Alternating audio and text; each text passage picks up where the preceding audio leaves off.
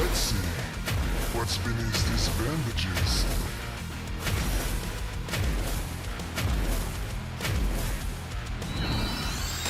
Accept your demise!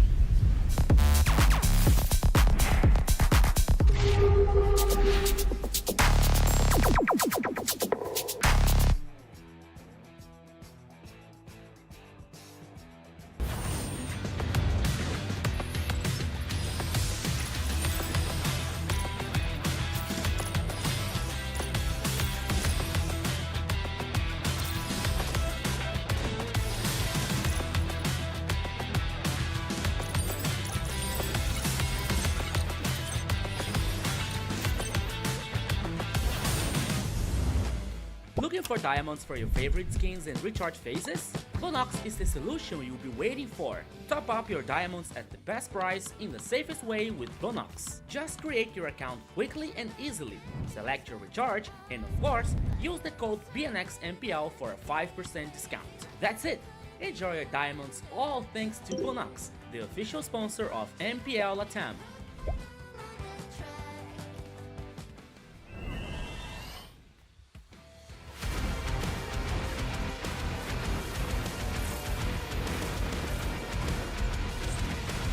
All shall succumb to my power.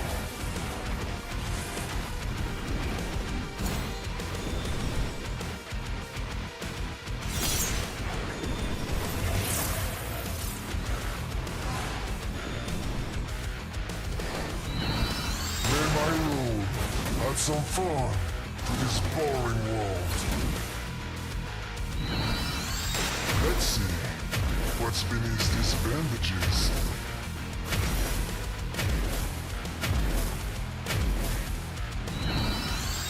Accept your demise!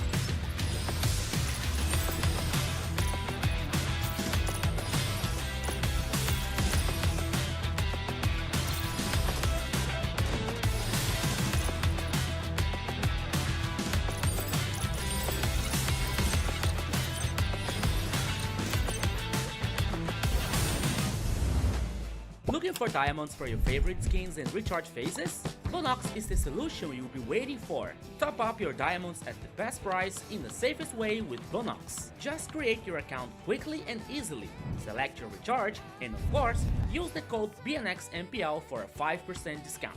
That's it! Enjoy your diamonds all thanks to Bonox, the official sponsor of MPL LATAM.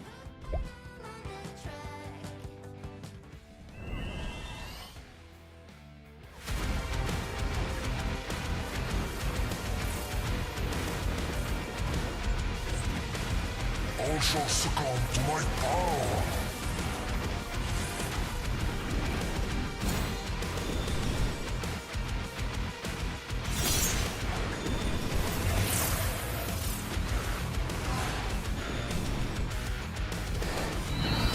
May my rule add some fun to this boring world. Let's see what's beneath these bandages.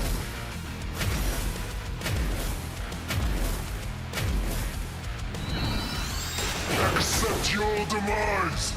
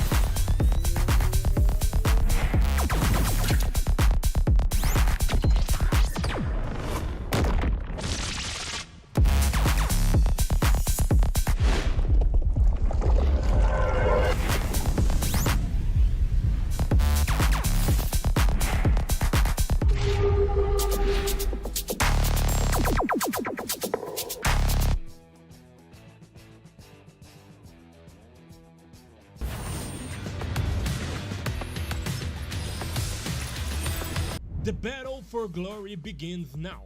Welcome to MPL LATAM Season 4, the road to the World Championship. 8 teams enter the regular season in a Swiss format. Most matchups are best of 3, with special best of 5 duels in round 3 for the 2-0 and 0-2 series. The 8 teams advance to the playoffs, with seeding based on the number of wins in the Swiss stage. The top 2 will already be 1 round ahead in the playoffs. The upper and lower bracket system gives teams a second chance if they lose a series, making every match matters. And remember, the lower final will be a best of 7. And it all comes down to this: the grand final. The champion will raise the crown and secure a spot at M7. Who will become the king of Latam? Follow MPL LATAM Season 4. The battle for destiny begins now.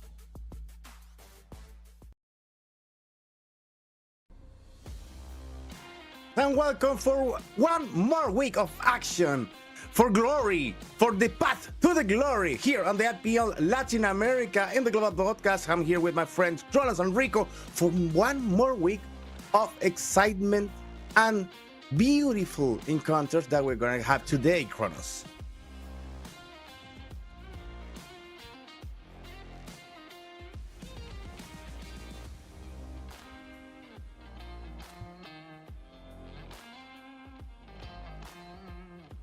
You know what? I did this before. Yeah. I'm gonna repeat that.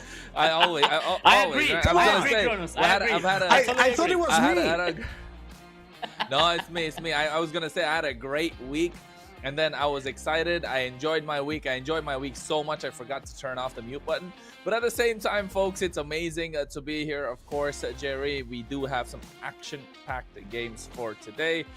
And hey, I'm just saying, Rico. What's good? What's good? How was your week? What do you think of the games that's coming in today? Hello, Jerry. Hello, Kronos. It's also be a part of the team. It's also be glad to see here, glad to be here again. And one more thing, I don't know if it happened to you guys, but it seems that the whole week took an eternity to pass to reach the weekend, to get back here on MPL LATAM, you know? So things are getting wild, things are getting insane, especially today. We got 3 matches, 3 beautiful matches today. So today might be a good day for MPL LATAM and for MLBB lovers. And we got a new here today. We got a trend or something. We 3 almost with the same a color blaze, you know? Like Kronos, it's a little bit darker, but I like it. Nah, that's because he's in the middle.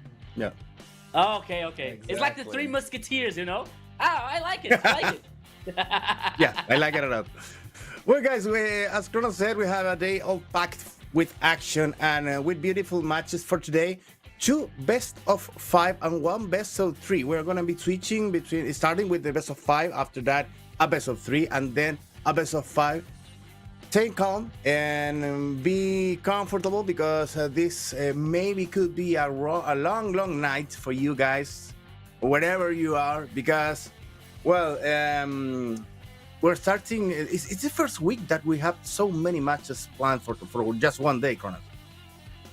Yeah, absolutely. Lots of matches in store, but at the same time, I think if you ask me, we got to make sure we thank our sponsors. And the first one, you know what? I'm going to switch this around. Let's see if you guys have done your homework. The first one, of course, Bonox. Power up your Mobile Legends Bang Bang adventures with Bonox is the official and trusted way to get your diamonds fast. And you know what? Instant delivery, secure payments, and unbeatable convenience to keep you always ahead in the game. So don't miss out. Make sure you use the code BNXMPL to make sure you grab that 5% off on your next top up. Ain't that right, Rico? Yes, and after recharging your diamond in the best way, of course, you have a very good cell phone, a very good machine to increase your gameplay in Mobile Legends. So power up, play with the Pova 7 5G.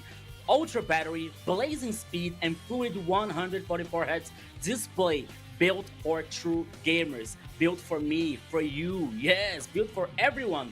Don't wait! Experience the future of gaming performance now with Pova 7 5G. Okay, and this phone is gonna be great to play next. Yeah, because it's the time for the next players in Mobile Legends. The annual map update is live since September 17th. Explore 4 brand new maps packed with fresh strategies and surprises that will transform the game. Gather your squad and get ready to experience new MLBB routes in your games.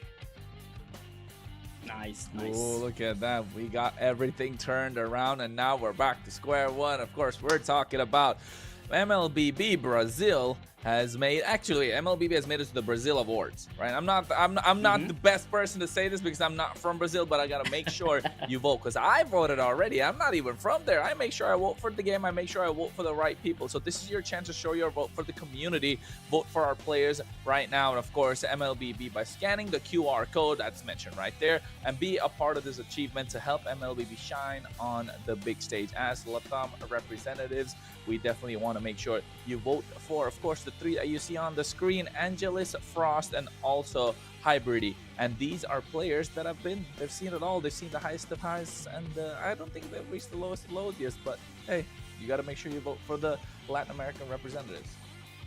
Yeah, so three amazing players of MLBB, 3 amazing people. So it's a chance to grow the community. So it's your chance to watching the best tournament ever, and you have the chance to get some diamonds. Why not? So keep watching our global broadcast, keep watching the broadcasts. So don't forget to send your ID and server. Not only the ID, the personal ID, the ID and server. Okay, so stay tuned. Keep watching the whole broadcast, the global broadcast, the Brazilian broadcast, and Latin broadcast. Okay, so by the time that we reach the goals of like 6K, 8K to 10K, and 10K to 12K, we're gonna make some giveaways for diamonds for you. So you make sure you watching us, make sure you stay tuned, and you get the chance, the possibility to earn some diamonds. Yes, to get your favorite skin, the skin they were looking for so long. So you have this chance now, just watching us. Okay, so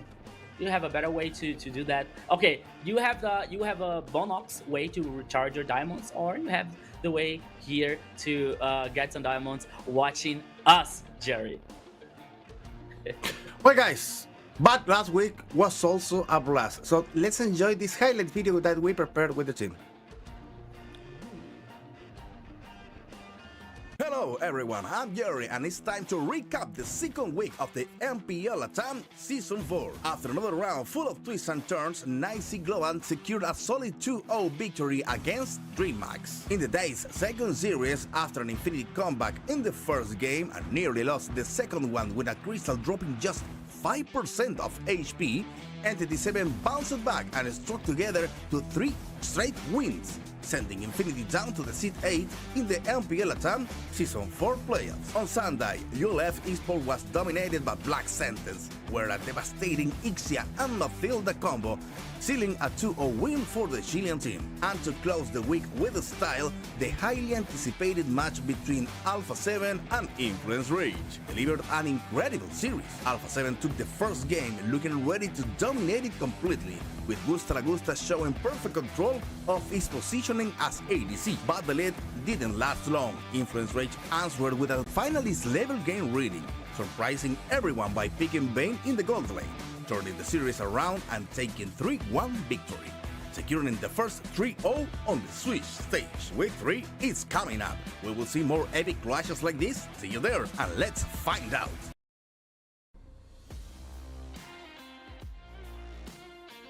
Okay.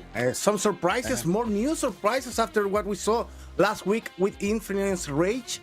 It's a good idea, a good call to make right now, Kronos. Yeah, I agree. And you know what was a great surprise as well? Hey, Rico, you heard our man Jerry over there pushing in the highlights, looking and sounding absolutely amazing, sir. Look at that. Hey. Somebody got to clip that. Thanks, man. Thanks. Because that was absolutely amazing. And you're right, those highlights to make sure what we recapped, and also looking at what happened, it was absolutely fire last weekend. So I think the heat's just gonna turn up because nobody wants to be on the bottom side of the bracket. And now with this week's lineups ready, this week's matches ready, Rico, which one are you looking forward to the most? Yeah, we were watching the highlights with this incredible voice of Jerry, like the seducing voice. Ooh, Jerry. So I wonder if we were gonna see Ixia again, you know, from Entity 7, because he was a very amazing. I was watching the highlights and remembering like the outplays, the game style was really amazing. But first, here we want to remind you once again about the Swiss stage, because things are getting wild and wild by the time this week are passing here. So today, as we saw, we're gonna have 3 matches. The first one is a best of 5, a best of 3 Alpha 7 versus ULF Sports, and then we got a DreamHack versus Entity 7 to No, decide. let me correct that, It's the Rico, because opposite. we're going to be Yeah. starting with Entity 7 and DreamHack. Yes. Thank Yeah, you, and Jerry. this Yes. defines also the second team that is going to be facing the possibility to be out of the next MPL. So that's important, because between DreamHack and Entity 7, 2 important powerhouses from Latin America, they're facing relegation. That's kind of a weird, even, Kronos. It's going to be absolutely difficult, right, for those teams that are going to end up in that bracket, especially that one that we're looking at, the first match that kick us off, DreamHack versus Entity 7. That, I think, is going to be a nail-biter. That might just go all the way, just because nobody wants to be on the bottom. Nobody wants to be counted out. Everybody wants to stay on the top, and especially knowing that they're going to be the bottom 2 seeds, they're going to get eliminated. They're going to be out of the MPL, and they will go into the MDL. They'll, of course, get another shot at the MDL when they face the winners, and, of course, the second place from the MDL qualifiers. And I think, Rico, you already know that you were there casting the MDL, and that's where we saw some of these other teams. That is Black Sentence Esports, of course, at the same time, ULF. And look at them. They're already fighting for survival. They're already there in the top brackets. BSE are surviving for Seed 2. Whereas ULF are going to go against Alpha 7, who they've already beaten 1 time. Yes, Kronos, and you're totally right. We were tracking about the whole MDL system, the whole MDL championship, and we saw Black Sentence and ULF Sports like with the brilliant performance.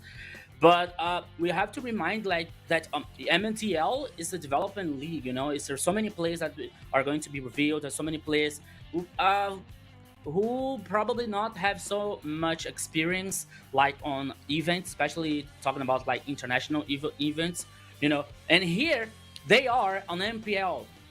It's the main tournament, it's the main event, you know. So it's a great opportunity for them to get experience, to know more about like big championship to a big tournament, you know. But things are not that easy, you know. Things are not that so soft, you know. So there comes a time that will be very hard, very challenging for these players. And once again they have a hard proof today to survive in the competition, or like facing a brutal period of relegation phase, for example, you know, like 7 seed or like the parts below. So we are seeing today the schedule, as Jerry was saying, like we have the best of 5. The first best of 5 here is Entity 7 versus DreamHack. Both teams with 1 win and 2 losses. Alpha 7 versus ULF Sports. Alpha 7 with 2 victories, and ULF with just one. And we are going to explain you guys about like this criteria for teams who have 2 losses. Okay, so why Entity 7 is playing against the DreamHack and ULF is playing against Alpha 7, you know. And then we got the last best of 5 today, Black Sentence versus 9Z Globant. This game, I don't know, I think that is many things is gonna happen this game, you know. There's so many I can't explain actually. I'm sure that you can toss a coin, and the coin is gonna face I don't know, no side. It's gonna fall like this. Yeah. No. I'll tell you. You They're can't, gonna you flip the can't coin, guess and the what coin's is gonna fall happen in the Chile. last match today. The coin's gonna flip. It's gonna fall on the side of Chile. Ain't that right, Jerry? I hope so, but it's a hard test for Black Sentence. Nancy Glowan is already a good team and have been playing wonderfully. So now they are evenly in the wins and losses, but that doesn't it's not a certain sure, but that both teams are on the same level. We're gonna be watching that today. The first things to know is what is going to be happening with between Entity 7 and DreamHack. These two DreamHack. powerhouses facing each other for survival today. Yeah. And let me put my Optimus Prime voice today, because one should fall and one, only one should stand. Only I like one it. is gonna be surviving to this best of 5, and it's gonna be, well, interesting to watch, and also another impossible guess, because we know that we have the needs to be here to make our predictions here, but I know that no one is 100% sure about those predictions. Yeah. I mean, you're right. yeah, I think the predictions, of course, we don't really know what's going to happen. But before we get any further, folks, we got some entertainment video up for you. So make sure you glue this to the screen. The global ban system has arrived at MPL LATAM Season 4, and now we are going to explain it to you. In the system, a hero selected in one game cannot be used again by that same team in the series, except in a Game 7 of a Best of 7, where the global ban is reset. For example, let's say Alpha 7 and 9Z are playing. If Alpha 7 picks Lapu Lapu in Game 1, starting from Game 2 they can no longer use him, but 9Z can still pick him. And in Game 7 of a Best of 7, he becomes available again for both teams. An interest point is that global bans carry over between games. In Game 2 of a series, a team cannot use any of the 5 heroes they picked in Game 1. In Game 3, they cannot use the 5 heroes from Game 1 or the 5 from the Game 2, making a total of 10 heroes under the global ban, plus the usual 5 bans that happen during the draft. Nothing prevents the team from picking a hero that the opponent used in a previous game, as long as they themselves haven't used it already. A hero can only be unavailable if both teams have already picked that hero in the series. And in the case of a full best of 7, in Game 7, all heroes previously banned by the global ban system become available again for both teams. The global ban system brings a very interesting dynamic, either by making the draft more difficult or by opening new picks for players each game. This is the global ban system now in MPL LATAM Season 4. So guys, if you want to charge someone or something, so what is going to happen, what is about to happen here in the region is global ban system, Kronos, because we've already been talking about this during the week and with other casters from other regions, and the thing is, global ban rule is making, well, everyone's crazy, Kronos. Global ban, it does make everyone crazy for sure. Just because of the fact that you cannot use the same heroes that you did after, right? So the strategy has to be to win. Some of them might be like, okay, we lost that game, we can refresh, we can look into how we go to the next game. Maybe this is what we ban, this is what we leave open, we can try to fight for this hero. No, that's not how it works. Global ban, unfortunately, if you lost the heroes that you wanted to win with, you lost your chance. So specific strategies with specific heroes can come into the fray, right? Not just ones that are in the meta, that are out of the meta, that are so-called very close to the meta at the same time. So I think that's going to be an absolute kicker in terms of how things are going to go through, especially for the rest of the season, Rico. Yes, and talking about the special things, we are here with the caster predictions for this weekend. The first best of 5 here, only that voted for Entity 7. Like, all the casters are with DreamHack. All the casters are with Alpha 7 in the second game, the best of 3 versus ULF Sports. And the last best of 5, the last game for today, Black Sentence versus 9Z. It's very divided here. It's very conflicted with some casters voting for 9Z, other casters voting for Black Sentence. On the global broadcast here, so sorry guys, I voted for 9Z. But as I always tell you here, I'm realistic about some situations. It's not impossible that Black Sentencing wins here this game. You know, I believe that 9Z, in my opinion, are favorite, but Black Sentence has all the tools, Jerry, to win this game. Yeah, but let's focus on the first game because Entity 7 and DreamHack, starting with that idea to vote Entity 7. We already saw last week the power of Entity 7 and the power of DreamHack. And also we said, well, Entity 7 is a powerful house in the history of the Latin American competition. But the thing is, today, DreamHack is just saving to be out of the best teams. Now, if you think this thing twice, it looks like we're also betting for the less bad team in our situation right now. And it's weird to have this powerhouse, these names on this situation, Kronos, because as you have been following Latin American competition, well, the thing is, NCT7 and DreamHack has a lot of stories here.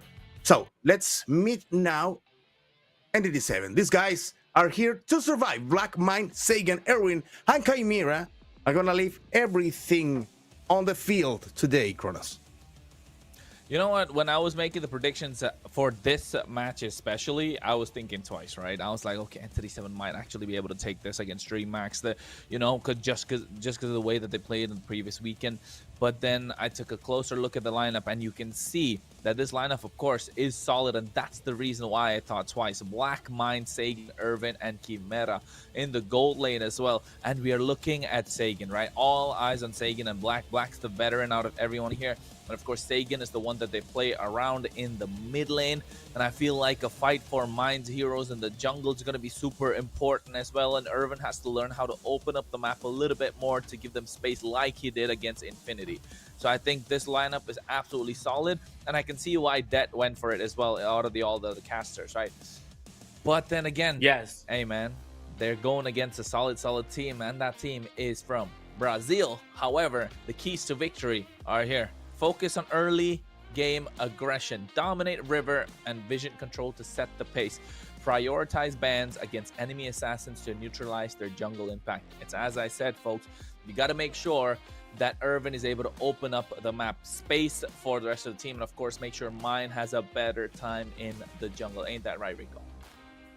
Yes, we're talking about like this Entity 7 lineup that brings up very experienced players. You know, we got Black as a very experienced XP laner. We got Sagan, a former champion mid laner of the old RRQ Akira, for example. So Entity 7 has a very solid lineup. Okay, so Chimera has a chance here to shine. You know, because we all know that DreamHack has not I wouldn't say a problem, but DreamHack has a breach, you know, especially with the gold laner, Grêmio, you know. So a very good player, very talented one, but I don't think that he's got the full synergy with the whole team, you know, because we were talking about DreamHack.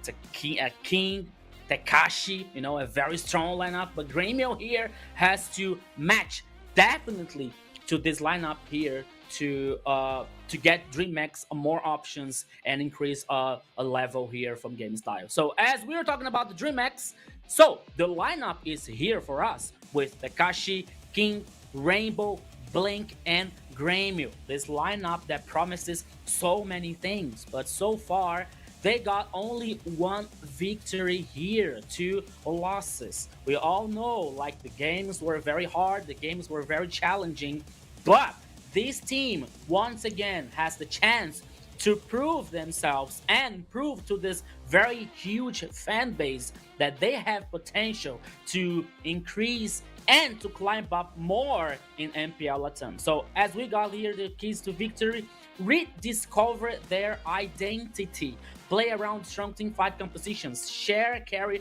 responsibility between gold and mid.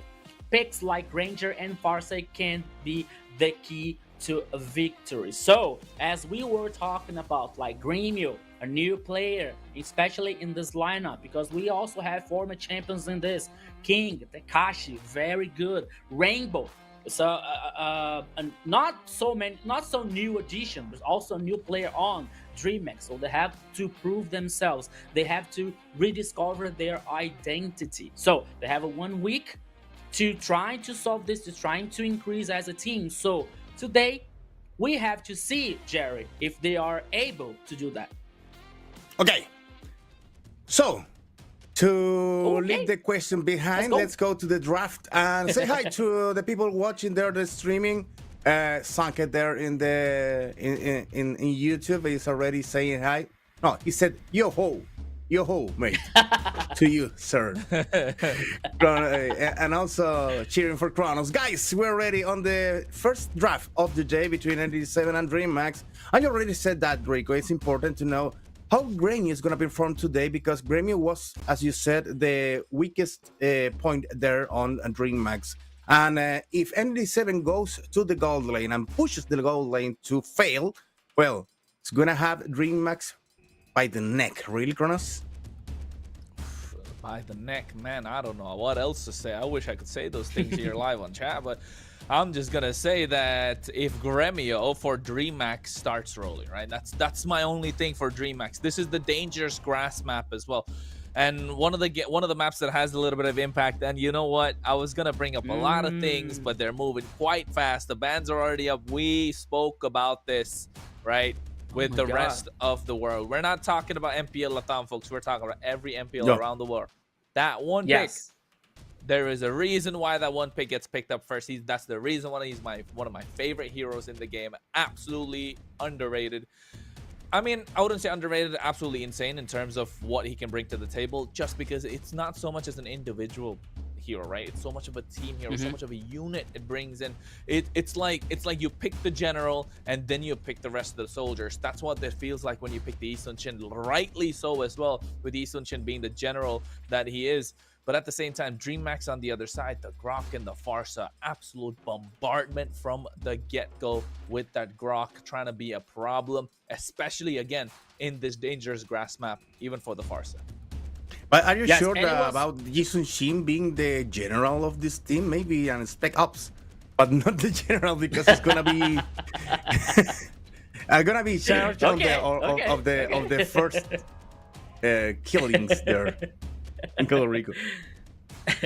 So and here for me, in my opinion, Yi Sun-shin was a very clever pick, especially because we were talking about the dangerous grass map, you know. So more bushes here, more spot, especially for this ultimate here to spot the enemies. So Yi Sun-shin has a very resistance for like damage taken, especially for the jungle's assassins here. So it was the third choice from DreamHack picking Lancelot. So here, Yi Sun-shin is a very strong pick for Entity 7. Not to mention Harriet and Sisi. Very strong gold lane and a very strong XP lane here. Focus on late game. Guys, do you remember that some weeks ago, we were talking about like some gap situation from DreamHack? They had some gap about like the transition from mid game to late game, that DreamHack didn't know how to handle that situation. So I think that Entity 7 is also thinking about that, because we are focusing here, especially for Entity 7, about this late game. So DreamHack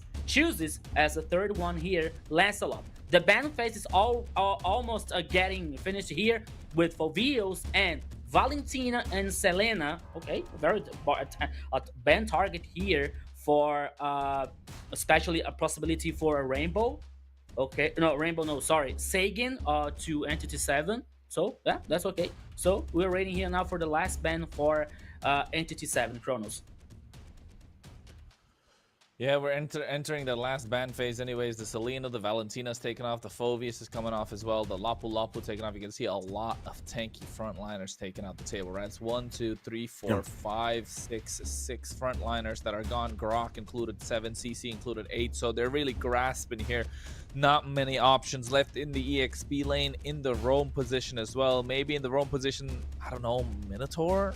I'm not thinking that, but with the way that it's looking, it might just going down that route. Hylos is still available, yes, and it's great, especially if you look at Entity 7. Oh my god, the DreamHack just killed it, right? This is the killing blow. That Esmeralda gonna have a tough time in the lane, Jerry, but I think come late game, yeah, it's gonna be absorbing all those shields. The thing is, the two teams are trying to focus more on damage than on the tanky picks, as you said. Most of the stronger tanks now are already banned, so maybe this is gonna be a fast game, focus on damage, on early damage, of course, especially on NDD7, having Jisun Shin, as you already saw, you already said, and Harith. Oh, they run Kagura also, and Barang. So the first line is not the focus for NDD7 because Barang is gonna be nothing against Grog. Grog is a really good wall over there, and Barang is gonna have very bad moments against Esmeralda and even Lancelot. So it's gonna be needing CC to help him and leaving the 3 damage dealers for ND7 almost in risk. So it's difficult to know what is gonna be happening. Depends also about the last pick of DreamHack, Rico. Yeah, I believe. I don't know about Bane once again. Like I was going to say some shooter, some marksman here like Granger for example, but they decided to choose Bane for Gremio here. Maybe they're leaving Granger for later. Yeah, I think that they played, they tried this composition here because as we say about Gremio, but I believe that both teams' composition here have a very strong team fight, especially when you're talking about Entity 7. I was going to say that I was missing some kind of engage, but now they have Badang. So Badang here could be this first one, could be this this engage situation for Kagura in this burst magician damage, focusing. Yeah, I think that Entity 7 has to be more careful about this early game here, because if DreamHack play more aggressive, they can win the first game here, Kronos. Hey, well, I'm gonna go into the game anyway. Jerry, any last words before you take us off? Guys, good luck and enjoy this first match of the day at the MPL Latin America. Hey, you heard it, ladies and gentlemen, boys and girls, friends of all ages. Let's get ready to go into the land of dawn. We are talking MPL LATAM Season 4. It is the best of 5 indeed.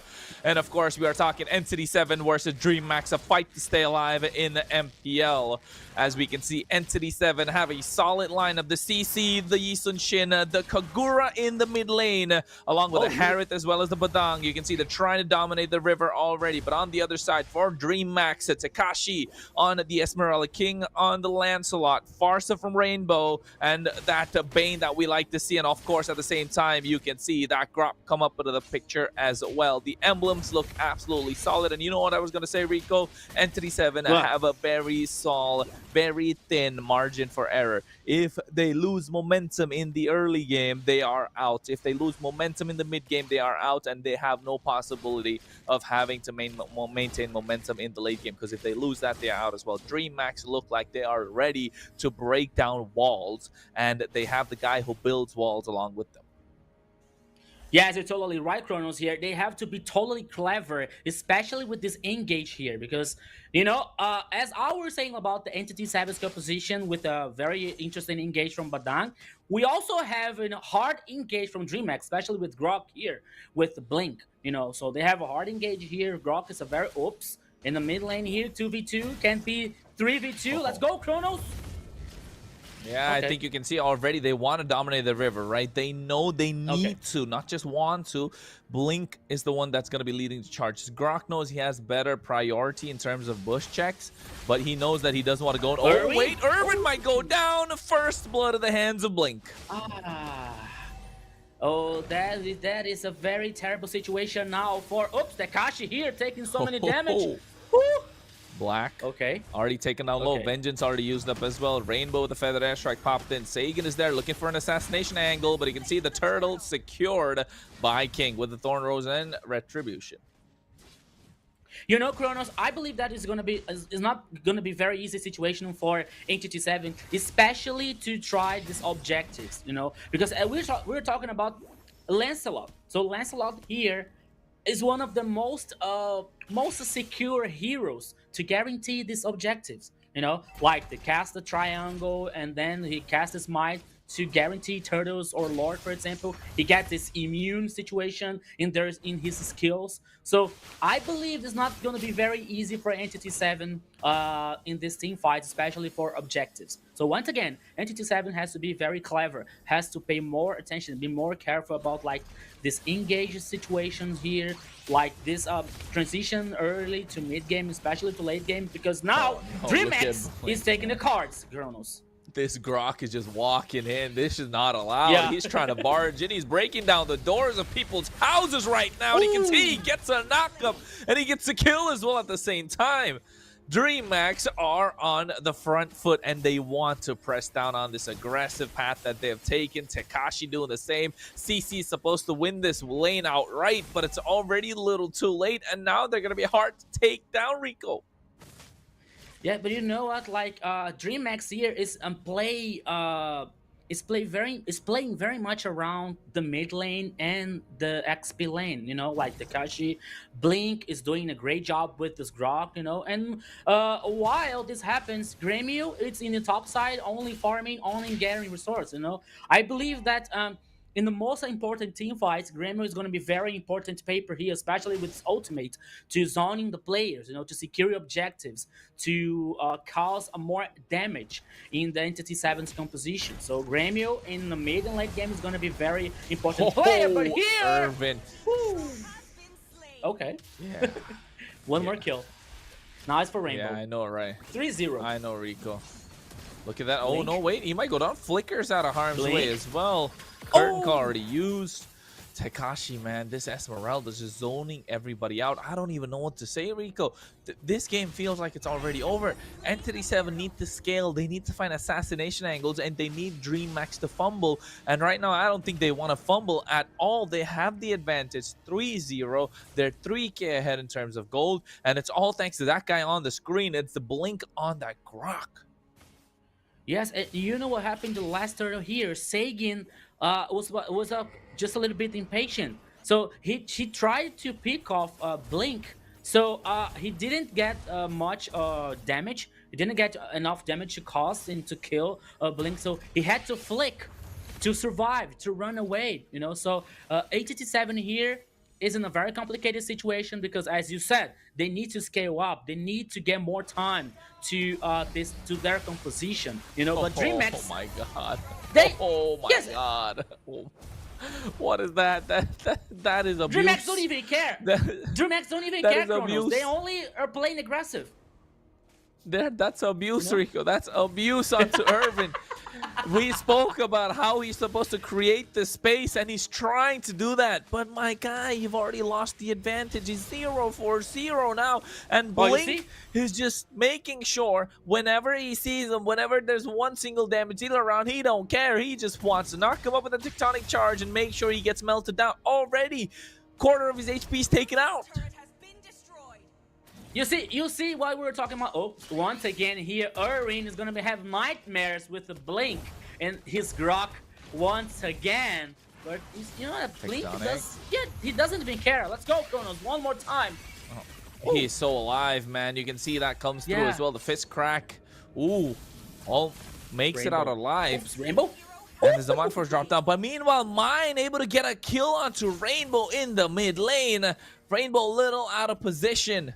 And now Tekashi trying to protect King, knowing that they might want to go invade. Next turtle is up, Rico. And I think this might be Entity 7's go-to. They need to find a way to secure this. Otherwise, they might throw the game away. Irvin already trying to drop down that. Whoa, what a nice flicker coming through onto Mine. And you can see Mine goes down. No, he doesn't able to survive. Tekashi flickers. Tries to purify. Tries to get that kill. And yes, he does. Secures it. Black is there with the curtain call. Yo-Yo Blitz combo. Blink goes down. They trade 1-for-1, but again, DreamX coming out on top. Yeah, DreamX got one more objective here, got one more turtle, you know, in the last team fight here. Okay, it was 1-for-1, especially because Rainbow was killed by Mine on the mid lane here. I saw like, oops, Tekashi! Oh, what a savior shield here, Kronos. Okay, so he survived, he ran away, he survived, but once again, the situation for Entity 7 is not very good. Of course, they have a very strong composition on late game here, so have to gain these times. They have to be more patient. But you know, DreamX is only push every time, Kronos. Again, Irvin gets taken down. Black already just doing whatever he can just to try and survive. And DreamHack are moving like a unit. Take a look. They're already 5 on the bot side. And this gives opening for Mine to try and take that tower on the top side. He should be able to get that and secure it quite easily. But Gremio on this Bane is going to start melting these towers down. I don't know if Black wants to be in this fight right now. But you can see the 1-for-1 trade. And so far, it's looking good. Entity 7 are holding their own when it comes to turrets. Yeah, but you see, Gremio here, as we were talking about, like this role in this composition. You know that Bane has a very strong damage, especially in constructions here, especially on turret. But you see the situation for Entity 7 because they cannot try to even to protect these turrets, to defend. Because if they try to do that, Gremio only casts the ultimate, you know? Okay, I'm gonna cast here my sharks, and you have nothing to do. So you can't do nothing, you know. So this so far here, Gremio had this important role here in the DreamX situation. Endless battle for King, you know, and Citro here for Gremio. One more item, and DreamX is getting stronger, but DreamX also know that they have to handle that situation. They have to finish the game Conceal. as soon Nice as they knockup can. coming through. Black already taken down, and you can see at the same time to try to go for the yin yang overturn. Blink is zoning them away. The Lord is going to be the focus. Irvin comes through. I'm not sure if he wants to pick this fight. No damage dealer present. You can see already King getting the Lord down to 15,000 HP. Gremio comes in. They secure this Lord less than 10 minutes into the game, and it should be at least all tier 2s taken down for DreamX. Yeah, you know, Kronos, we are almost on 10 minutes and DreamX is taking control of the game, is taking the actions, is engaging, and is starting the situation here, is creating the opportunities to get more advantage. You know, King now is playing more confident, and now the mid lane here, the turret could be the next target. Okay, it was destroyed already. And now the buff of purple here is also for DreamX. So you know that Entity 7 now is only getting back. They have to defend the last line of defense here. Okay, we also have the turrets number 2 on the mid lane and the bottom lane here. But oh my goodness! You see the rainbow's damage with Farsa ultimate here? I don't know, Kronos, but here I don't want to be like too early, but here I think the game is over. Yeah, I think might be calling it. This is what they need to do with the Lord. They already take down all the tier 2s, and now they're looking to take away the inhibitors after a while, right? The next Lord is up in about 100 seconds. DreamX are going to be looking to take away all the resources. You can see all the gold is on their side as well. 6K ahead. They're already past that 5K mark. They've already reached that 35K mark where everyone's in their core items. You can see Esmeralda's got her core items. Lancelot at the same time. Farsa, Grok, Bane. Everyone's starting to hurt. Bane here is a magic Bane. So that deadly catch is going to start hurting when the fight breaks down. Yeah, so now DreamX is here only controlling the minion waves, only controlling the macro play here because they have this advantage, especially talking about the goal lead here. It's almost a 7,000 for a DreamX. But we also have a situation because the thing that in my opinion is, okay, DreamX has the Gremio with the Bang that he has a very interesting late game here, especially Rainbow. But oops, here we go, Kronos. Yeah, the Thorn Rose comes in as well. You can see Mine has to make it up. Oh my god, at the back line, Blink with a nice tectonic charge. Chimera taken out low. The damage is absolutely insane. Irvin's going to be the sacrificial lamb, man. He's trying to run away, but I don't think he's going to be able to make it out. Tekashi falling. Star Moon secures the kill. Lord is up in about 25 seconds, and we know for a fact DreamX are going to get this one quite easily. Yeah, the next objective here is going to be the next Lord. It's also for, it's probably for a DreamX. Entity 7 only has the last line of defense here. They're still waiting for more items, but I don't think that DreamHack is gonna give the chance to Entity 7's composition grow more here, you know. So Entity 7 has to do something. I don't think that contest this Lord would be a good idea, you know. Like, I think that they have this chance to control more the minion waves. But okay, no, Lord is already secured for a DreamHack Black. Okay, okay. Oh That's my good. god. DreamHack, this is the DreamHack that everybody wants to see, right, Rico? Yeah. This is the DreamHack Yeah, that yeah, everybody wants to see. This is the DreamHack that Brazil wants to feel. The ones that they want to see dominate the land of Dawn. The Brazilian fans must be going crazy at the same time. But of course, for folks, while you're watching it, make sure you like and share the stream as we're about to see the possible end here, Rico. Yes, and we are seeing now like the DreamHack play style. You know, all the Blink as always doing this front line here, gain information, and always like DreamHack is playing almost together. Here comes the tackle for the Lord, and could be the final push here, Chrono.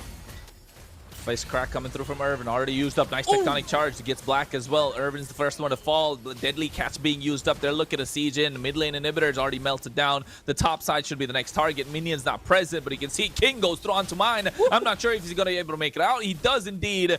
Chimera trying to zone out, but Sagan takes too much damage. Yin Yang overturn onto Gremio. He's still able to survive. They just don't have the damage yet. They're 10k behind right now in terms of gold. The top side inhibitor is taken down. The bot side is going to be the next target. Mid's already down and out. King is low HP, and I think now with the feathered airstrike coming through and the deadly cats, they might see another one. Tekashi, along with the help of Rainbow, take him down, and finally Chimera with the Zaman Force wants to dish out the damage, and Gremio gets taken down in the hands of mine. Gremio, what did you do, my friend? Okay, DreamHack has a very good advantage here, but I don't know. End this battle now for mine, I believe. Okay, here comes the items here. Instant Shin with mine also had ends battle. Blade of Despair, War Axe, Hunter Strike. This Instant Shin is very strong, by the way. Harriet also has the Heaven, Feathers, Holy Crystal. This I forgot the name of the item. Sight. The sight is, I think, the sight. Okay. Anyway, 3 items for a Harriet here. For Chimera, you know, so DreamHack has to be very careful about that. Gremio was killed here. Okay, it was a very a good situation for DreamHack, but we are talking about Entity 7's composition.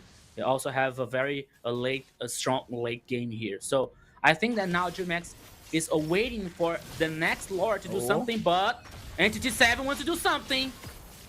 Concealed play. Tekashi already with a falling star moon. You can see the Dauntless Fleet already popped in. Blink is trying to zone them out, but at the same time, there comes a fist crack trying to zone them away. Feathered airstrike from Rainbow. What a way to try and destroy them down. Chimera! With the deadly cats at the same time. Chimera flickers forward, and he gets the shutdown indeed, but he can see the rest of them are chasing him down, and Black is trying to stop them indeed. This might be an outplay. Chimera tries to go through, but King is on a killing spree. They don't call him King for no reason. Black gets taken out by Tekashi. The wave pressure is too much. Entity 7 are crumbling down, and now Tekashi with the falling star moon trying to take out Sagan. He don't care about the towers. He's trying to melt him down. The yin yang overturn is a little too tanky. Tekashi, and now with the fist crack coming through as well. Irvin is doing everything that he can. Immortality spot left, right, and center, but DreamHack take the base crystal. Game number 1 in this best of 5.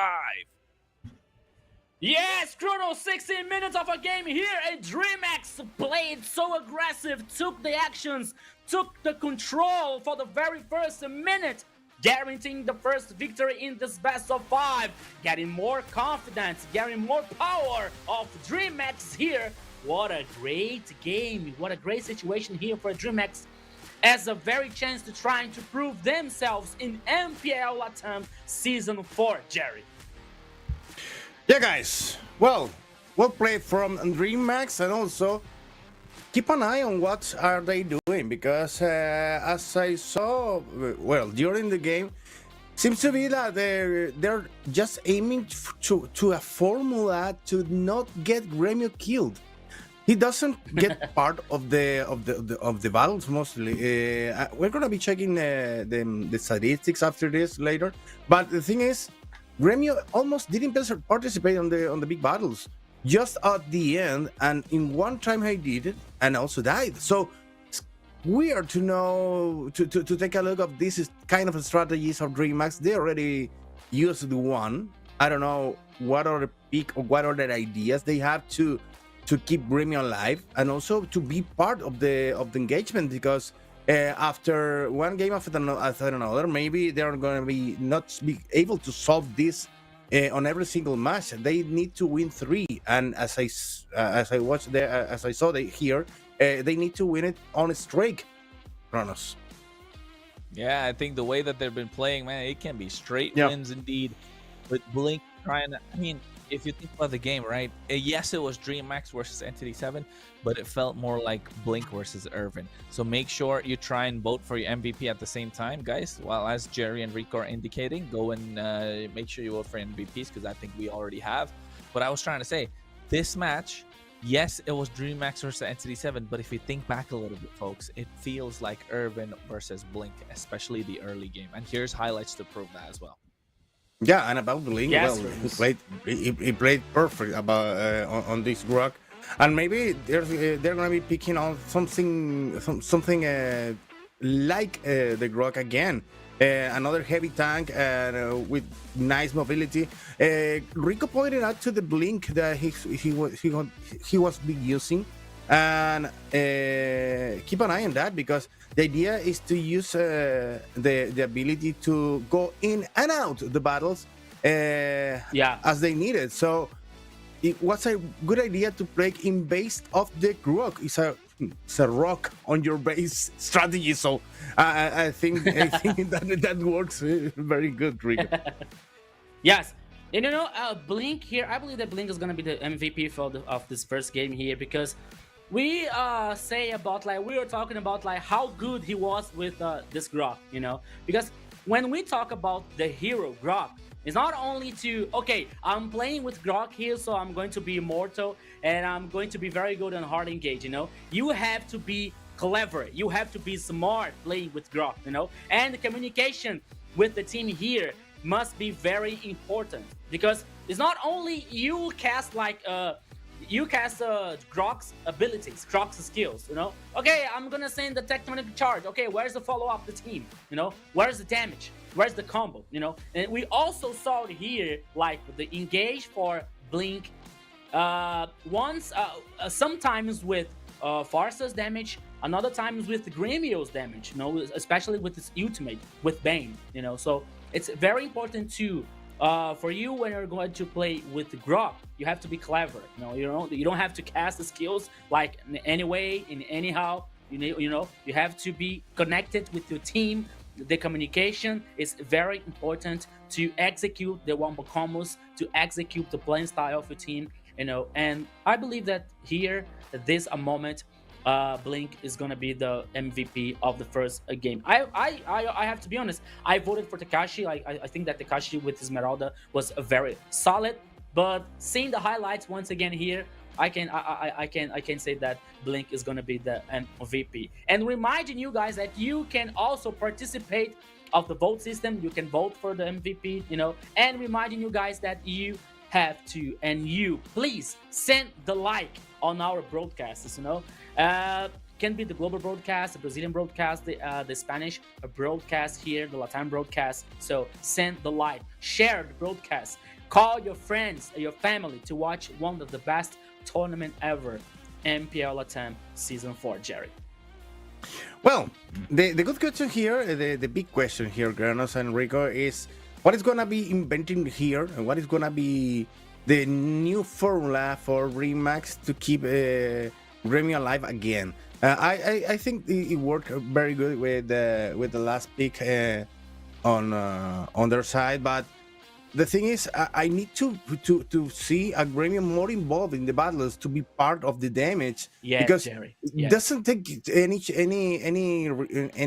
sense at all that you have one spot for your gold liner, your marksman, and your marksman doesn't make any damage at all.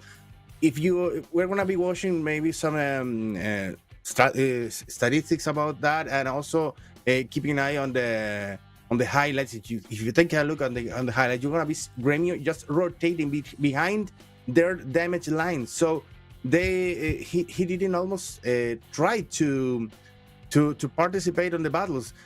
He was just playing the part of a bait for the enemy team to make mistakes, and sometimes they did. NTD7 pushed against them to go against Gremio, and couldn't find Gremio, so the other players go around him and kill him immediately. So the idea is to use Gremio as their lowest the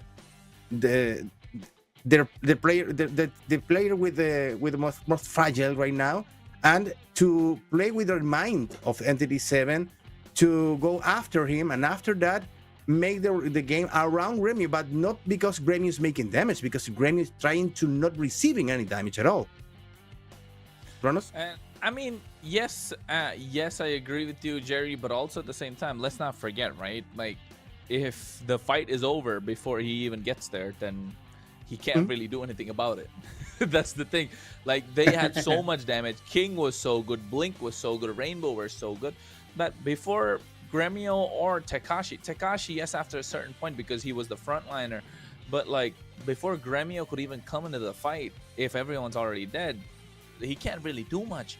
And yes, he had a little later power spike, but he did go for an early Holy Crystal as well in terms of itemization. So, I mean, maybe this is good in terms of for DreamHack, just because they don't unlock Gremio completely, but also at the same time, I don't feel like Gremio has warmed up enough, you know, to go into this, unless he had previous warm-ups. Of course, I'm assuming he did have previous warm-ups, but if you talk about the games alone, it feels like he definitely, if Entity 7 push a little bit on the goal lane side, he might just fumble. But then again, just theories, just speculations. Hey, all the Brazilian fans, don't come and jump on me, because if you want to take a look at the stats right now that's on your screen, Rico will walk you through it. You were talking about yourself, but don't tell about me as a Brazilian cattle here. So we will see now the game stats from the stats from the game one. The game duration here 16 minutes and 29 seconds. We also can see here the emblems system. Tekashi come with the pure rage, killing spree for King. Okay, we got concussive blast for Blink, and also impure rage for Gremio. He was like doing a magician build for this band. It was very, it was important though for DreamHack's composition here, you know. But as we were saying, lethal ignition for the Rainbow. Sorry. So now we're gonna see the items here, like items made for the two teams here. We can see Ice Dominance for Tekashi, the Oracle, the Radiant Armor, you know, the Enchanted, also Bloodwings, War Axe, Malefic Roar, and Endless Battle for the King. He also did Brute Space here to have some defense. It was a very clever for the King. Now we're talking about like the damage taken and dealt. Tekashi has taken 129,000 K here of a damage. You see, we were talking about like Gremio and Chimera, the gold laners was like almost even for like the damage caused by the two gold laners.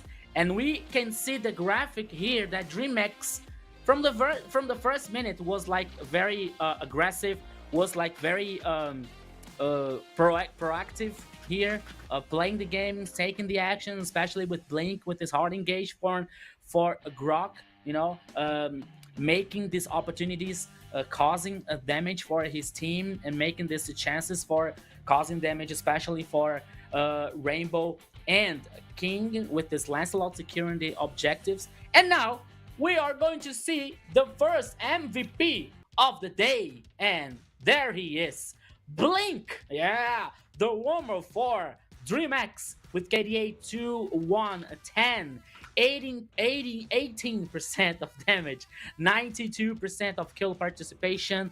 The end of the game here with plus 2,544 gold. Here, once again, with his items, Immortal, okay, Radiant Armor, Athens to prevent for burst of Kagura of Entity 7. It was well deserved here for Blink, the first MVP on the first game, Jerry. Yeah, a beautiful play here for Blink that made this first line almost impeccable. Given the chances to the rest of the team to participate, making the setup for Rainbow to destroy everything that comes in the range. So I think it was a very good idea to play with Blink on this role during this strategy. But let's see what's happening on the next game, because I think they're going to be trying to repeat that idea again, but with another play, with another hero. They can make it with, I don't know, Kronos, if you agree with me, but it works with Abaxia. It works with maybe with a Batang. No, not a Batang. No, 10 out of 10. 10 out of 10. Yeah. Phobeus, yeah, it could be Phobeus also. No, I had a couple of picks on my mind, even with a Deagle, just to bait something and just to wait to receive damage and be part of that goes and forth. Even with Lapu Lapu also.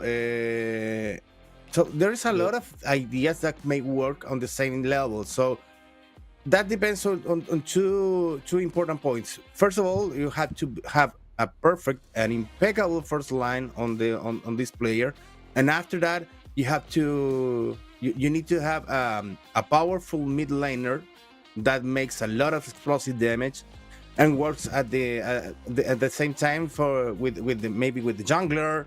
I'm not gonna aim to Gremio because I sent you guys on a screenshot about that. You have your marksman with 46% of participation on killings, and with the same amount of damage that had it on the losing team. That's weird. That's weird. It's the nicest way to say it, Kronos. Weird is the nicest way to say it, I'd rather say. But then again, I think at least for DreamHack they came out with the win, right? But for Entity 7 they need to find ways to try I'm and not make aiming to the work. result. The result is perfect. It's working, but you are sacrificing your marksman. But guys, we are discussing this, Kronos, if you excuse me, because I believe that Jerry was saying is, okay, Gremio now is not compromising the DreamHack result. Okay, so they are putting a hero for like only to him getting protected, not to die many times, not to compromise the game and the result, But don't you agree, Kronos? Don't you agree? And in the next future, not in the semifinals or finals, for example, Gremio has to be more than only not compromising a player on the draft, on the composition. That he has to be more than that. He has to performance more than he is performing now. Don't you agree with that? Hey man, I mean, yes and no, but no, just because if it's working, then why?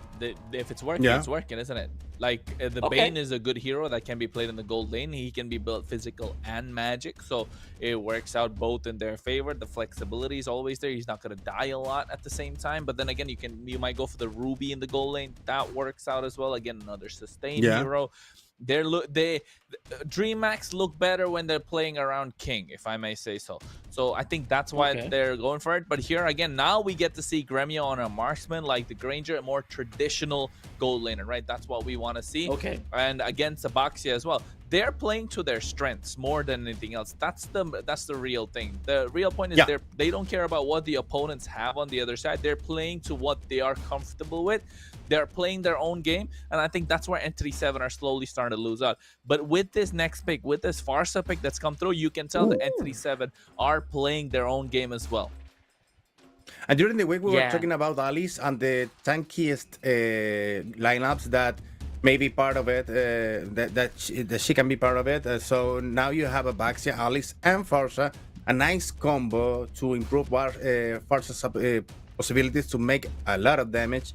And well, that is gonna be hurting Lapu Lapu on their chance to engage, because maybe Lapu Lapu is gonna be jumping there to start a battle, but you're gonna be needing to leave the center of the battle as soon as he gets there, because he's gonna be receiving a lot of damage. And what about Granger? Is gonna be able to get into the battle at the time to make damage or just to receive it? Well, nice card over there, picking up the joy, so he can call the attention of Entity 7 to leave to leave the focus to the jungler and not to the marksman, to leave a Granger freely to make some damage, to maybe look for the Farsha, because Joy is gonna be jumping over here, over there, so Baxi is gonna be after him. It's a good idea to bring this Joy to lose some of the responsibility over the Granger. Rico. Yeah, so as we were talking about Joy, she's a great choice here, a great finisher. She can cause much damage. You know, she has a very high mobility. So I believe this is for DreamHack here, especially with a King, is a very clever choice. As we were talking about like Entity 7's composition, the first choice was a Boxer. You know, like three flexibility choices here. Could be XP laner, could be roaming, or it could be jungler, you know. And it's an ambulance, stop healing, a very resistant hero, very controlling of objective here. So could be it's a very strong choice for Entity 7, you know. But now, after they choose Alice, sorry. I think that Alice is going to be XP here. I believe that there is still like a playing with the draft. The Entity 7 is still playing with the draft here. But now as they choose Farsa, let's see if DreamHack could choose anything like with more mobility to get in the backline in a team fight, for example, in a composition here. I don't know, it could be. So that's why Entity 7 banned Khalid and Selena, a very long range. Oh yeah, that's it. So they come with Gato Chacha here, especially with the avatar of the Guardian. Could be a very good way to like get in the backline here, neutralizing Farsa to avoid her to cause more damage in the future team fights. So now let's wait what Entity 7's got here, especially for the gold lane and possibly, yeah, the XP laner or the Rom laner here. We still don't know. Well, let's see what they are planning for the middle lane, because you have a Lapu Lapu and then a Gato Tacha and then Ranger and Joy. So you might be focusing your middle lane to get even more damage. Maybe Valentina is a good idea. Taking note that it's on the other side you have a Farsha. Kronos? Or Ivy is available. Nope. Valentina? Yeah, Eve at the same time, but then again, Eve against a Yeah, Farsa, against a Hylos though. I'm not sure against a Hylos Eve would be the best thing. I think Valentina here. No, makes a but solid Hylos comes. sense. But Hylos would just pick. Come on. Exactly. No, but I think Valentina is a really great shout here. Apart from Valentina, not many. I don't know if he wants to play the Kagura, but then again, who you're looking to take down, the Moskov, it's really risky, especially with the Boxer Hylos and the Alice at the same time. So I think Valentina here is probably the only one. Oh wait, there was Kimi available. How could we forget? Yeah. Okay. I forgot Kimi. I have to be honest. I forgot about Kimi. Kimi was open because another new choices come there to the bands. You can go there on DreamHack's band, Akaja and also Franco, their band. So that's maybe looking to keep Ranger alive again and not to suffer a pickup over Joy maybe. And so that was the idea, to keep the Entity 7 choices for the tanks very short. So they played Baxi and Ilos either way, and that's a good combo too. let's see what is going to be happening right now because the draft is almost over. So it's ready. It's over. And we're aiming to the second game of the day, guys, between ND7 and DreamHack. Let's check it out, the formula of DreamHack, if it works again. My boys, Kronos and Rico, Yes. on the Yes, words. yes, thank you.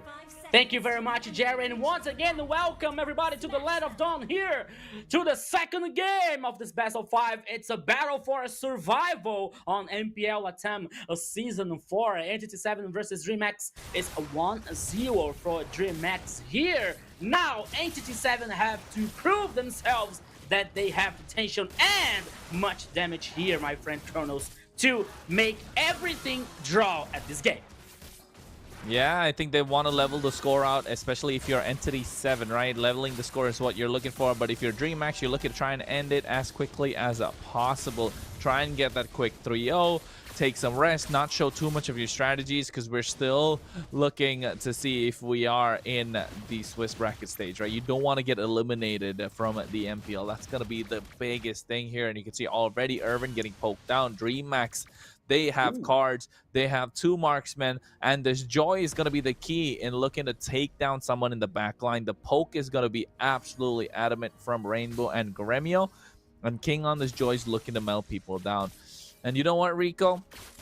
I genuinely think the Gotcha from Blink is going to be insane with him diving in on the AOG on the far side. I just can't wait to see it. He had such a great game 1. Hopefully it translates into game number 2 for us to see some absolute amazing tanking in MLBB. Yes, I'm gonna tell you. I'm gonna tell you about like Blink's performance later after I see this his first 2 or 3 ultimates. You know, like if I see Gato Chacha's ultimate for starting a fight, for example, and I say, okay, so that's good. They're in a good way, you know. But if I say ultimates for Gato Chacha's ultimate for running away, and I'm gonna say, okay, that something's wrong, you know, for a DreamHack situation here. But let's talk about later because now, oops, Erwin, what are you doing? Ooh. Oh, first blood. And then now Erwin, in the hands of Rainbow. Another one. Erwin? Rico, another one. Oh, okay. No, it didn't happen, you know. But now, like, DreamHack is superior number here to try to guarantee the turtle, but I think that Entity 7 is gonna fight for this very important objective. But mine is still guaranteeing the purple one, though, so I don't think that is gonna contest here. The turtle is getting melted. Oops! Oh no, here goodness. comes the AOG. You can see catching 2. And now the SOD misses. Black trying to shove some damage. King goes down in that fight. So something good for Entity 7 to hold on to. Not just that, Rico. They got themselves the turtle as well. I thought that Alice had his might because for the much damage that she caused here to guarantee the turtle. Oops. In the top side now, Erwin, what are you doing there? Irvin taking out low. Traction pulse already coming through. Gremio getting that kill quite easily. And now we have Gremio with 1 kill for this Granger, you know. So we saw Gremio with a Bane, like playing safe in the first game here. So now he is playing with the true marksman, a very strong one. Granger with like a poke situation that could be very interesting for them, especially for Gremio. So let's see what's gonna happen. But the first turtle here was guaranteed by Entity 7, Kronos. Yeah, the first turtle already in the hands of Entity 7. Now the second one's going to be coming up soon, about 50 seconds. Feather Airstrike already used at the right time as well. That is the key factor here, Rico. At the right time. Why do I say it's the right time? Because it's going to be up when the turtle is alive, right? It's going to be there for these turtle fights. And Sagan knows how to make the most out of this Feather Airstrike. So I think Entity 7 have locked in a little bit here. Yeah. So now they're trying to movement here from the top side, like trying to defend in Chimera. It could be 3v2. Okay, Blink had this information here. King, like, guarantee the crab. Okay, so 15 seconds remaining for the next turtle that is gonna appear like in the bottom side again. But now Blink is trying to play around Gremio here to guarantee the resources here. Now we're heading for the second turtle. That's a very good the king order, and now Oh. AOG catches 3 as well. Oh my goodness, that's not able to connect. And now you can see the double marksman is able to melt them down. Black has to run away. Even flickers out. This is going to be easy. Gremio flickers forward, and they're able to dodge the Rhapsody. But he's on a killing spree right now. And DreamHack have just flipped the script just like that. Chimera hit the ultimate, you know, was successful, but I didn't understand why he didn't join the team fight. Okay, I believe that he thought that it would be not a good situation, that he could die also, but I don't know, Kronos. Maybe with like Chimera's help here, the situation could be a very different for Entity 7. Could be a very different for good, you know. Oops, once again, Chimera. Oh, wait, nice. Feathered airstrike coming through. They're trying to zone them out. Nice way for them to save that tier 1. That farce is really working out for them, isn't it? Yeah. So now we're seeing now the situation like, okay, 3 players on the DreamHack here, like trying to force this mid lane. The cross map here is even. 1 turret for each team. The first one for the top side in favor to Entity 7, and the bottom line here in favor to DreamHack. And now Chimera has to pay attention, has to be careful. That could be 2v1 with Lapu Lapu heading in the bottom lane. Now King now getting back to the base. The next turtle would appear in the top side here, so both teams now has to care. But now team fight once again, Chronos. Let's go. Mine already taken down so low. You can see the land checker come through. AOG, Woo! my goodness, what a timing for it as well. Catching Irvin, and the Death's not able to connect, giving them the double kill. Sagan has to flicker out of harm's way. Here comes the Throne of Ruin from the Alice, but Black gets melted. I'm not sure if he was thinking straight. That's a triple kill. SOD connecting, Chimera? and I don't think he wants to pick this fight. Chimera will melt down the tower on the bot side, so he's able to get something in return. But DreamHack's Gremio, we were asking for it in the previous game. You and Jerry Rico, the two of you were asking for it, thinking that he could be the weak link. I don't think he's no weak link. I think he's the strongest link over there. 6-0 and 1 KDA so far in the game. Gremio, burn my mouth, burn my tongue here as we were talking about you, but now he's getting a brilliant performance, especially in the second game. One more turtle is here in the top side. Entity 7 has started once again, but now Erwin with the glorious path. Oh, here we go again, Chronos. Oh, Black already taken out low. He's got a godlike indeed. Gremio, he's looking for another. You can see they come in with the bravest fighter. Blink already taken down low. Feathered airstrike being used up. That's a third turtle already in the pocket of DreamHack. Irvin, he's getting melted. It's Gremio and Rainbow. They're bullying him right now. That's a tank. That's supposed to be one of the tankiest heroes in the game. And he's getting bullied by 2 marksmen. Well, now, once again, Takashi, he is trying to get something. He's trying to find someone here of mine. He has taken a lot of damage. He was forced. No, he didn't survive this time. One more kill for DreamHack, that taking actions, that getting more control, getting the pressure here, especially now in the top lane.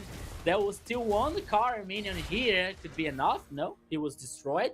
But this, so this turret number 2 is still standing, but with low HP. And now Gremio, 8 kills with this Granger. It's another Gremio here, Kronos, but also a very good player. Man, this is Gremio, all right?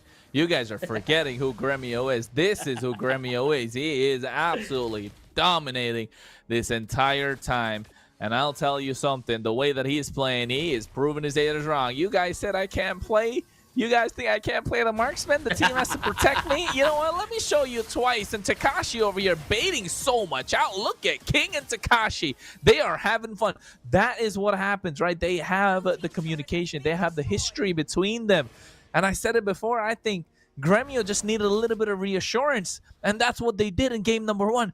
They gave him the space. They showed him, hey, listen, we can carry the game. We can play it out. You go and do what you do best, kid. And that's what he's doing right now. He's getting triple kills. He's getting maniacs. He might just get a savage as well. And that was just so close.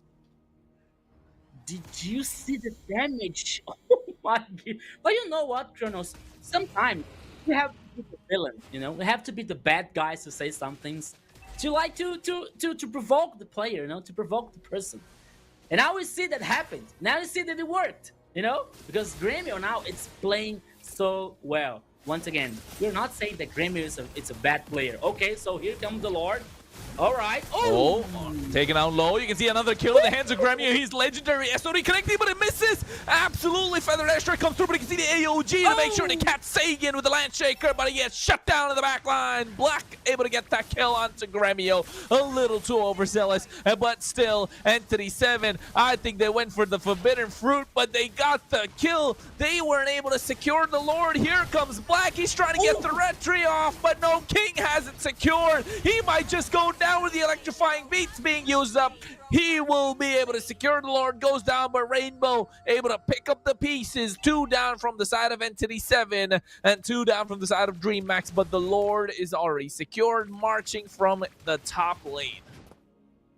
Yeah, Kronos, now the goal lead here is almost to 4,000 for DreamHack. It's 4,000 actually for DreamHack. The Lord is heading on the top side here and only has the turret number 3, the last line of defense for Entity 7.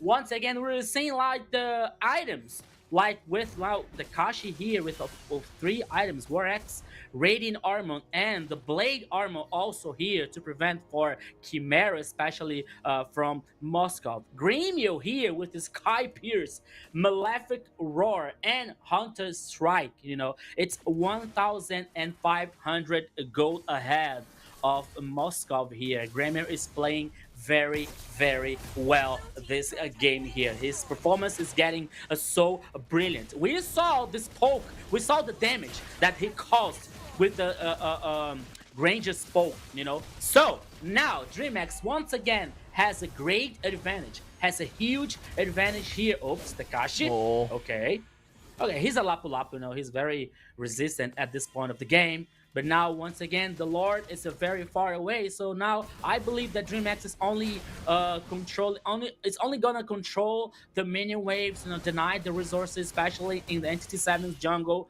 just waiting for the next Lord or a punctual pick off here, my friend Kronos. Yeah, I think this is gonna be absolutely crucial, right? For Black, especially, he needs to find the backline. He needs to try and find some space coming through. Otherwise, it's going to be a little bit difficult for them to actually be able to give space to Chimera as well as Sagan. They need to find answers. Entity 7, otherwise it's going to be looking like it might be a dominating 3-0 sweep. They're already 6k behind in gold, reducing it down to 5k. It's around the 5 to 6k mark. 45 seconds until the Lord. They need to find an opening in the next 30 seconds, and that's going to be crucial because DreamHack will be looking to try and get some spells out as well. Already trying to get the purple buff. King goes in. He has the rhythm, looking for the beats, but you can see the Feather Airstrike coming through from Sagan, but the damage from Takashi is there, and now you can see Sagan taking the kill on to Blink. AOG could not get him out of harm's way. But this is a good fight again for DreamHack because they have enough time for Blink to come back just before the Lord. Yes, you were totally right here, Kronos. You know, the pick off here for Entity 7 was not a very big trouble, sorry, for a DreamHack. By the time that he had Blink can return until the Lord is on the pitch here.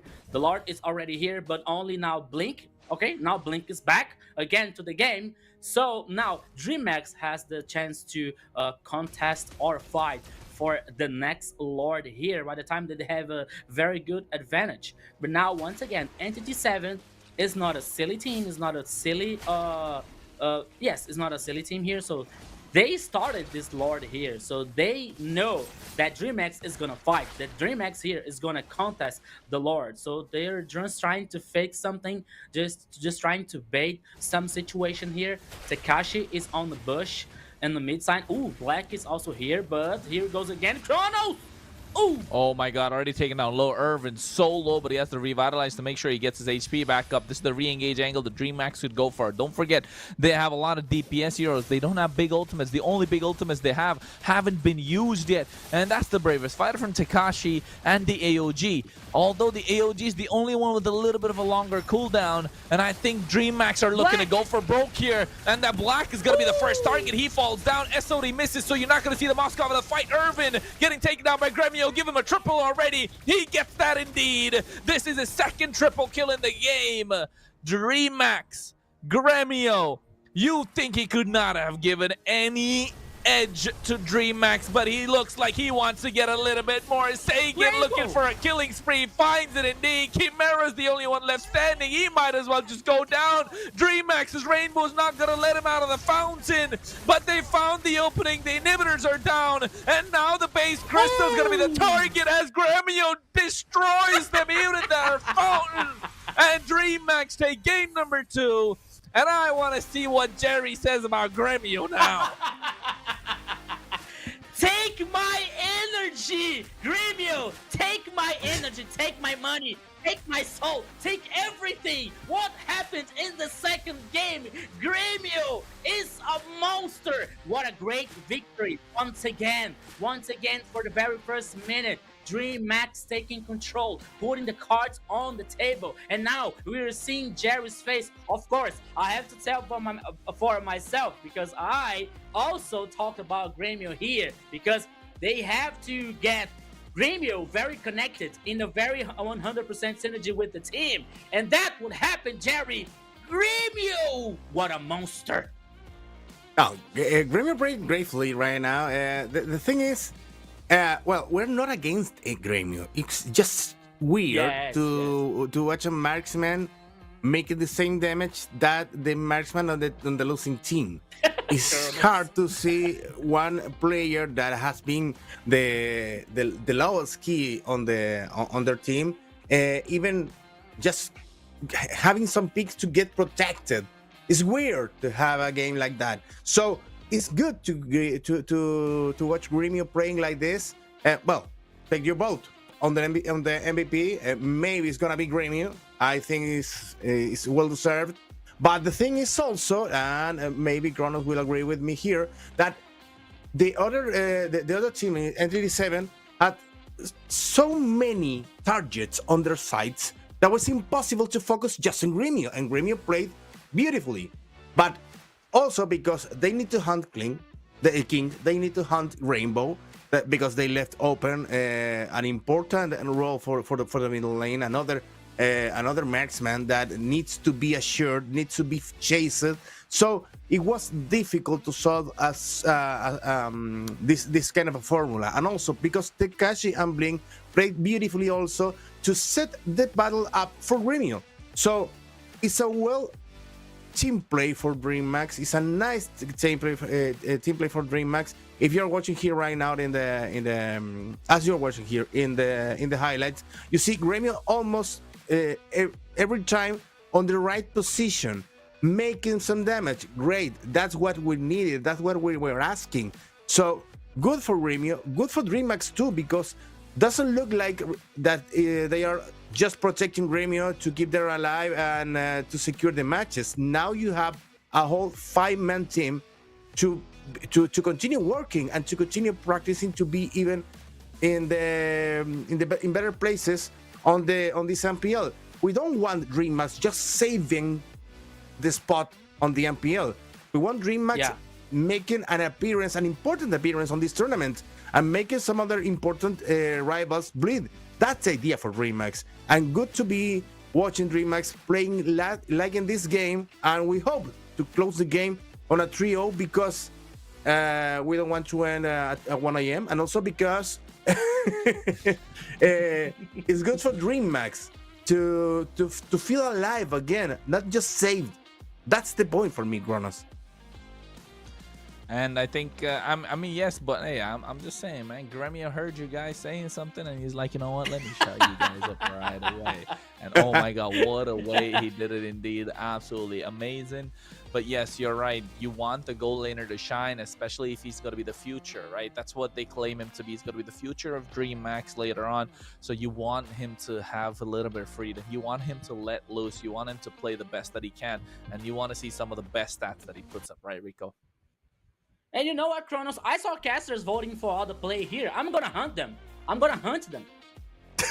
Come on. They didn't vote for Grêmio. What happened? But now, jokes apart here, guys, as we were seeing the game stats, especially for the ambulance situations, now the 15 minutes and 20 seconds here for the game duration, as we can see the brave smite for Takashi. Temporary rain here for King with the Joy. Okay, Joy is a very strong hero, you know, especially with the cooldown reduction. And now playing with the temporary rain here, I don't know, but maybe Joy's ultimate here like would be take 5 seconds to recast. I don't know. We also see here the concussive blast for a blink and pure rage for a Grêmio, and Rainbow with the Kimi here comes with weakness finder. Yeah, so basic executor causing slow enemies for this Kimi in mid lane. Okay, that was good. And now we're seeing the items here, especially for a DreamHack. Takashi with the blade armor, blood wings, war axe, and radiant armor. King here with the holy crescent, Radiant lantern. You know, the item for stop healing. I don't have a good memory here. I'm gonna have to take a concentrated energy, so sorry guys, and the genius one. Yeah. You know, and Grêmio with Sky Pierce, Hunter Strike, War Axe, Blade of Despair, and Malefic Roar. 13-1-1, the KDA of this amazing gold laner. We always believed in you, Grêmio. Not like Kronos. Kronos didn't believe you. I'm kidding. 81,000 of damage dealt here for Grêmio. As we were talking about like the last game, Jerry, the damage caused by the two gold laners was almost even. But now this game here is totally different, you know, because Grêmio caused 81,000 here of damage, while Chimera only 21,000. Because we didn't see Chimera in most of the team fights here, you know, like I didn't see, but I believe that the kill participation here for Chimera is like, I don't know, maybe 20% or less, you know. But Grêmio here was very important. 20%! Yes! I'm a prophet. Yes. So, Granger here with Grêmio with 78% of a team fight participation. Rainbow with 94%. Blink 72%. Takashi 72%. And King with 67%. And once again, the graphic here of gold, there are only like 1 or 2 minutes as was in favor to Entity 7. But then later, once again, DreamHack pulled the cards on the table here, took the actions, took control of the game here, guaranteeing the second victory. 2-0 for a DreamHack, my friend Kronos and Jerry. And now, the situation for Entity 7 is not very easy. Now you're gonna see the MVP of this second game. Grêmio. We're gonna see now. Yeah. That could be any other but Grêmio, you know? KDA 13-1-1, 31% of damage, 78% of kill participation. The end of the game here with plus 2,196 and gold here. The gold laner for a DreamHack, and I tell you more, Jerry. This performance for Grêmio here, now choosing Granger for Grêmio, and Grêmio ending this game with the KDA with more with a 13 kills here. It's very important for him, for DreamHack as a team, to get in more confident now, you know. So now with Grêmio very strong, DreamHack has a very good chance to play very well in the playoff stage. Yeah, as you said, the idea is to DreamHack to gain confidence enough to face the playoff stage. Also because of the bracket, maybe they're gonna be facing one of the strongest team of this Swiss round. So the idea for them is to get even more confident, to prove good formulas to get those the best of of every one of these positions. Yeah, on the casters there was one vote, no, not just one, three votes missing because also some of the votes were on Rainbow, and it's understandable because Rainbow participated in 94% of the killings, so Rainbow was there to apply the final blow, but after that, after the Rainbow made a lot of damage. So it's a team work after all, and working just fine for Rainbow to shine again and to be more confident for the game number 3 to come. And the thing is, DreamHack, as they are playing right now, as as taking notes of what are they gonna be facing on the playoffs, they need to close this on a 3-0 because, as Kronos said before, they don't. They need to not to try to not to show as many as formulas as they already have. They need to keep those compositions for the playoffs and even for the other matches to come, Kronos. Yeah, and not just that, right? We don't want to be here till 1 a.m. But yeah, I think it's just the fact that nobody got that joke. Never mind. I was gonna say, but okay. No, I missed it.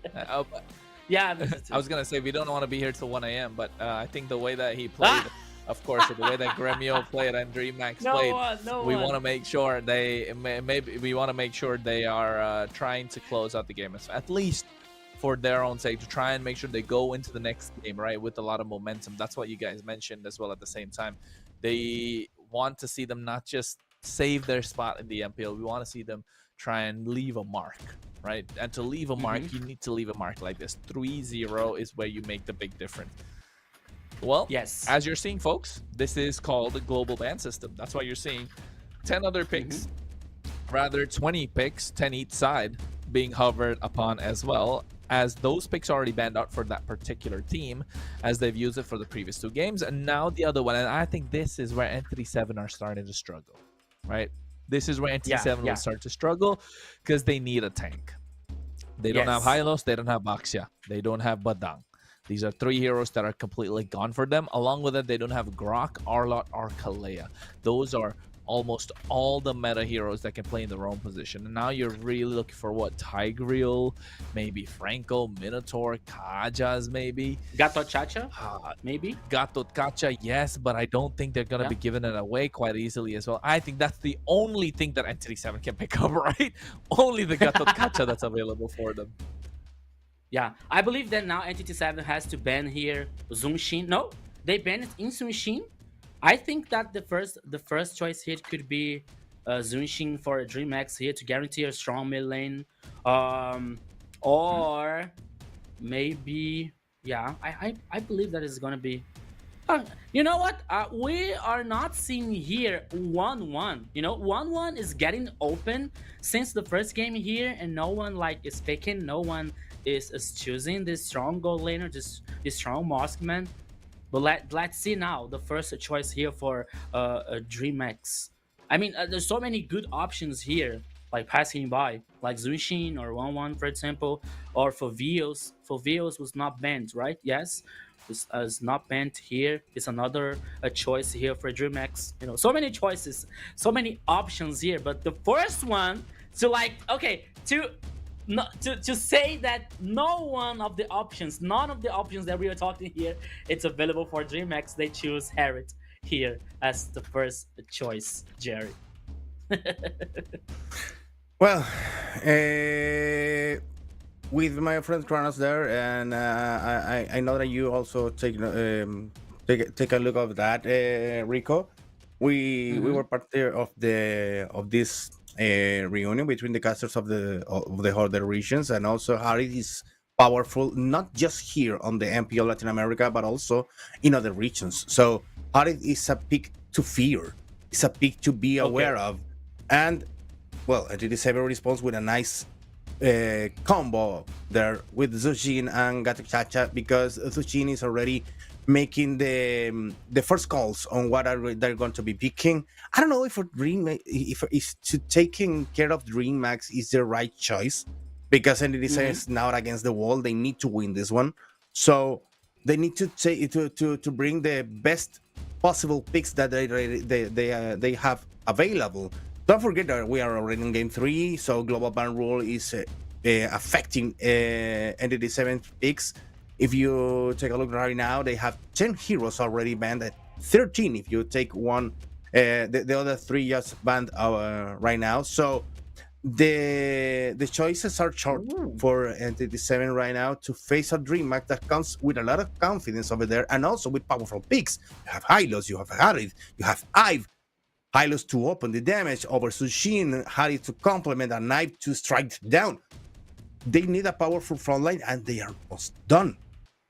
Kronos. Not just that, I think this is looking absolutely good for DreamHack. They have a lot of aggression in the early game. The gold lane, Harith is kind of like a gold lane bully, right? He genuinely wins out the gold lane 1v1 early phases, especially. There's a very few counters to him. One I can think of is Bruno that might be going into Entity 7 unless DreamHack banned it out. But you have Eve for a lot of poke. You have Hylos for that frontline presence as well. So Entity 7 do respond with a joy. But again, I don't think it's going to be easy for the Joy to try and do something, because you have the Hylos that will be a showstopper for it. And you need to rely on the Jushin for the poke. But every time Jushin comes forward, the Eve can poke as well, has that extra mobility.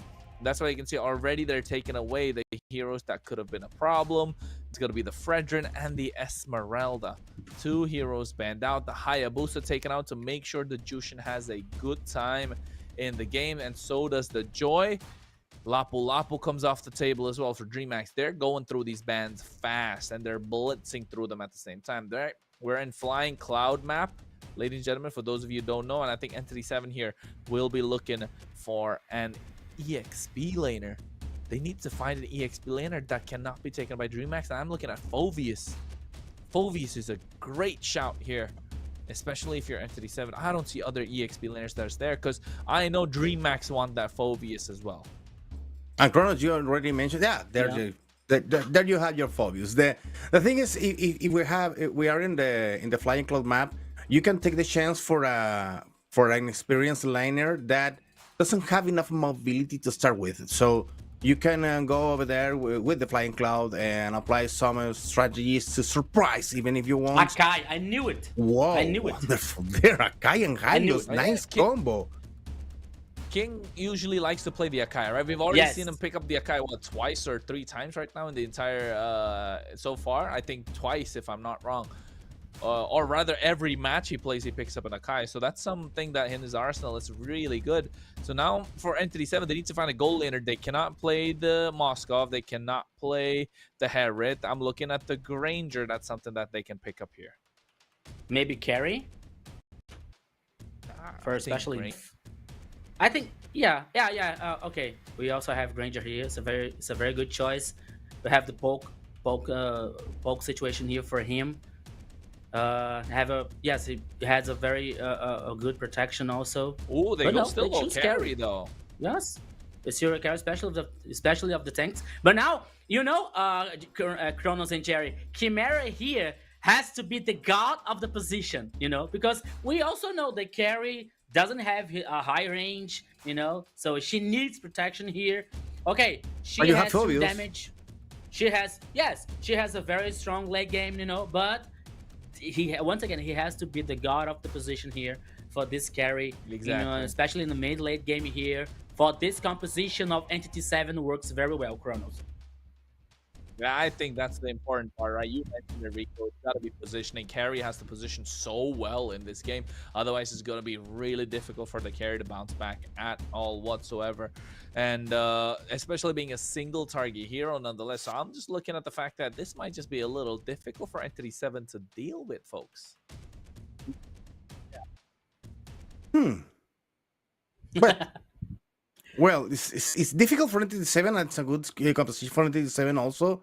against Dreamers. I don't want to be I don't want to be the guy who just already gave the third match to DreamHack and even to see NDD7 already died. I think they we need to trust on the power of NDD7 to come back just a little bit, and maybe setting this to the game number 4. For now, this is game number 3, guys, on the first match of the day between NDD7 and DreamHack. I'm here with Rico, I believe. Me.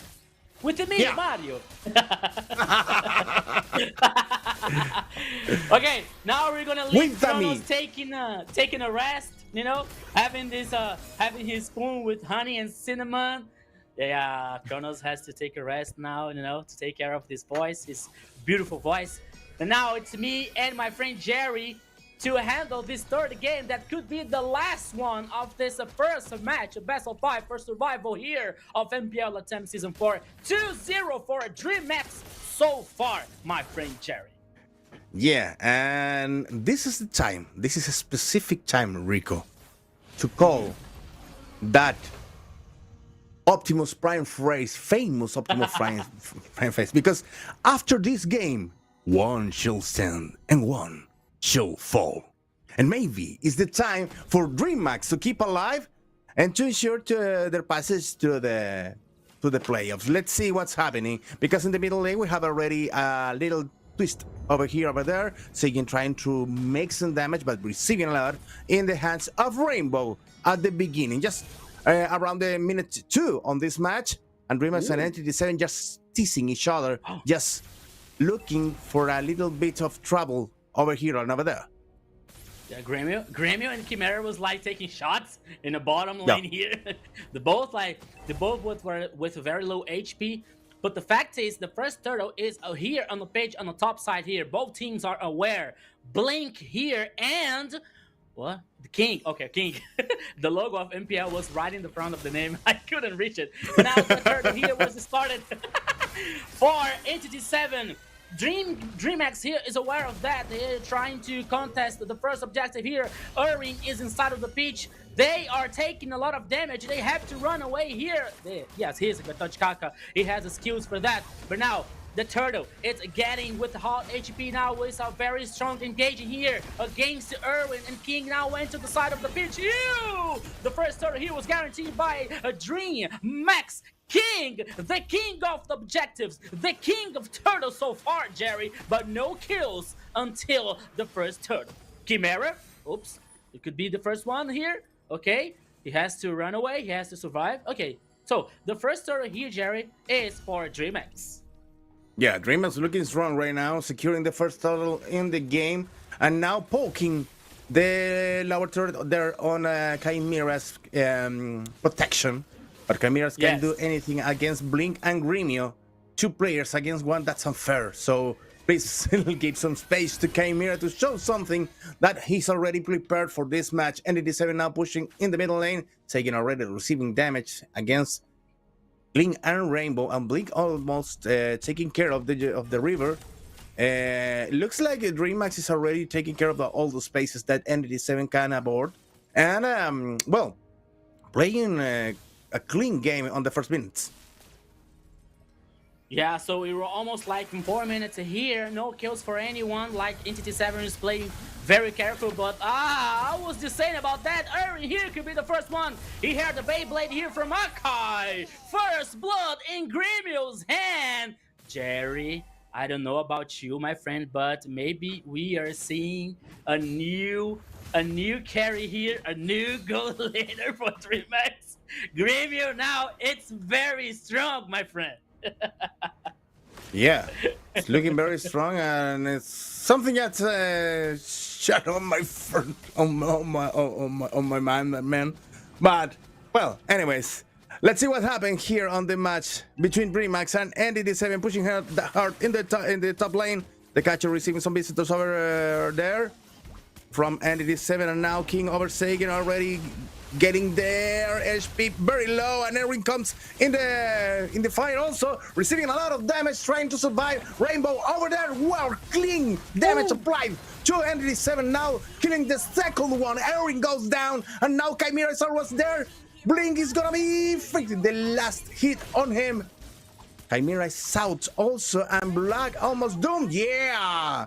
Black got down 4 players against just one. Gremio was hunted down by Entity 7, but what a twist. Raymax 5-1 in just 5 minutes, Rico.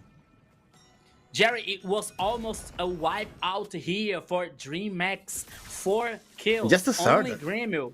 Yes, only Gremio here has died, but that was a fair trade though, you know? Like 4 kills and the turtle just for Gremio. I think that every time if there is some agree about that, I think that every time that DreamHack would accept it. And okay, you can take one of ours, you know, and we can like take 4 kills and the turtle and the objective here. I think this is a fair trade. I think this is a worthy one. But now DreamHack once again has the advantage. They already destroyed the first turret in the top side here. So once again, the early game is for a DreamHack, playing aggressive, playing with confidence, playing knowing the power of their heroes. But now, oh please, what are you doing here, my friend? But now he can No! Here the kill is left now with Ivy's ultimate once again. It takes like the first kill here for Entity 7. Could be the next one, but Gremio here takes a revenge. 1 kill for each team. Takashi is yes, he was trying to chase the players, but now Chimera, Erin, you have to run away. Okay, now the pressure is the turret number 1 here on the bottom lane that Gremio is going to destroy.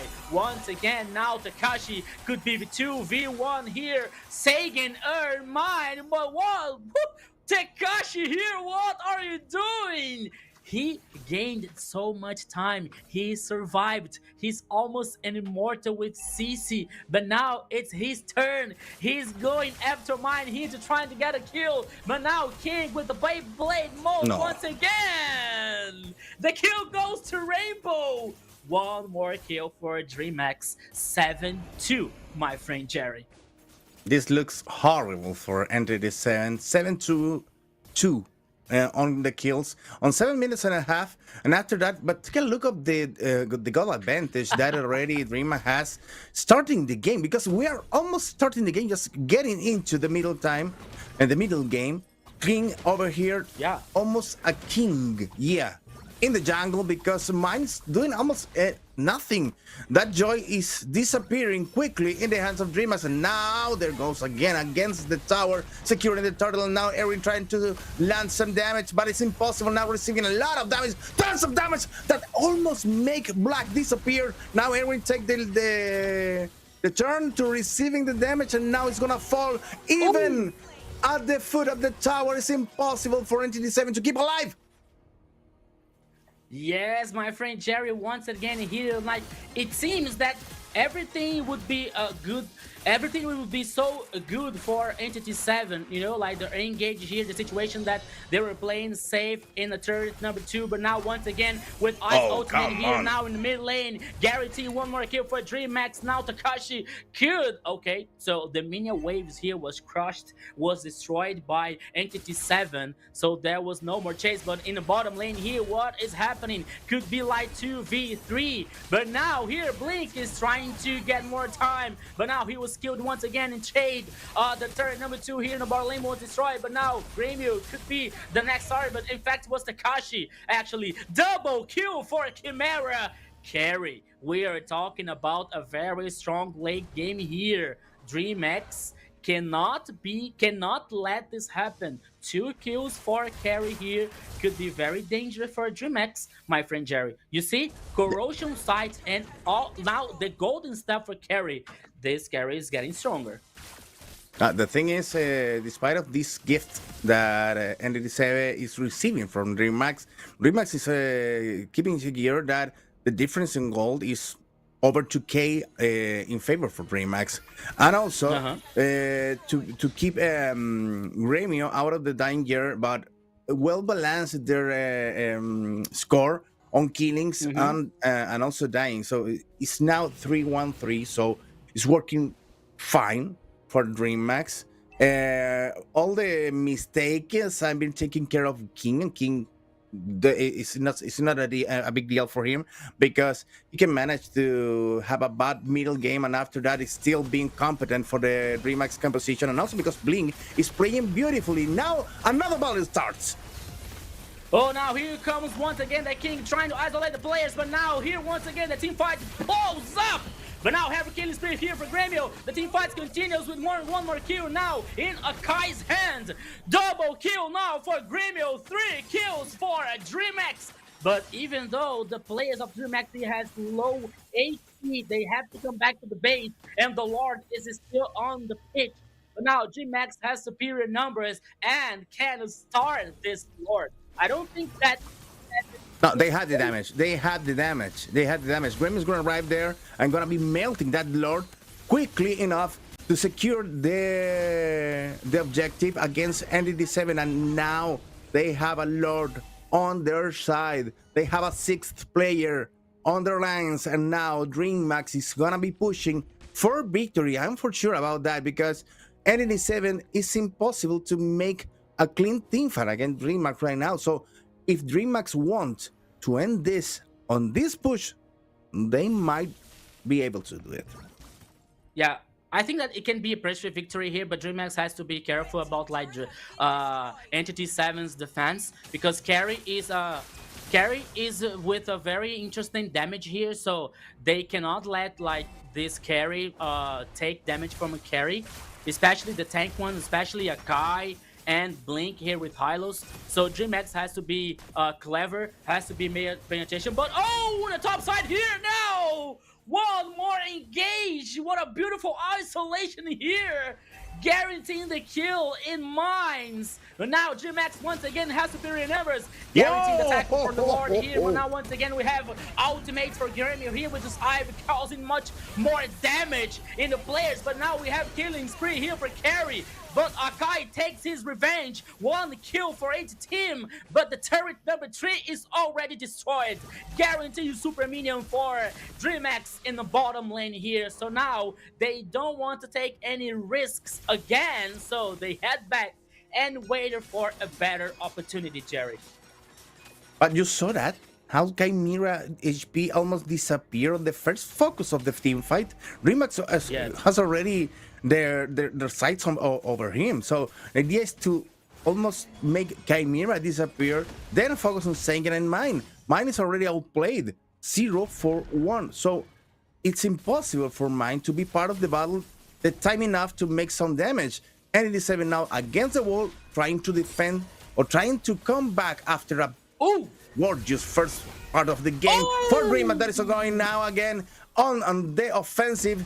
Now pursuing Black is gonna be jumping over here, but it's impossible for him to be alive. Tekashi is gonna secure another kill on a personal score, and after that, well, it's almost a party for DreamHack that watches us Mine, Sagan, and Erwin go around trying to solve this problem, but it's almost impossible for 97 now to defend even the towers at the base, Rico.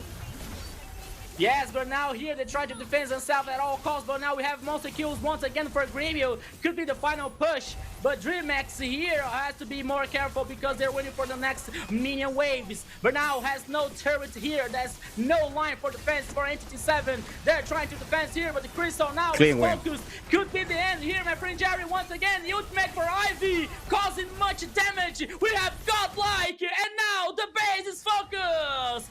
DreamHack guaranteed the 3rd victory. 3-0 in the best of 5, and most important thing, guaranteed his survival on MPL LATAM Season 4, my friend Kronos. Okay. Jim. Well, that was so quick that even Kronos is not aware that it's already finished. Incredible performance by DreamHack, sealing the 3-0 on their side and also securing their pass to the playoffs. Beautiful played, beautiful, well done, and very nice compositions over here, Kronos. That's it. Yeah, they shows just only they need what they need to be shown. It's That's it. They played just the card that they needed, and the other ones are saved for the playoffs. It's clean, crisp. They don't care. They're here to dominate. They're here to make a mark, like we said before. And I think they did leave a mark with that 3-0 and also helping us out a little bit here. But now we saw here now a 3-0 for DreamX. And I think that for DreamX here, more important than the victory is the way of the victory, because it was clean games, I didn't see like DreamX in any situation of trouble, of any risk, unnecessary risk. We saw a very strong goal teamer. We saw Grêmio here. In my opinion, it's like the best performance so far of this MPL for Grêmio. So Grêmio was very solid today. It was very good. It was very brilliant, guaranteeing the victory for DreamX 3-0. I believe that from this day, Kronos and Jerry, is going to be a turn point for DreamX for the rest of the competition. Reminding you guys always that you are able to vote for the MVP, the most valuable player with us. Yes, not only the casters, the referees, you in the chat are special for us, and you can vote with us. Reminding you always also that you can send a like, you can share the broadcast, and you can call your friends to watch the best tournament ever. So we were talking about here, Kronos, about like DreamX performance, and now we're seeing the highlights of the game 3. That once again was DreamX playing aggressive, playing like proactive, guaranteeing a victory 3-0, Kronos. 3-0, clean, crisp sweep. King is there in the thick of it with the Zakai. I don't think they've actually lost the game when he's played Akai, has he? I think that's a stat that we might want to take a look at. Hopefully production and analysts can be able to get that for us, because I feel like King hasn't... He looks so good on the Akai whenever he plays. It's only because of the style that you play in as well. He's the one that's calling the shots. He's the one that says if you want to fight or not. And I think, yes, Blink is great on the roam position, but when you're playing a tank jungle, man, you're the one who has the strings. You are the puppet master, and you could see his heavy spins were on point at the same time. They found a way to try and make them bleed, and not just bleed. It felt like a slaughter against Entity 7. Of course, Entity 7 tried to make a comeback, and this was the turning point, right? The big shutdown. And then after that, Grêmio was just able to pick the pieces up and then snowball the rest of the team to victory. And then they just said, let's finish up completely and make it quite easy for us, Jerry. Yeah, it looks like it was very easy, but I think there is a lot of work for DreamX applied during the week, Kronos, because they need to be preparing these strategies to be applied here. They needed to be practicing also how to keep Grêmio alive at the first instance, how to make it in China on the second one, and how to play a beautifully three-set game so they can save other strategies for the future. They prepared this match even better than Entity 7, and I think that's the key, because in Entity 7 you have great talented players, as Rico said at the beginning. You have from some guys that already been part of Bigetron, already being part of RRQ. So it's not a lack of talent, it's just a lack of work. Maybe Entity 7 need to be preparing even more for the relegation matches to come, not just to be confident on their... Well, we are on the RPL, we was on the RPL, so every team that comes from MDL is easy for us. No, it's not that way. They're already preparing, they're already trying to set their best for the next matches to come. So they need to be even more focused than they was today. Now, take a look at the numbers, Rico, and tell us why DreamX won. Here comes the game stats here, 14 minutes and 5 seconds, the game duration here, 3-0 for DreamX. We also can see here the emblem system, Brave Smite, Imperial Rage for both King and Rainbow here to restore a mana of each skill used. Oh, we also have Imperial Rage for Grêmio as well with Bargain Hunter. And I will have Conclusive Blast here for a Blink You know, a 46,000 of gold lead here for DreamX against 38. It's like, okay, I'm not good at numbers, but 48, it's 8,000. Yeah, 8,000 here for for DreamX in 14 minutes. Guarantee here with the brilliant performance of King with this Akai. You know, King not only played with Akai in some games of this MPL, no, but I remember King playing with Akai. I don't know, maybe from the M2. No, maybe since the M2, I'm seeing King playing Akai. You know, he likes a lot his hero. You know, he's a very strong, very resistant here. Can be a very good choice for a jungler. So it's a comfort zone for King here, choosing this Akai. Of course, that we are talking about some situations that King is able to use Akai, and now we're seeing like the damage dealt and taken once again. Gremio here with his heritage with the 67,000. But we also have Takashi here with 69,000 damage dealt on this game. You know, so he was very important. And Rainbow with Ivy. I voted for Rainbow to be the MVP of this game because I felt him like very solid and with a very good ultimate causing damage and guarantee the advantage for DreamX, you know. But we also can see here the team fight participation, 83% for King, Rainbow, and Blink. You know, they're not combined here. There are players for DreamX. They have this total synergy.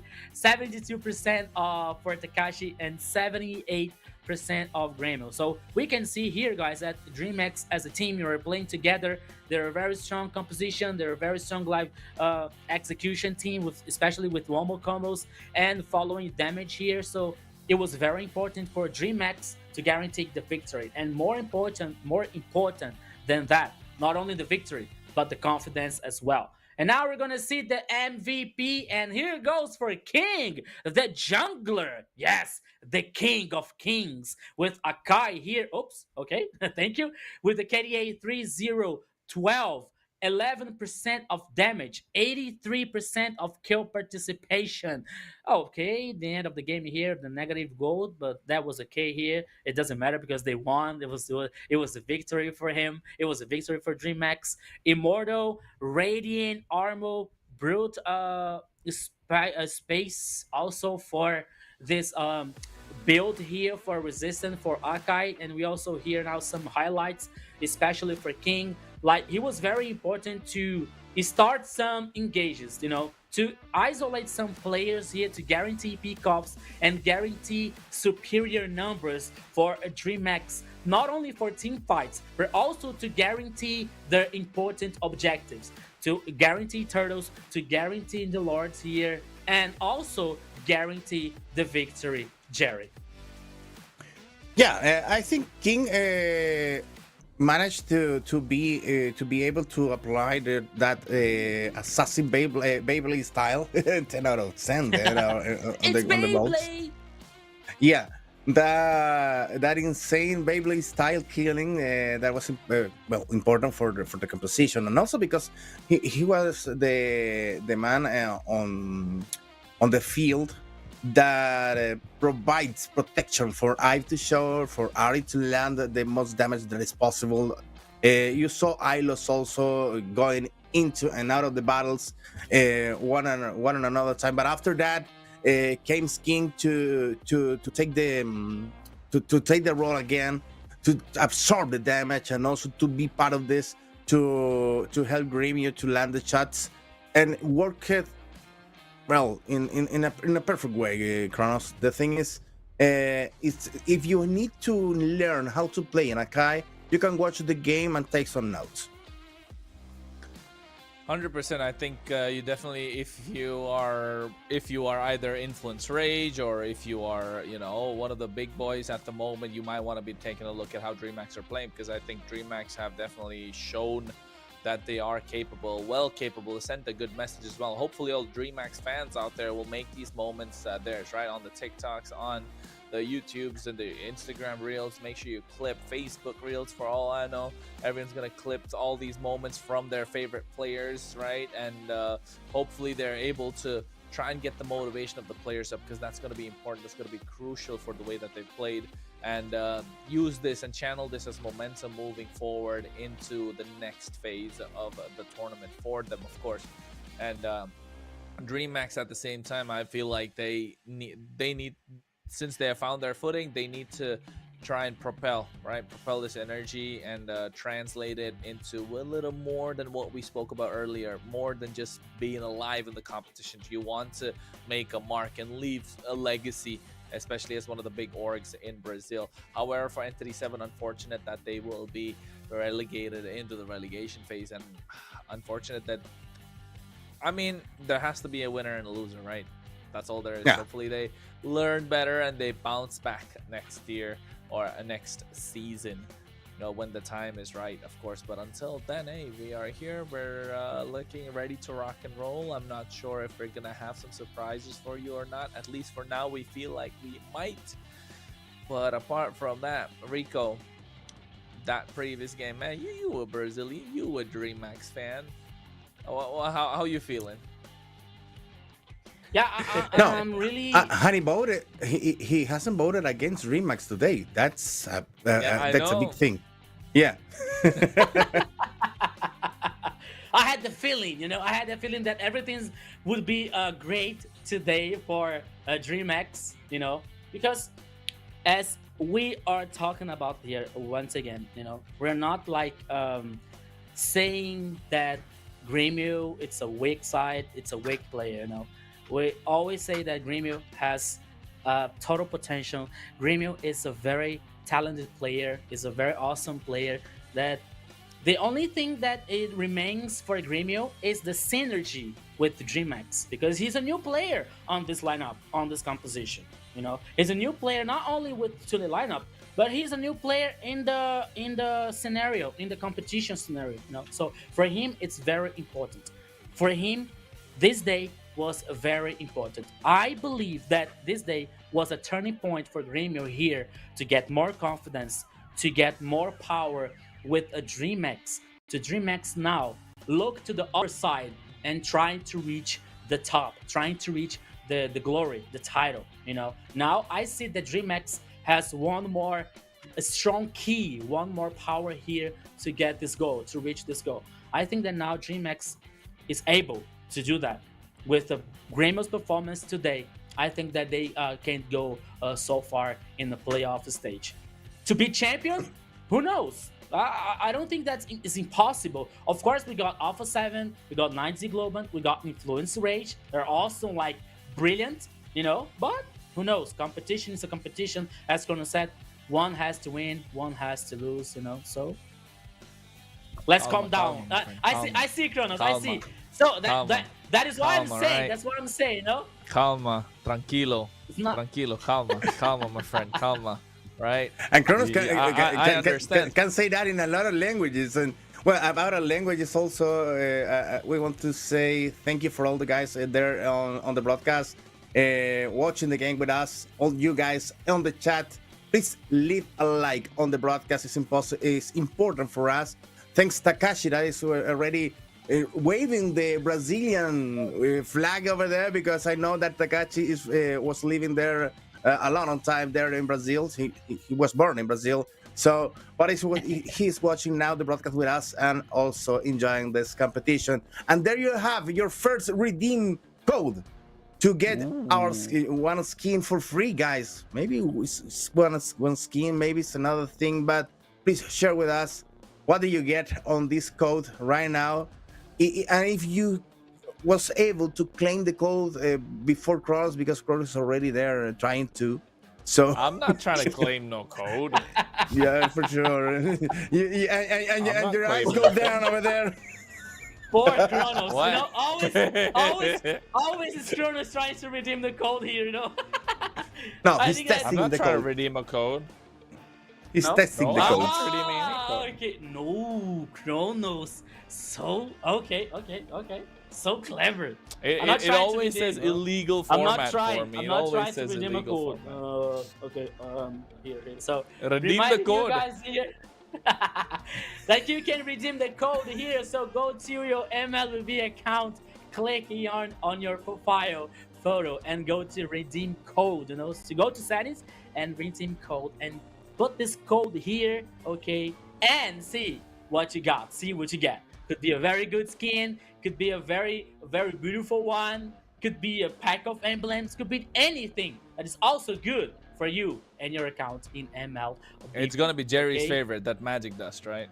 The thing is Okay, for yeah, free, yeah. man. You can't complain about it. Magic It's for dust for free. free. Everything that's come free, Yeah. it's You good. know, Jerry's right. Yeah, Jerry's right. Here comes the magic dust. It's Nah, for you free, can my keep friends. that For magic free. dust, bro. Y'all can Yeah. keep that magic dust. I don't want no magic dust for myself, but hey, I think, however, it definitely is something, right? It definitely is something. But I was gonna say, comma, because you were talking about them taking the whole thing. I think a little too overzealous, no, Jerry? When Rico said, "Hey, they might just win the whole thing," you know, all of a No, sudden. it's too early for And that. then, No. like, yeah, there's influence didn't rates, say there's that, Alpha no. 7. They might, you know, they might. No, I didn't say that. I said that now, like with this performance today, I think that DreamX now can dream like with highest things. You know, like can dream now, look into the top side. Because today it was the battle for survival. It was the battle for to go to the relegation stage or still survive in the competition. You know, that could be a very hard game, could be a challenging one, could be a 3-2, you know, with 5 games with like 35 minutes of game duration. But no, it was, as Chrono said, it was fast, clean, crispy, tasty victory for DreamX. You know, like Yeah. as Chrono, as a master chef says, you know, so it was very good for DreamX. It was very good for confidence. It was very good for the team, for Grêmio, as a goal leader of this team, you know. So it's very important, and now DreamX can look to the top side.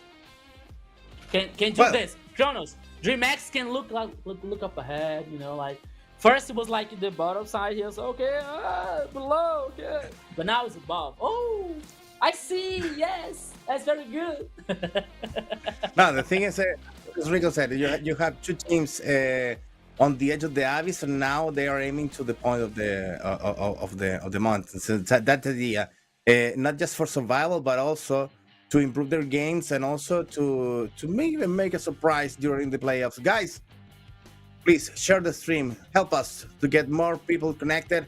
Being here, enjoy with us to the next game to come. And because of that, we're almost now in the next games. So today's schedule and the next match to come is an important one because Alpha 7 is gonna be against ULF Esports. And there's a little bit twist over here, guys. And let's comment about this because they're playing against each other again. Yes. But this is because the tiebreaker criteria applied since there was a tie in the score, and the thing that that solved this was the time, the lower average winning time. So Yes, the best yes, performance was for ULF over NTD7. So ULF played at the same level as NTD7, but ULF take their enemies quicker than NTD7. So now we have another important match, and don't forget that ULF already made Alpha 7 lead from us, and this is Yeah. important for today's match. That's the thing I was getting to, right? You already explained to them why this is happening. So if you guys don't know, just make sure you rewind. Jerry's already explained that the best way that he possibly can as to why this match is happening. But then again, about Alpha 7 losing to ULF earlier in the season, yes, it's good, but at the same time, that, you know, fool me once, shame on You fooled me twice, shame on me. So I don't think that these guys, the ones that you're looking at your screen, ladies and gentlemen, the ones with the two Filipino imports. Let me start from the left to right. We're talking about Hesu in the EXP lane, a veteran in MLBB that's played in MPL Philippines, has represented the Philippines in the EWC, is one of the strongest regions, of course, in all of MLBB. He's playing right now the Explain for Alpha 7. And then you have a you have a jungler that's played in MPL Cambodia and MPL Philippines at the same time, and that's Flick. And then you have Frost Lanave, who's already selected to win one of the Brazil awards. If you didn't see it earlier, make sure you go vote for him. And then you have Luis, one of the most decorated players in all of Brazil. He was the season 1 of MPL LATAM's MVP. And of course, Gusta La Gusta, like his name says, Me Gusta. He is one of the top goal laners in this region. He does it all. He loves to play the Bruno, and he's the only one to have made it worth the season, and also loves to play the Harriet. And hey, by veterans and everybody that knows MPL LATAM, he's one of the top ones indeed. Yes, these guys didn't get the first seed and lost the influence race, but I know they're hungry, they're thirsty, and losing only makes them more hungrier. Yeah. I think that Kronos was watching Saint Seiya so many times that okay, the same skill won't happen and won't work with the same Saint again, like two same skills. Because you were saying about okay, you will have made Alpha 7 Black, but then okay, this I don't think that this is gonna happen. And you know what? I have to agree with you. I think it's very difficult for you will have the situation of the first game here. But first, we're going to talk about the keys to victory. Strengthen the connection between roamer and mid laner here to regain map control. Keep the jungler comfortable, both in draft and early rotations. We know that we are talking about the roamer here, Luis. Luis is a monster. Luis, when I see Luis playing with any hero, it seems that Luis make any heroes easy to play, And when I'm gonna play, I'm a total disaster. The fact is that's the truth.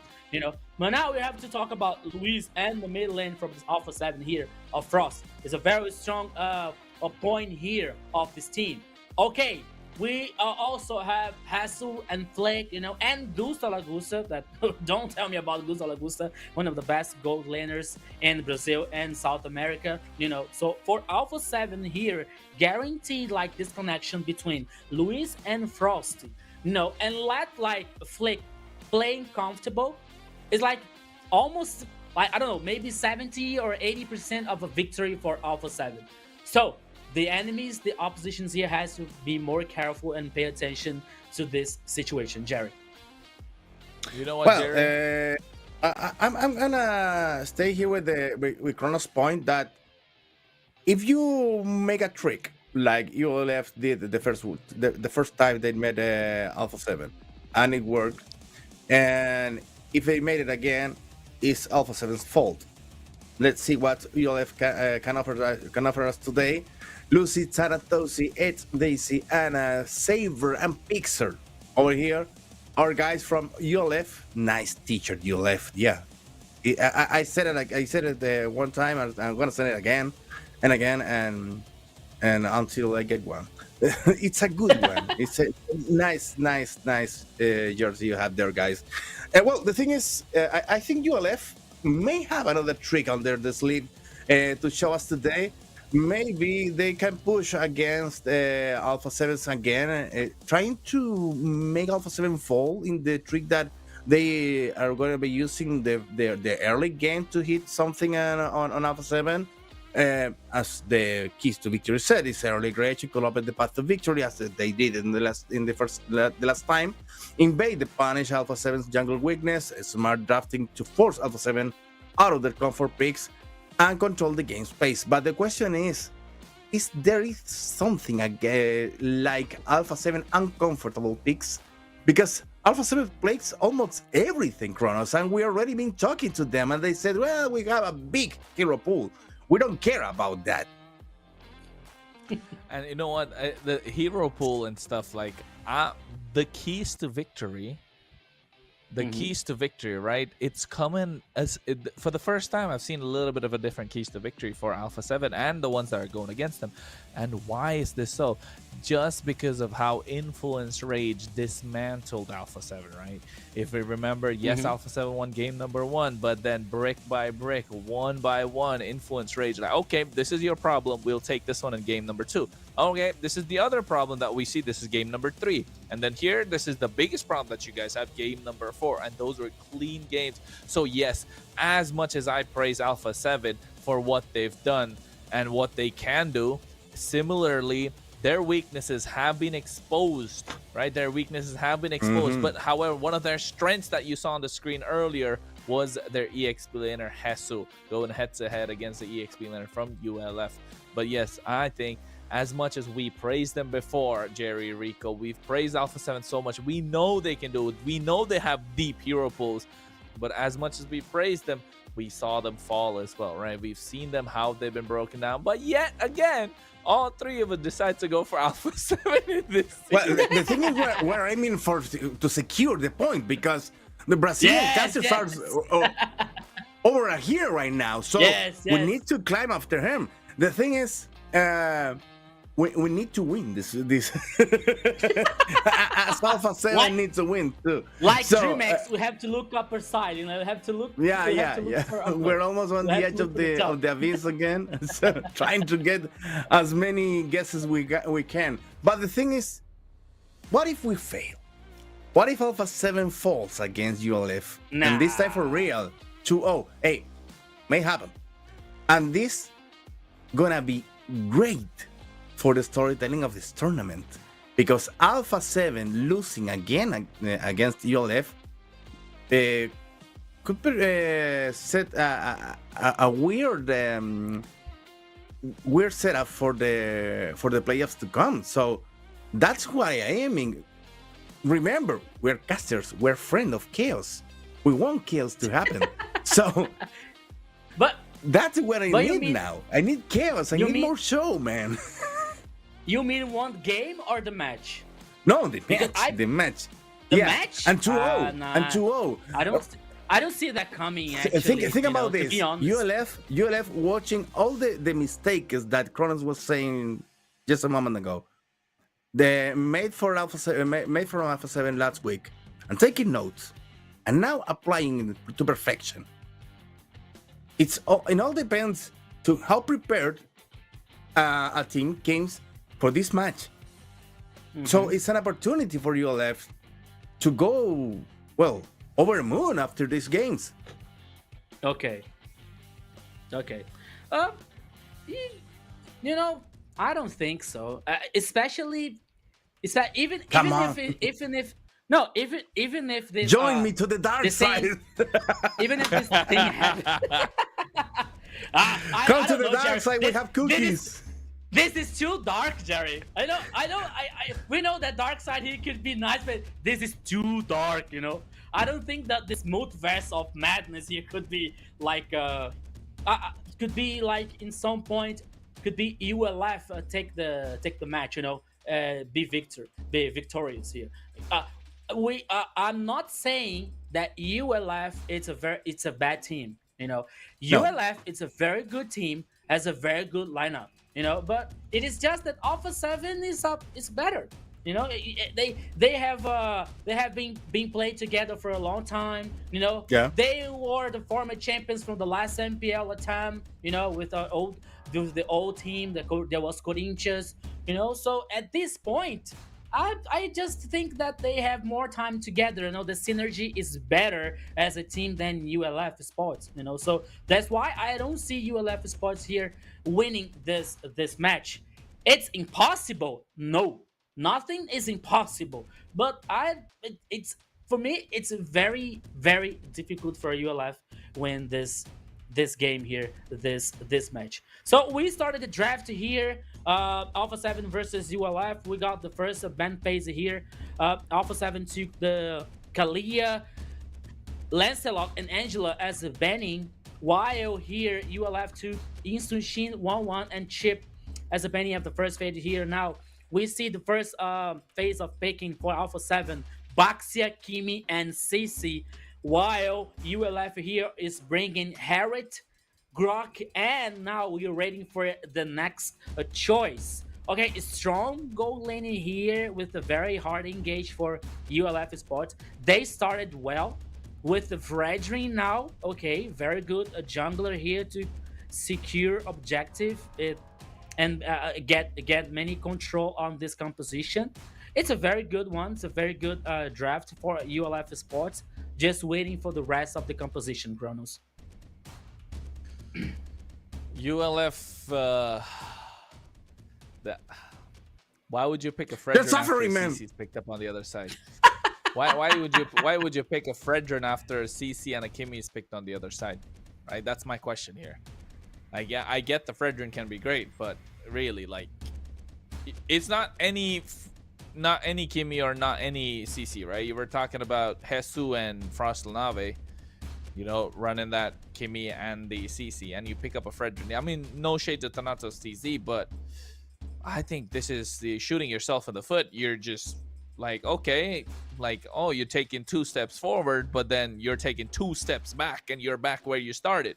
So that's a new trick. I'm auto-countering I know, right? myself. Yeah, exactly. Control Like, so hopefully they're able to fix this part in the second phase of the draft, right? Because they have good frontliner, they have a good damage around it. They need something that can be a little more annoying. Yeah, I like the Granger being banned out because I could see Gusta Lagusta go for the Granger immediately because they don't need a gold laner on the side of ULF. However, here the mid lane needs to be protected. The Farsa is open, but I don't think Alpha 7 mind the Farsa being played on ULF. They want them to play the Farsa as well. But still, banning it out for good measure. Farsa is already taken off the table because if they get a little bit of aggression from the Grok early on, they'll have a little bit of trouble. The Jushin is open, right? And I think that's going to be a great pick here for ULF, but so much magic damage. So Lapu Jushin has to be picked up from the side of ULF here. It has to be Lapu. I don't see anything else coming out from their side.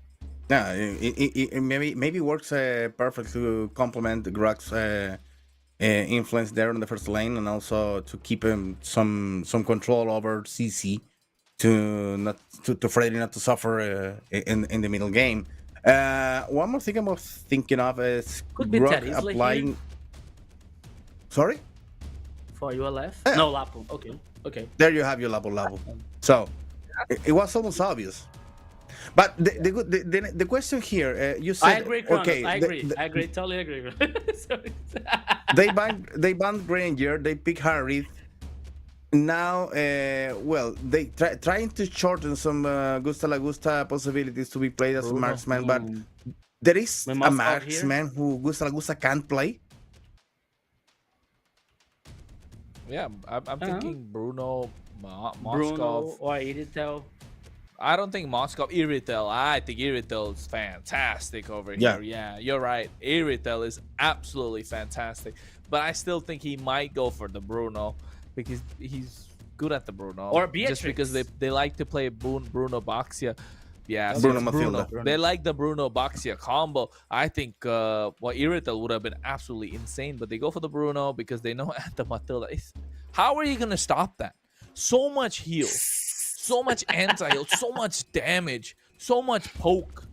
Like, ULF they're gonna go Jushin. Like, it's very obvious. They know they're gonna go for the Jushin. I've picked up the Matilda and the Bruno, knowing that the Matilda can lock down this Jushin from the ultimate, right? This Jushin, it's gonna be Jushin. Like, I don't see what else can they go for. And if it's one game that is stuck to the meta, it's the first game, because after that you have the global ban applied. So you may think, well, Matilda and Bruno is working not just here, in other regions too. We were talking about that during the week. Selena.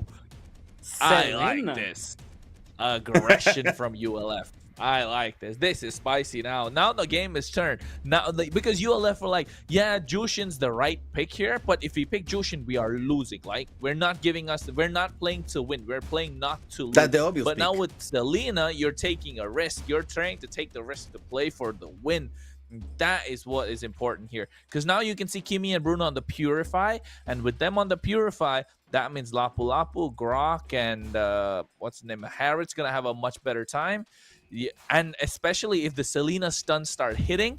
And if you Purify that, then Grok and Lapu are just going to jump on you any given time. And that is good for ULF. So, guys, we have a game on our hands. Yep. Yeah. Yep. That's And it's important. It's an important game because you're gonna define what's gonna be happening on this best of three. Don't you forget that this is a best of three game between Alpha 7 and ULF Esports. Two teams to set their best on the way to the playoffs because they are not just playing to survive, they are playing to stand in the best way possible for the playoffs to come. Guys, I'm gonna leave you, but in the better hands, in the best hands possible, Kronos and Rico for the match. I don't know about you, Kronos, but I think that Jerry is hiding something. I think that Jerry knows something that we don't know, but we're gonna talk about it later. Welcome to the Land of Dawn once again here to the second match, Alpha 7 versus ULF Sports. Here is a battle for the next spot for playoffs of MPL LATAM Season 4. The first minute here, both teams are only worried to farm, are only worried to get results, the resources, And now, let's head to the first game here, Kronos, because everything can happen. Everything and anything can happen indeed the way that it's been going about. And I think at this point, ULF are doing well to try and hold their own. They need to try and find a way to make space. Otherwise, it's going to be difficult. And they have the frontliners to try and make the space as well. So hopefully they find the opportunities to get some sort of pickoffs. Because you need pickoffs, especially if you're ES.TZ. You're looking to try and get pickoffs. You're finding angles. But you can see Flick over here. His jungle's already being invaded upon. Saber pushes him back. Hesu with the Yo-Yo Blitz trying to poke them down. And I think ES.TZ is going to be the key to victory for ULF here. There was a good wall for Saber here to prevent like some kind of engage, but once again here, they're heading to the bottom lane here, but Lucy is taking a lot of pressure off Hesu. It's almost level 4 here. It could be very interesting for him to try some play, but now once again, the first turtle is on the bottom line here. It's already started for Alpha 7. Here we go, Kronos! Oh, it already goes into the bravest fighter. At the same time, the turtle being reset first, but in the hands of ES.TZ. Louise, even after he flickered out, gets taken out. Flick able to get the turtle. Frost going to be the sacrificial lamb again. 2 kills on the side of ULF, but Alpha 7 able to get the turtle. And you know what that means? This is what Alpha 7 do all the time. They're okay giving the kills as long as they get the objectives, because look at the goal. It's still the same. Yeah, come on. Jerry knows something. You know, that 2 kills here for ULF. Okay, even though the first turret is guaranteed by Alpha 7, but we got like the turret on the mid lane here that ULF, oh no, Alpha 7 caused a lot of damage here, took a lot of gold of this gold energy here. So it was kind of even for both teams. But now once again, like Alpha 7 is trying to dominate the bottom lane here, trying to neutralize just a little bit like Lucy's power. And as we see here, like Flick versus Thanatos, Flick invading here, it's like Gary domination for ULF's jungler. And now Gusa is taking some pressure with Pixor and Saber. Luis is heading up now. They are aware about this pressure here. They are aware about this information, as Death here is trying to fight something with this Absol arrow, but he finds nothing, and he gets back to the mid lane here. Almost 4 minutes of game here, Kronos, and we have 2 kills for ULF, 1 turtle for Alpha 7. We can say that everything is even so far. Even Steven so far, but still ULF have the 2 kills, right? However, you can see broken walls going to be a problem at this point, but also at the same time letting it know that they're able to make it out alive. And you know what, Rico, I was just thinking about this. Have you seen those TikToks and reels where, you know, it's broken walls map and Grok is just going and fixing those walls with his own wall? That's what They did a lot of this, you know. I think this is very creative. But what could be creative here? It's another turtle now immediately started by ULF. No fight, Kronos. No contest by Alpha 7. And now Luis could be in trouble. No. Okay, he survives. Flick? Oh, Flick What are you here. doing here? I think he might get caught out. Save. Oh, Okay. nice guiding win from Luis. Nice Yes, guiding win yes, from yes. Luis to make sure he gets out of harm's way. Yeah, so we got like almost 5 minutes here. Once again, the goal lead here is almost even. But now Lucy is taking a lot of pressure. Hassel here is causing a lot of trouble for the ULFers here, X-Spin laner. And now Hassel has the minion wave here and he doesn't let Lucy. Okay, Lucy now, okay. He had to use the ultimate here to guarantee to clean the minion waves for ULF. You know, so now we got 5 minutes and 24 seconds. And now it's ULF's turn here to pressure, to force now the jungler for Alpha 7. They destroy the first turret in the top side here. And now ULF is playing aggressive, trying to play aggressive here. Saber trying to gain some information here now as Death once again trying to fight something with his Abyssal arrow. ULF here is playing even, but now we can have another team fight. Kronos! Ooh! Oh, already Saber out of harm's way with a tectonic charge. So they don't have the engage tool, but they will be looking to clear. I don't think any team wants to fight. It's the turtle is going to come up in 30 seconds. However, never mind in the river. They're looking to engage, but look at Luis making sure he takes all the ultimates and immediately splits the fight up. Yeah, Frosty here is almost killed in the mid lane. Got this guy, Kronos Pixar here. It's very strong already, and now here we have one more pressure, but now it's ULF's turn here to trying to force the players of Alpha 7 playing safe in the turret. Oh, Lucy versus Hassel! Whoa! He got solid here, Kronos! And now, oh my goodness! Once again, ULF here takes advantage on this team fight and tries to guarantee one more turtle. What is going on, Kronos? ULF here is now on advantage. Yeah, ULF already got the kills, got the advantage right Holy. now. 4-0 on the board. Now they're looking to get Gusta Lagusta. Mid lane's going to be the target as well. They're able to decimate Alpha 7 so far, able to get tier 1s across the board. Now they're looking for the tier 2 up top. Flick, I think on this box here hasn't been as effective as we thought we would like. But I think this is the problem. Now that we're looking at it, now that I look a little closer, I know I'm a little late to the party. They're not running the Purifies, they're running Flickers to get extra mobility. So that means they're susceptible to a lot of the crowd control that's present on ULF. And I think I mentioned it before that ES.TZ is going to be the maker or break it factor. And he has been making it for ULF Esports. ES.Death has been doing so well on this Selena that he's opening up the map, giving the vision, able to stun from afar, and even help take away a lot of these creeps. Already getting the purple buff started, and you can see Thanatos is going to clear much faster. They're all ahead in terms of gold, about to hit their power spike. They need another 10k, and they're going to be super strong.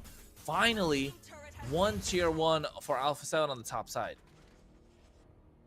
I cannot think in other thing but except from like Jerry's face probably now. You know, I think that Jerry's is okay. Oh. Here we go again with another team fight, Kronos. Yeah. Circling, Eagle comes in. Saber actually makes it out of harm's way. Already used the tectonic charge. I think Gusta Lagusta wants to pick a fight. He knows he has the power spike, but here comes Thanatos. Level 11.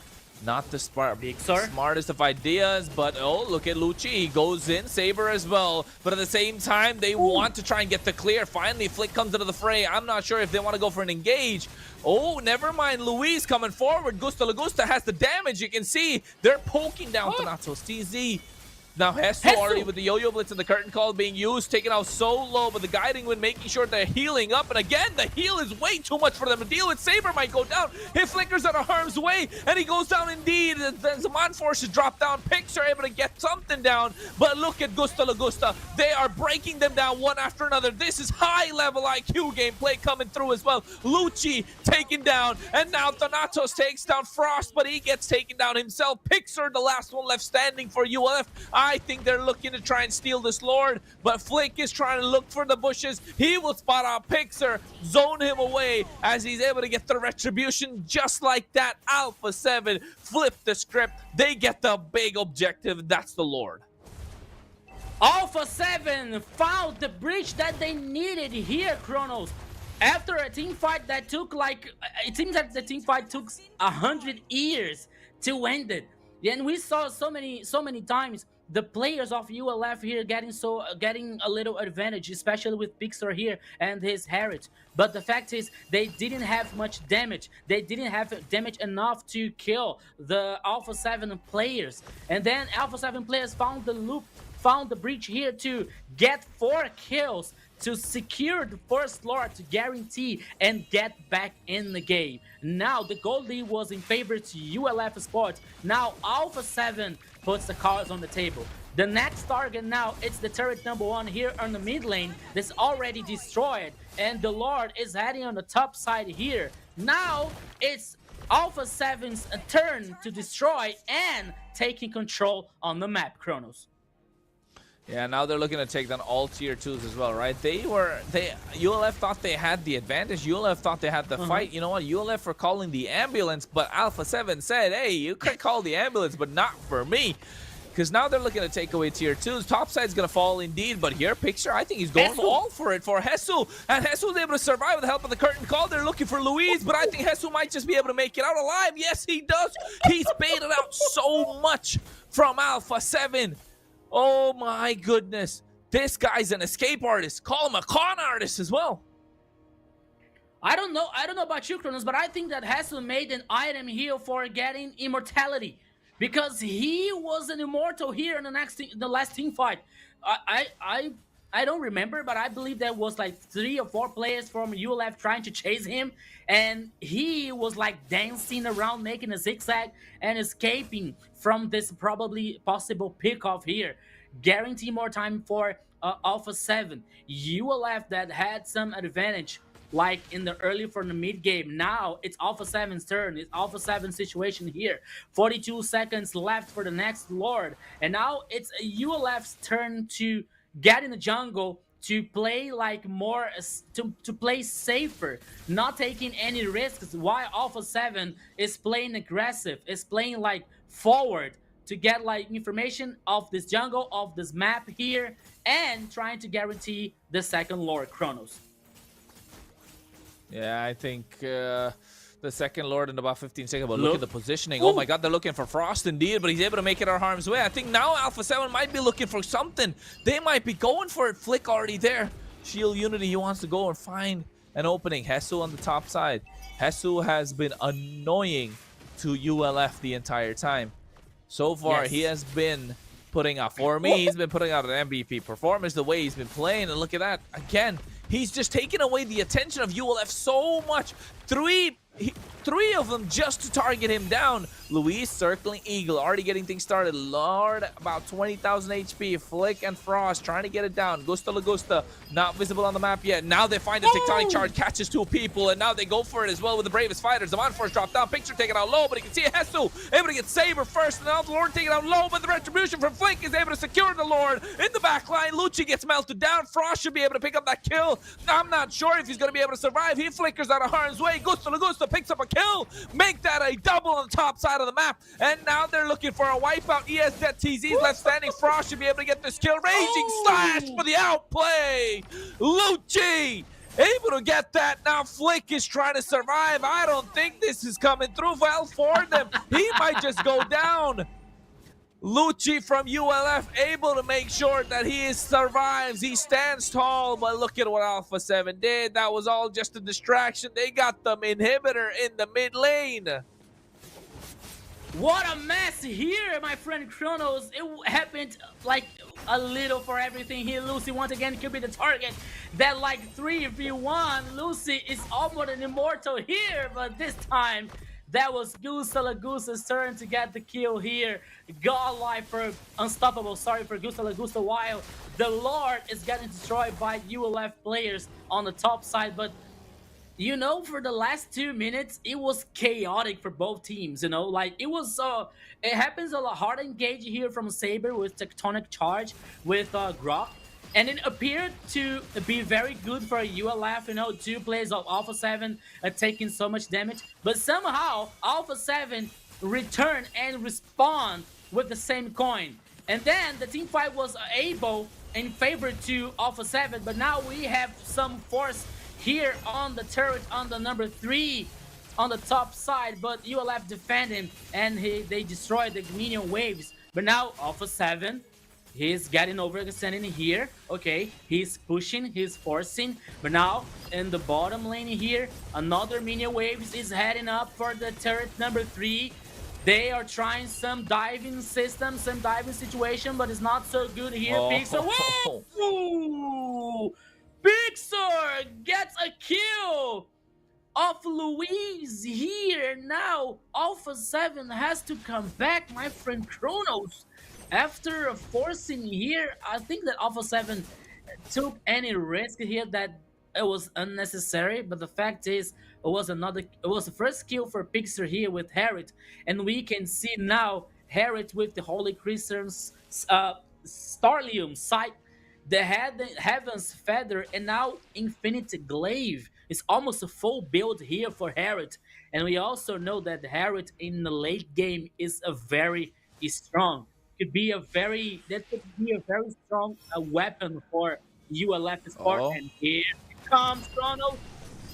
Concealed play, looking for an angle. Saber gets the knock up with a charge, and now they're trying to go in. Zaman Force drop down from Picture, but you can look at the damage. Lucci, oh my god, in the thick of it as well. Flickers out of harm's way, and now here comes the re-engage from Alpha 7. They might be looking to go for it. Hesu is doing so much damage, man. That guy is a monster indeed, as you say, Rico. But look at Gusta Lagusta, he wants to go more aggressive. Louise, with that guiding wind, able to make sure they can go and pounce upon them. And just when ULF thought they had the advantage, it's all according to clockwork, right? It's all clockwork for Alpha 7. They know the timings. They know when they want to pick a fight. They know when they have the advantage, just like they know how Picture is going to go down right now. He's taken out low. Killing spree in the hands of Hesu. Lucci's going to be the next target. ES that TZ on the net. Chopping block up next. Lucci goes down. Frost not able to get the kill. I don't think they need the Lord. They got 3 down. Only 2 left standing. They might as well go for the end. They get a monster kill in the hands of Gusta Lagusta.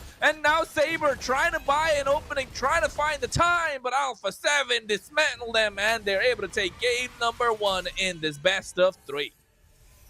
Yes, after a brilliant early game here for ULF Sports taking advantage, Alpha 7 had the resilience, the resistance, and the calm down here to handle the situation and getting back in the game, guaranteeing the first victory here.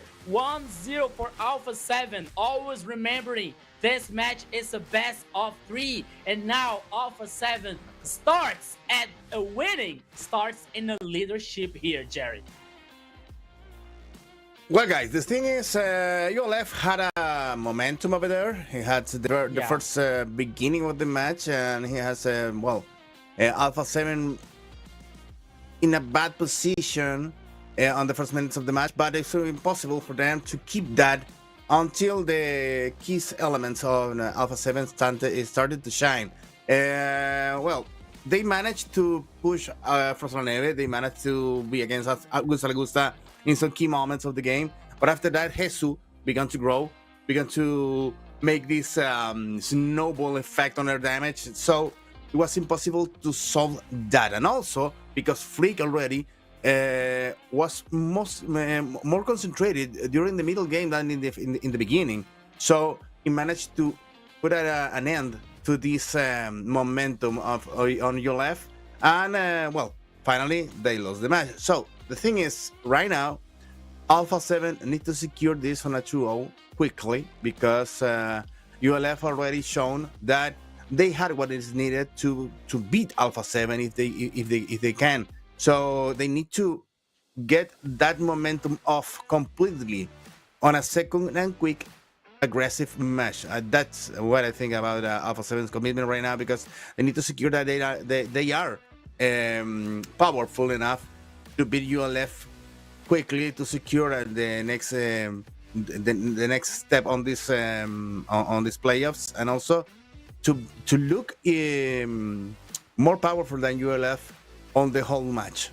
That's my idea. Great performance, by the way, in the beginning for ULF, and we hope to see more of them in the next game to come, despite of the result that we needed right now, because I think Alpha 7 needs to be more secure on their winnings. Kronos. Yes. Yeah, I agree. I think Alpha 7, it just a complete dominant display, right? They just flipped the script midway through the game. ULF thought they had the advantage, but unfortunately, it was all just a mirage, just smoke and mirrors the entire time. They were just dreaming in their own dream. So I think Alpha 7 just proven that they're just a tad bit better. They're just better. Yeah. You're totally right, Kronos. I was wondering, like, Jerry's face in the early game for ULF, you know? Jerry was like smiling. Oh, I was right here, okay? And ULF was playing very well. But somehow here, like, it's almost like, it seems like ULF was, like, trying to engage. And with it was a very special combo, it was a very good combo with Tectonic Charge and the follow-up for the damage, especially with Pixar. But somehow, like, the players of Alpha 7 didn't die, you know, and their response was very strong, was very positive for Alpha 7 to return to the game. You know, we saw Hessel with a very important role here. He was trying to call attention of the players of the ULF, maybe once, like sometime with 2 players or 3 players versus here only Jesus, and it was just trying to call his attention to make Alpha 7 get controlling the objectives easier, like the Turtles and the Lord, and it worked very well, you know. But Gusta Lagusta here, like, his performance was very good, because we didn't see Gusta Lagusta very much in the early game, especially in the transition to the early to mid game. But after that, Gusta Lagusta shows up, and with his Bruno was really, really good. It was really brilliant to guarantee the damage and the advantage on the team fights here for DreamHack. Oh, sorry, to Alpha 7 to guarantee the first victory here in this best of 3. Well, I believe that we already both all of us already both on the MVP award. I hope you guys at home are doing the same. Keep an eye on that and be part of this broadcast. Also, leave your like over there in the like button, because we need to know how many if you're enjoying this broadcast or not. Leave your comment over there if you want to. And please, it's good for all of us to have some feedback over there. And well, to take a look now on the stats, my man Rico or Kronos, if you want to make some comments about this. I mean, for me, it's just the fact that it's just about who was being baited, right? Hessel was the big bait that ULF Esports didn't need to bite, but they were really hungry for some, I don't know, some Filipino food, I guess, because they were really bouncing upon Hessel the entire time. And you can see why he was able to survive as well, thanks to the emblems that he got. The Vengeance, it's a standard emblem running that Brave Smite, right? He has the Rupture, he has the Festival of Blood, he has the Brave Smite to make sure he survives. So the longer he's there, the longer he uses his skills, he's able to survive. He had a lot of assists on the board as well, so that helped him quite a lot. Apart from that, a lot of tenacities coming in from the goal laner and the mid laner, and Frost Lave needed that to survive. In the meantime, you can see the itemization as well.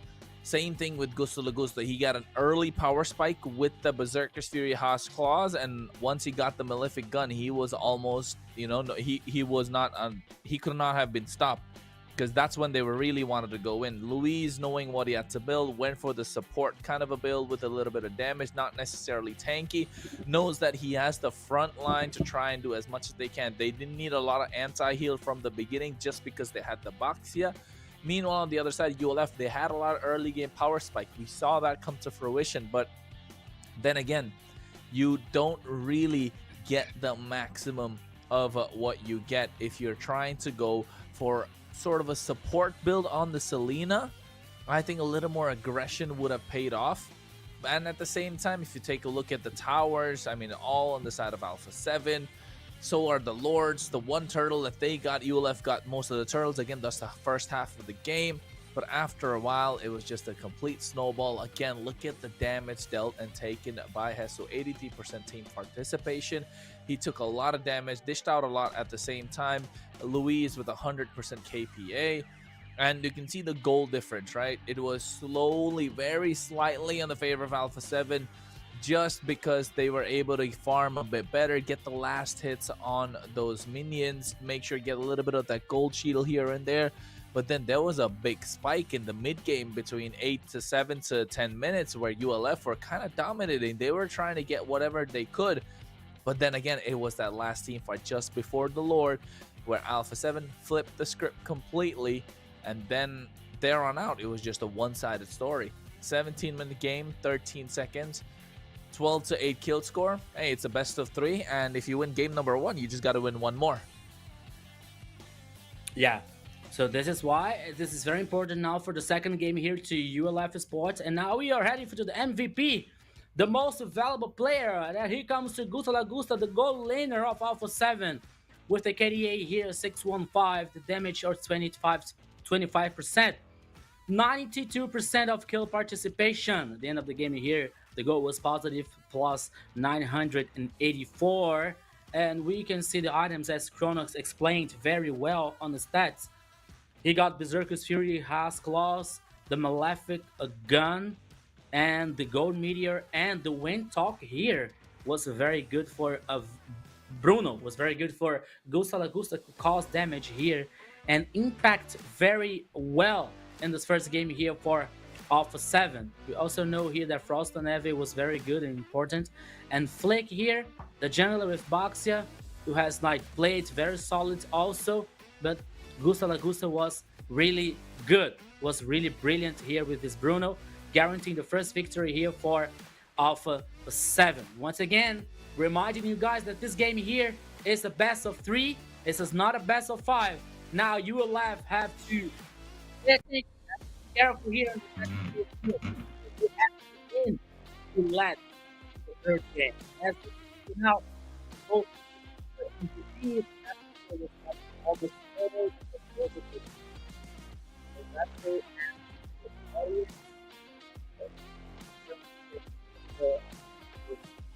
Gusta Lagusta.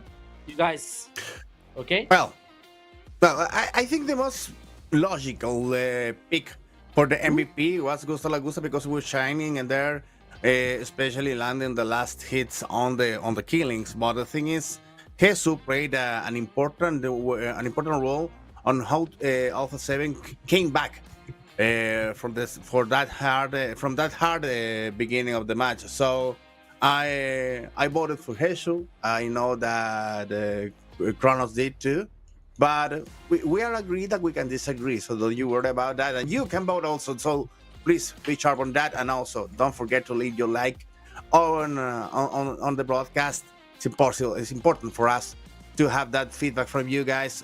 And let's face it to the next match to come, guys, because game number 2 is going to be a different story. Game number 2 is going to be maybe a call for Alpha 7 to end this quickly and maybe to ensure their position on this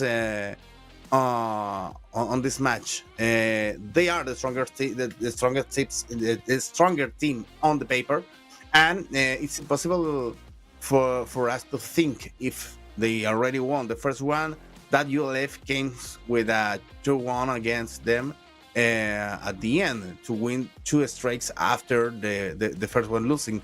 Kronos, what do you think about this? You think it's almost impossible for ULF to come back 2-1 on this one? Their trump card was that Selena. I think they played their trump card already. Yeah. Right. I'm not saying it's impossible. Never say never. But if they're trying to pick a win right now, they have a mountain to climb Why? Because let's not forget, Flick has played tank jungle, right? Baxia. Gusto Lagusta still hasn't touched the Granger nor the Harriet. Luis hasn't played a playmaker, has played a support. Right? They haven't played their main roles. They haven't played their main heroes so far. So it's apart from Hesu. Hesu was playing CC. He was absolutely insane. Apart from Hesu and apart from Frost picking up the Kimi, they cannot go triple marksman because of the fact that Yi Sun-shin's already gone. They cannot play Kimi. But Lancelot, Hayabusa. Oh, they banned out the Lancelot. Hayabusa, Fanny's available. So I think ULF might just struggle here. I think ULF are going to struggle a little bit. Maybe also Alpha 7 was going to bring us, they wanted to bring us another masterclass of Hayabusa again to the screens. So we can, maybe we can enjoy that on this game that has a lot of possibilities open yet.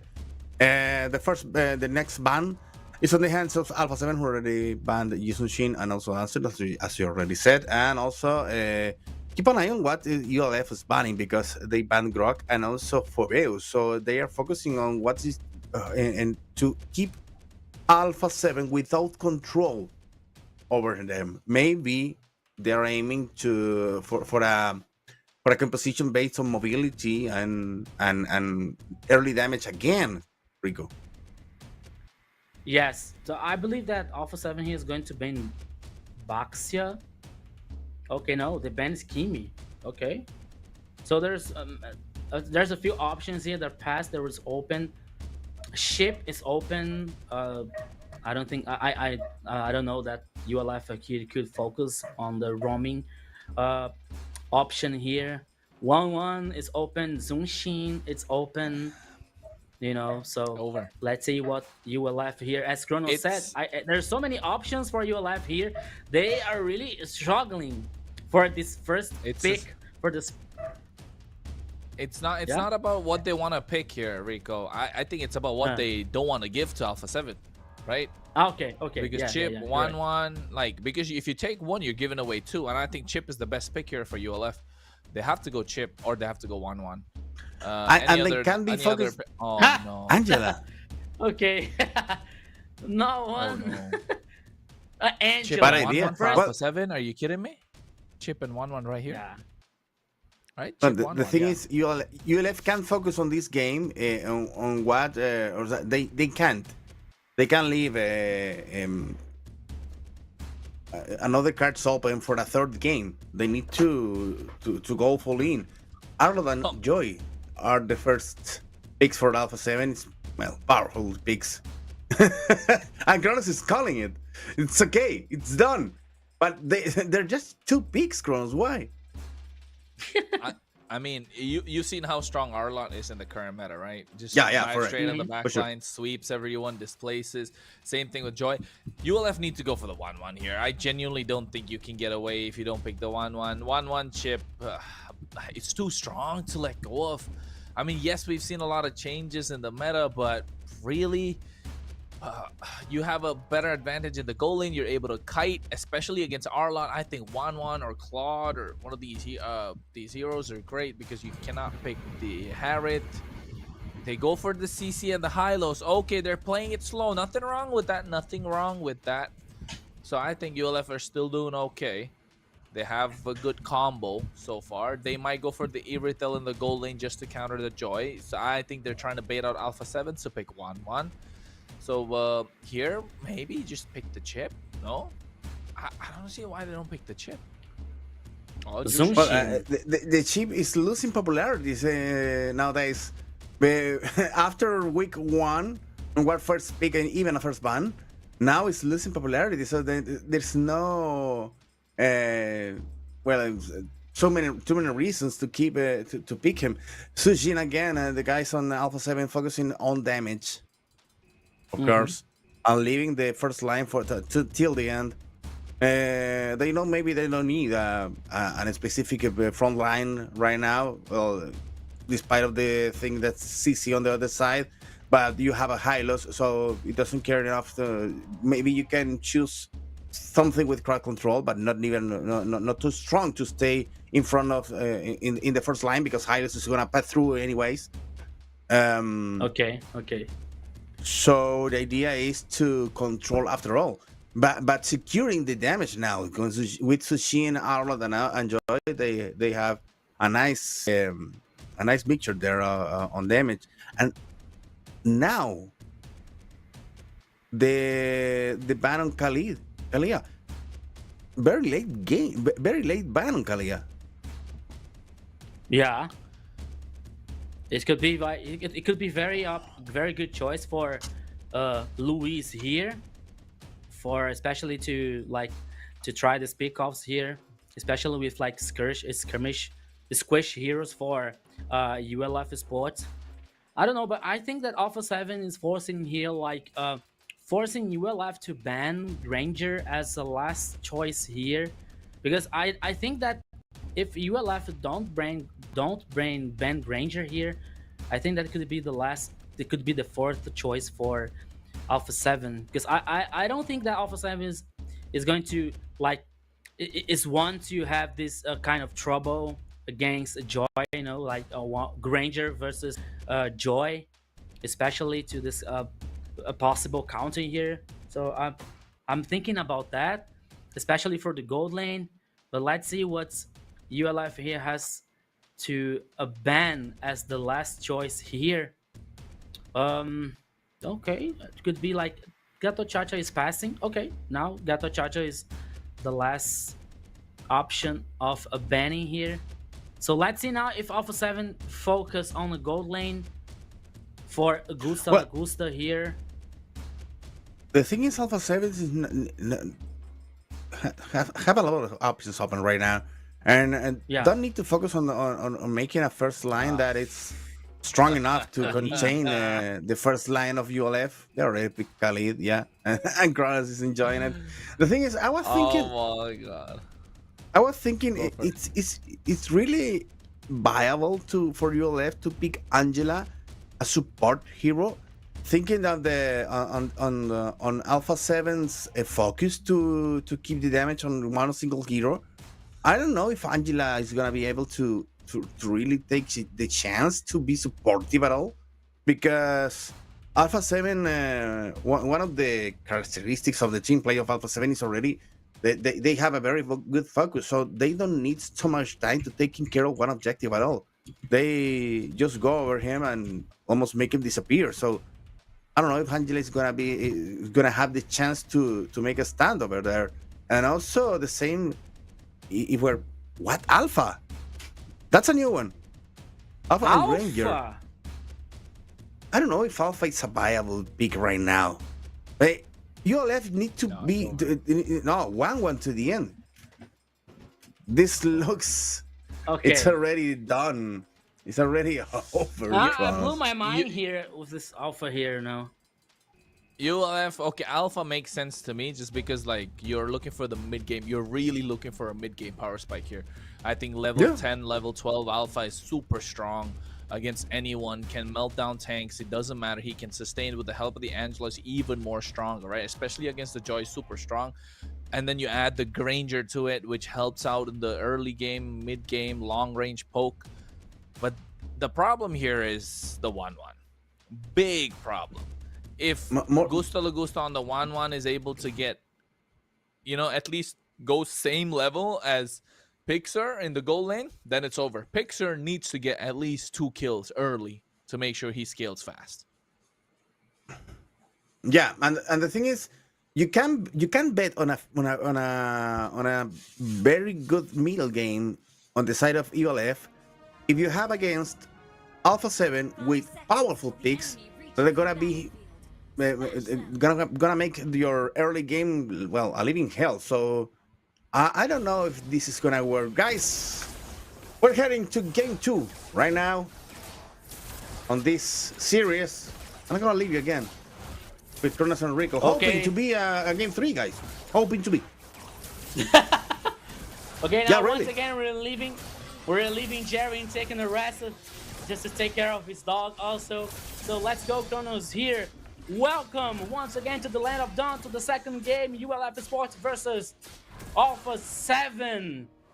Everything can happen here once again now with the new composition. Luis is almost like in the half of HP here, but he continues on the mid lane. Let's go, Kronos! That could be 2-0 for Alpha 7, or you left here winning to force the third game.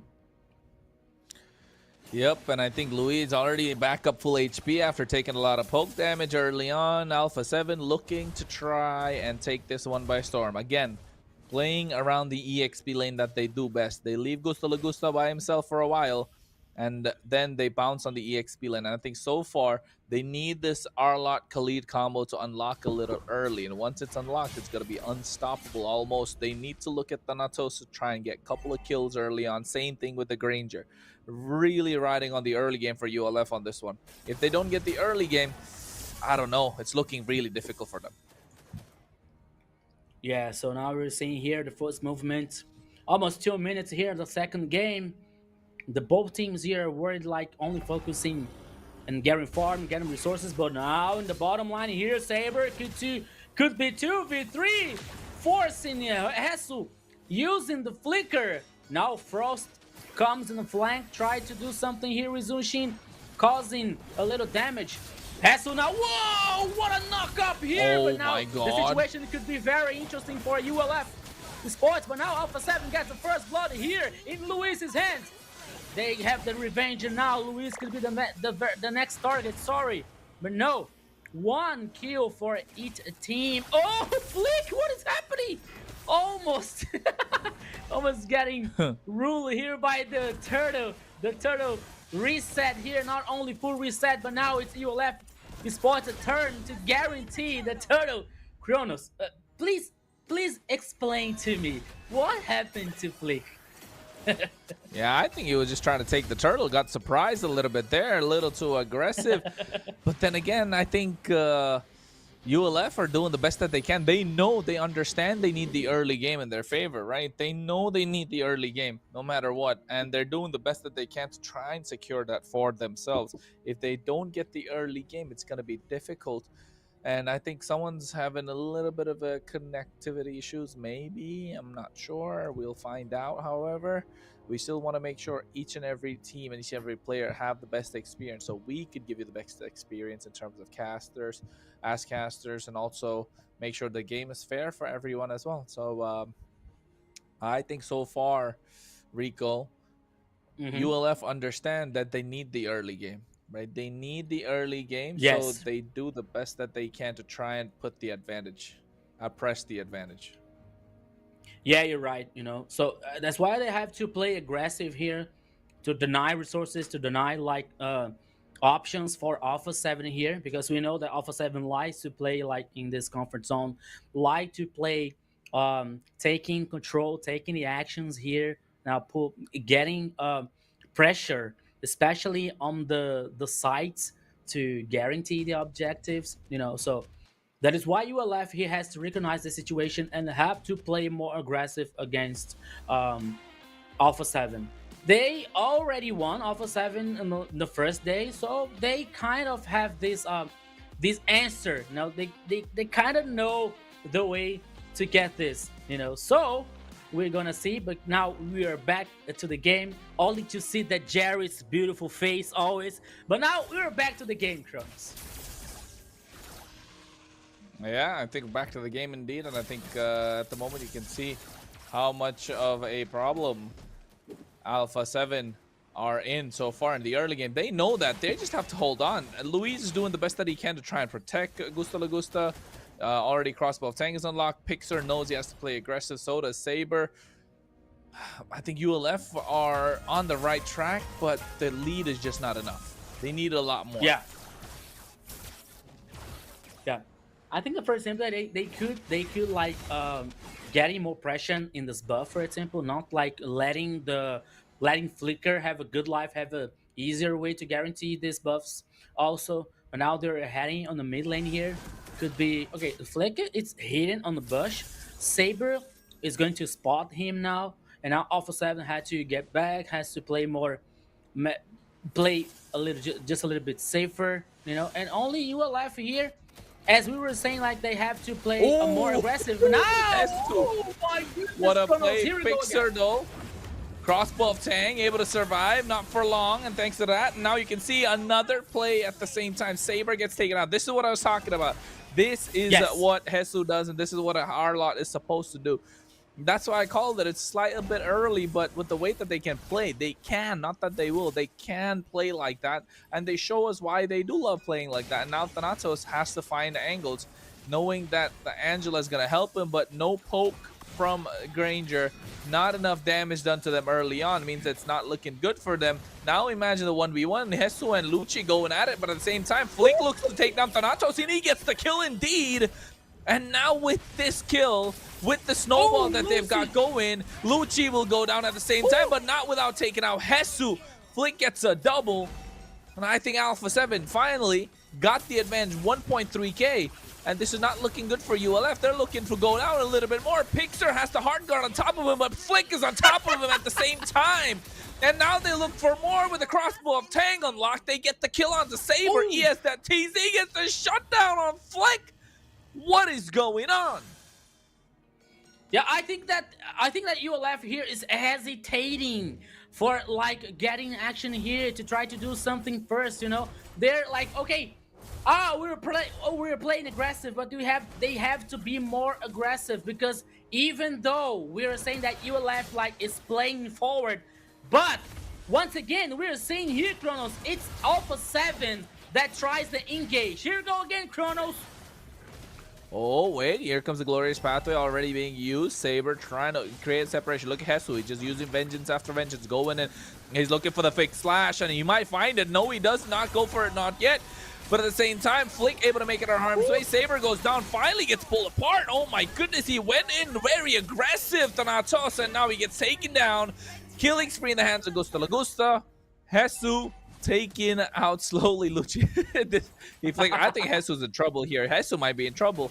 No, Pixie. Yes, he is. Hesu? Oh, no. He might survive. No, he doesn't. He will get taken down. Lucci gets the kill.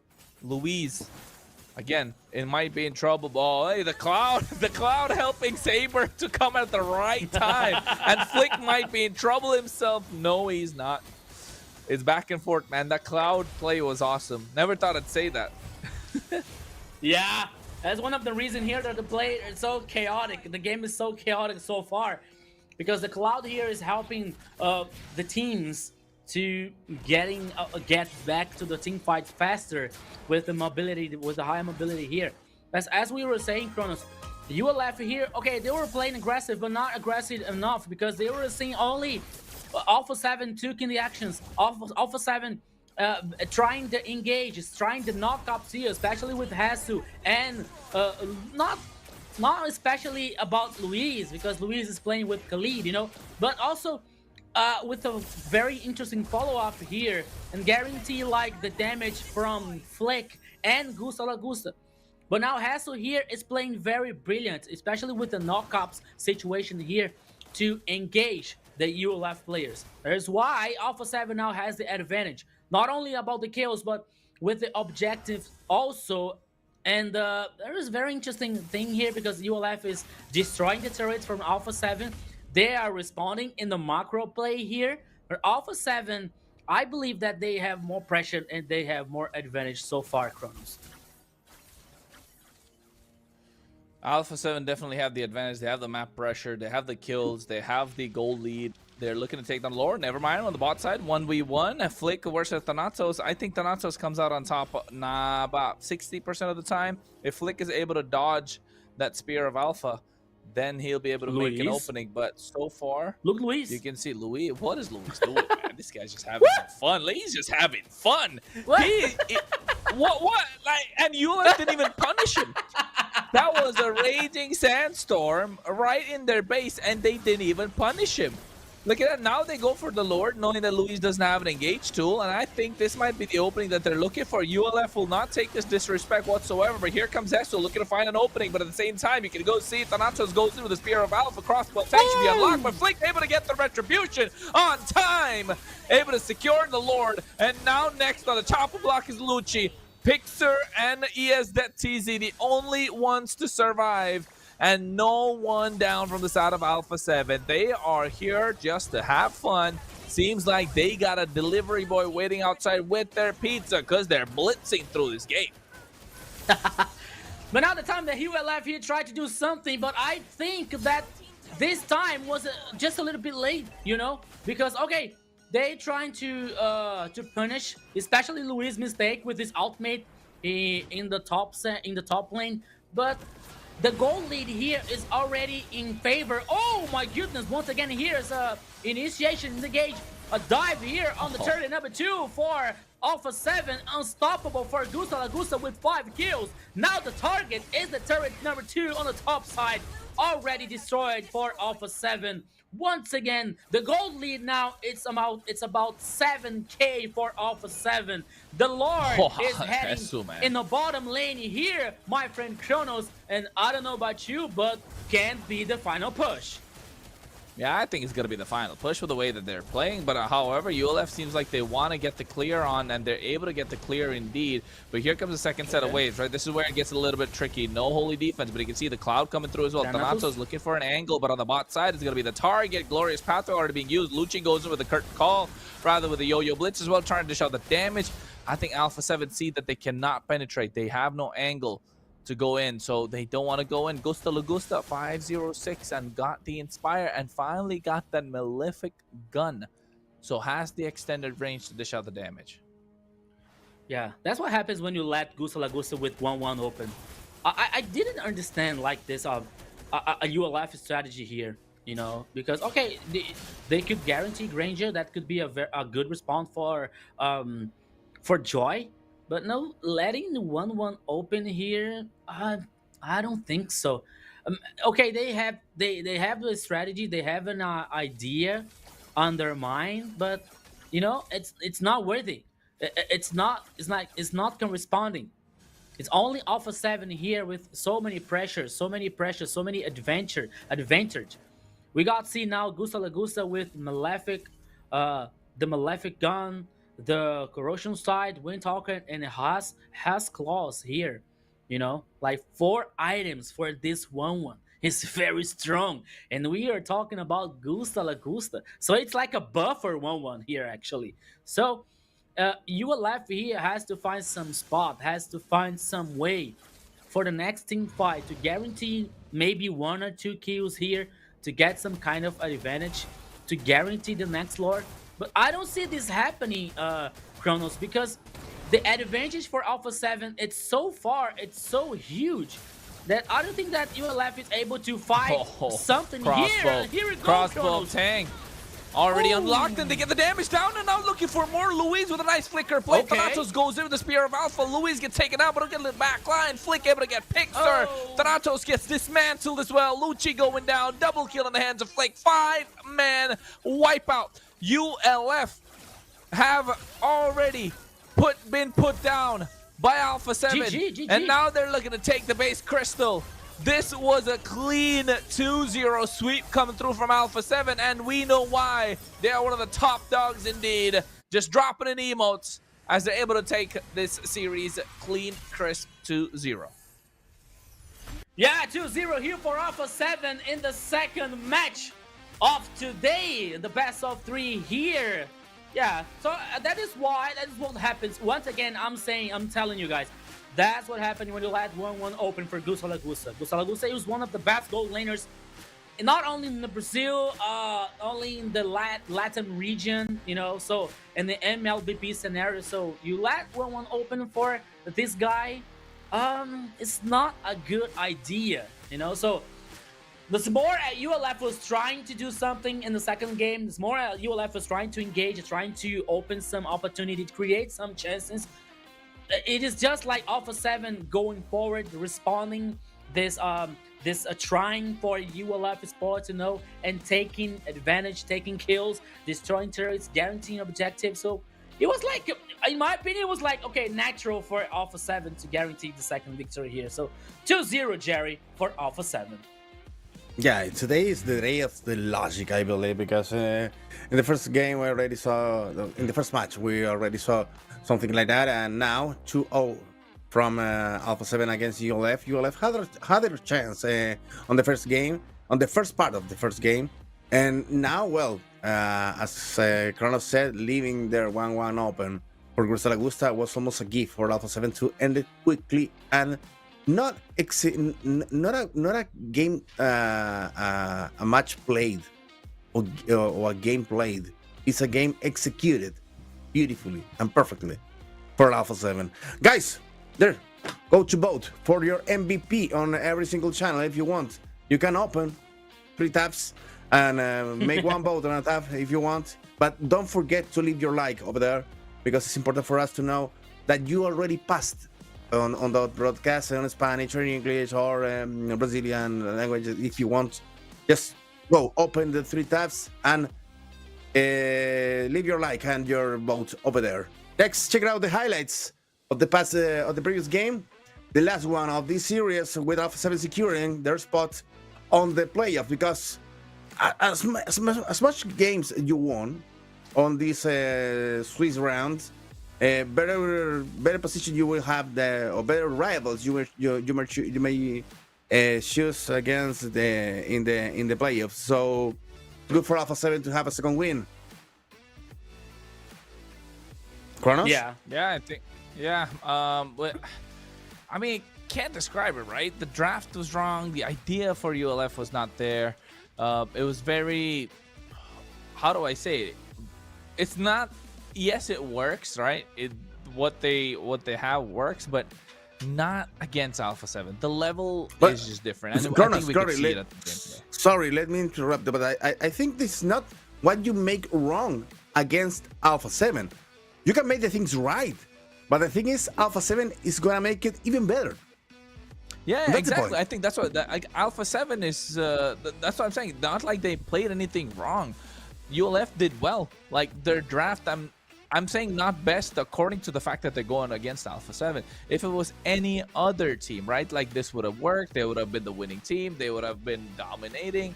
But against Alpha 7, it just doesn't. It's just a completely different level that we're talking about. So yes, ULF came from the MDL to try and come up, be one of the top teams. But I think here, you're above your weight class a little bit. I'd say that's what I would say. You're either, it's like you're fighting for the Intercontinental Championship, but then that the world title is just one step above. You know what I mean? Like the world title is the world title. So I think over here, like you're not just facing a top team, but you're facing the former champions of MPL LATAM season, in season 3. So the ones that have been to the EWC, the ones that have the experience as well. So I just think this is a little above their weight class at the moment. So ULF played well, but I think we just couldn't feel it. Yeah. They did what they can. Yeah, they did what they can.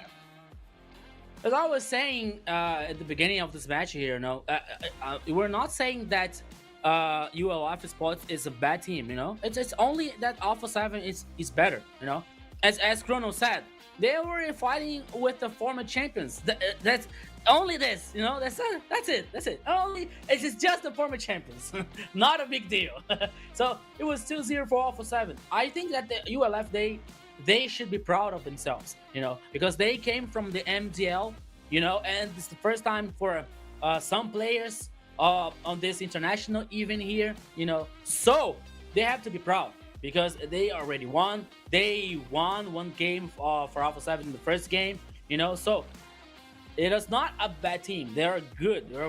They have very good players, so I think that the more experience they get on this event, the further they can reach on the next splits.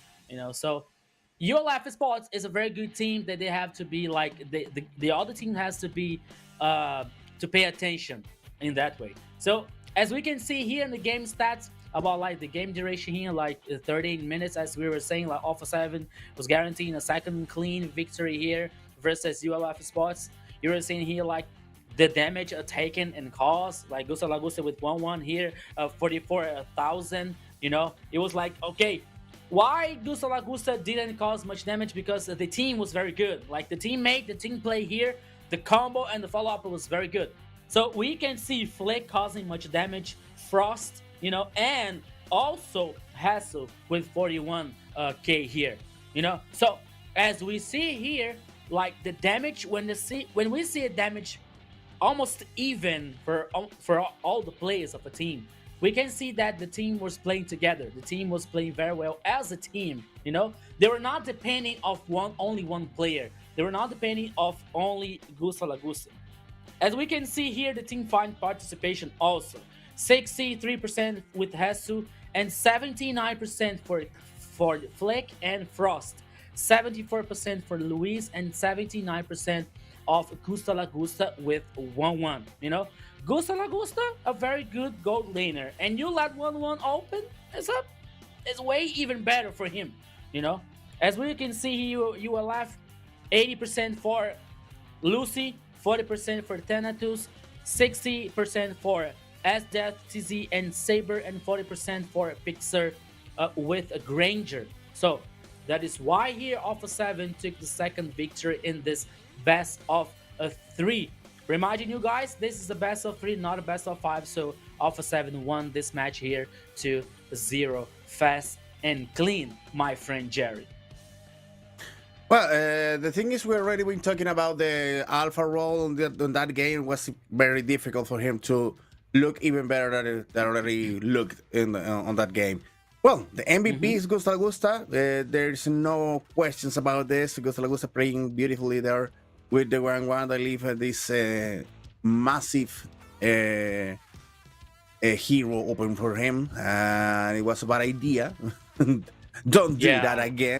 We already learned from this game. Don't leave 1-1 open to Gusta Lagusta when it's looking for the game to close the series, and it's not a good idea to have it against you. 609 underscore, and it's a good one to end this series. Yeah, I think you know that it is one of the strongest heroes in the current meta, right? The 1-1 is probably the best marksman just because you can scale, you can 1v5, you can kite, you can do so much damage early game, mid game, late game. You're just really a game changer by yourself, and when he needs to close out the series, you're giving one of the best gold laners in LATAM region, one of the strongest heroes in the current meta, especially in the gold lane.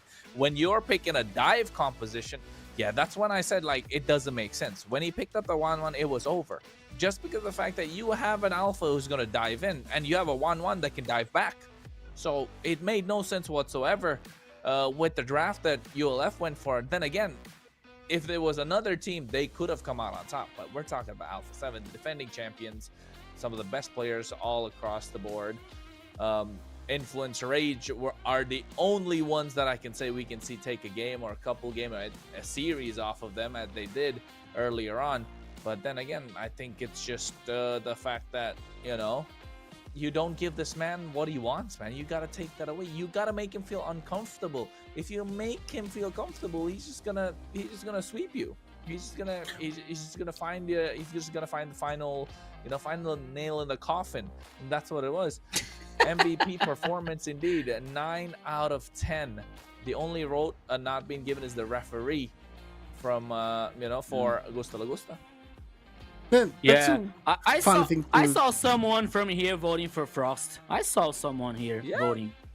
Yeah, that's me. I think Frost had more control over the game. If you take a look at it, the early and mid game really depended upon Frost trying to, you know, bridge the game so that Gusta Lagusta could scale up to that point. So I feel like that was the main factor. However, I think we have an interview with one of the players from Alpha 7. It's become a habit. I think it's going to be Hesu. Let's take a guess. Who do you think it's going to be? I told you again. Hesu, welcome. Welcome again, my friend. Hello, can you hear me? Yes, loud and clear. Okay. That's okay for us. Hesu, once again, thank you. Oh, thank you for joining us. Yes, congratulations for the victory versus ULF Sports. You know, so now it was 2-0, fast, clean, crispy. So how's the feeling now?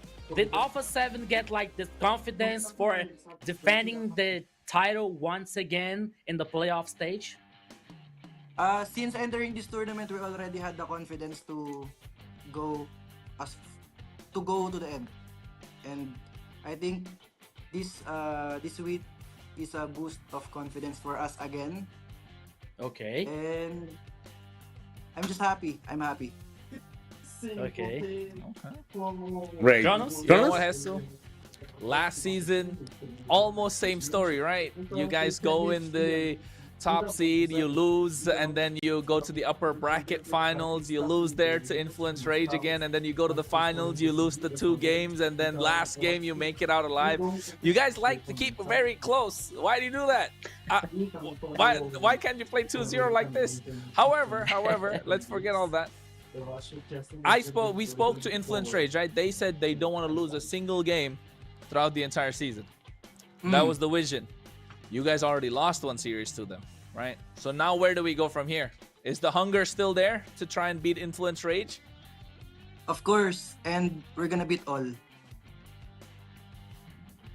Okay. Okay. So next time against Influence Rage is gonna be quick a quick game like this one, Jesus? What? Do you think the next wait, game guys, I will against just Influence? put on my headset. Oh, okay. We're gonna go leave for you. Go for it. Can you hear me now? Yes. Perfect. Okay. That's good. Perfect. Even better. What? Sorry, Well, bro. Sorry. Talking about the a new chance against Influence Rage, are you aiming to beat them all, to beat them quickly as you did right now against ULF? Yeah, of course. I think all the team wants to beat the other teams, bro. And for me, we're just gonna practice as hard as we can and perform the best MLBB that we can. What are Yeah. what are the main concerns you have right now regarding the global ban rule and how it's affecting the meta for the games to come? You think you need to improve something that has already been just leave it there just to check it out later? I think for me, the meta with the global ban is very interesting and very... I enjoy it very much because we get to use a lot of heroes, and I think it doesn't matter. It doesn't really affect us. Yeah, that's all. Okay. Okay. Go ahead, Kronos. You know what, Hesu? I have one last question. What's the difference between a team like Alpha 7 Influence Rage and like, ULF and Dream Max Esports, if I may say so? Like, the difference between the level of gameplay, because the game against Influence Rage is so much more, intense. You guys are so much slower to start the pace. But against ULF, you're just very aggressive. What's the difference? Is it because of the play style? Is it the confidence? The respect towards the opponent? What is it? I think for me, each and every team we face against is like the same, bro. And we are confident when facing this team. We're confident facing this team, and it doesn't really affect us. Yeah. For me. Okay. Hasu, one final question here. We, for the last conversation that we had with Influence Rage, we asked them about like what team have the potential to beat them. What the only team that they were able to beat them, and they told us that that was Alpha 7. And we want to know about you. What about you guys? What team do you know that is able to or there can be only one team or two teams like can beat Alpha 7 in your opinion? For me, our only enemy is ourselves. And if we perform our 1000%, of course we're gonna win. Okay. Any shout-outs? That's Go it. for That's it. Great. Awesome. Hasu, once again, thank you so much for your time. Thank you so much for joining us. Thank you, MPL LATAM. Yes. Congratulations for your See you victory. next time. See you next time. Thank you. Bye-bye. Bye-bye, Bye-bye, bye-bye. guys. Yeah. Bye. That's it, guys. That was Hasu, and whoa, you see that? I'm not sure, but did he tell that like the only enemies that they have is themselves? Yeah. I heard it right. Yeah, and Okay. it's a good. Well, as Kronos said last time, he's well trained on the for these interviews, And also, well, it's good for the team and also for the fans over there to exude that kind of an energy and confidence to be on the top of the top of their mind to face every single match. So good for Alpha 7 that has that idea. Not they're not just rehearsing or trying to improve to beat one team. They're trying to improve to be on the top of their playing of the place for the to be the representatives of the region. I believe it's a good idea not just to focus on the matches you need to face here at MPL, but maybe thinking on M7 already. Yeah. M7's the goal for them. They're definitely looking at that, but they have a big hurdle, right? Influence Rage, because Influence Rage are looking for M7 themselves. And don't forget, there's a one slot this time, no wild card whatsoever. That one slot is just gonna be so difficult for them to get, and it's gonna be so many heartbreaks. And if by any chance one of these two teams don't make it to the finals, if Alpha 7 somehow don't make it to the finals, if Influence Rage somehow don't make it to the finals, the other team is going to take it. 100%. Like, I call it right now. If the finals is Alpha 7 versus, I mean, I'm no shade to any other team. No shade to any other team. It's just the fact that the level of gameplay is just above and beyond. No, Kronos, the other thing is there is only one spot for M7. There is no wild card Exactly, spot. that's what I'm saying. So it's Exactly. impossible for you to think to be in on the second place. You have to aim for the first one. Maybe if you're a new team like ULF or maybe Black Sentence, you might aim to, okay, we're gonna play this MPL as good as possible and to get second or third place. That's good.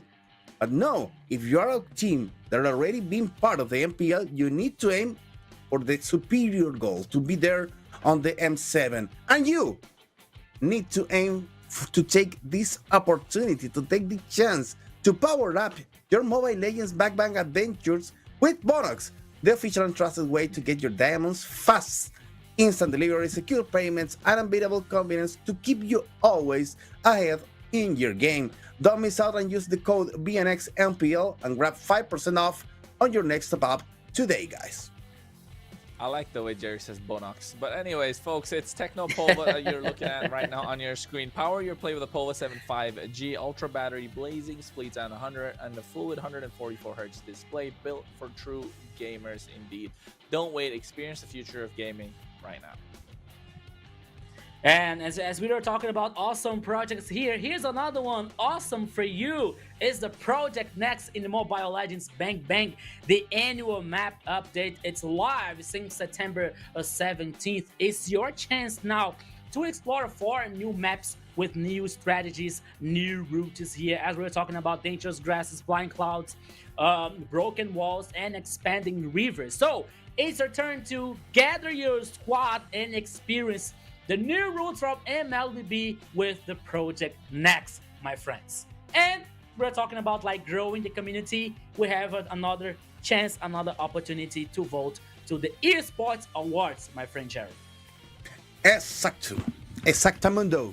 Yes, because the community is already big and you need to make a change on the Esports Brazil Award. This is your chance to show the power of our community. Vote now for our players and don't forget to vote also for MLBB by scanning this QR code already on the screen. Be part of this achievement and help MLBB shine on the big stage because they deserve it. They deserve it. Go ahead, vote. Yeah. Yep. Oops. Now, go Kronos. Go Kronos. It's a time to I'm not shine. doing nothing. Nah, I'm just kidding. I got nothing. I don't steal your codes, folks. So make sure you grab that skin though. You know, you want to make sure you get that skin for yourself. CX4YTIU42. Yeah, that's the code. So make sure you grab that. You could be one of the MPL skins as well. That you could get the Matilda, the Juan, the Benedetta, the Franco that's there. I think that's the Rafaela as well. So make sure you grab some of those MPL skins that are super nice. And hey, just make sure you enjoy yourselves while getting those skins, because you know you already got the diamonds from Bonox, you got the phone from Techno, and then you know about Project Next. You already did your votes, so we reward you a little bit with a little bit of these, you know, skin codes every now and then. But of course, at the same time, you know what? I think I'm a little excited for our next one. Yeah, the next one is gonna be a mysterious game. I don't know what's gonna happen right now.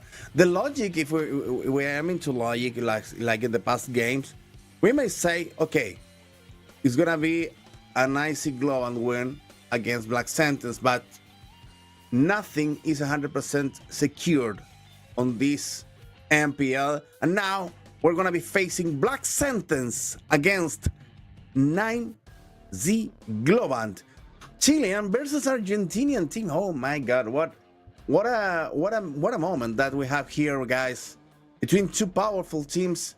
One being part of the MPL in our previous versions, another one coming on from the MDL with the best on their hands to make their part of history right now on this MPL, and maybe giving us a surprise. Let's take a look.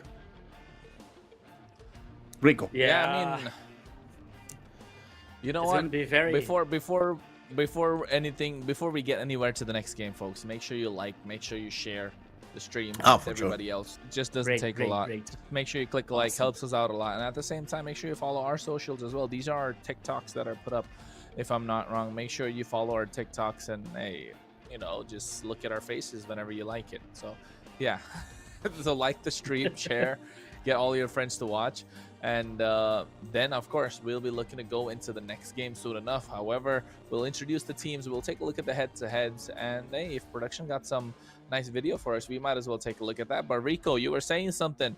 What do you think is going to come out? What do you think is going to be the outcome of this next series?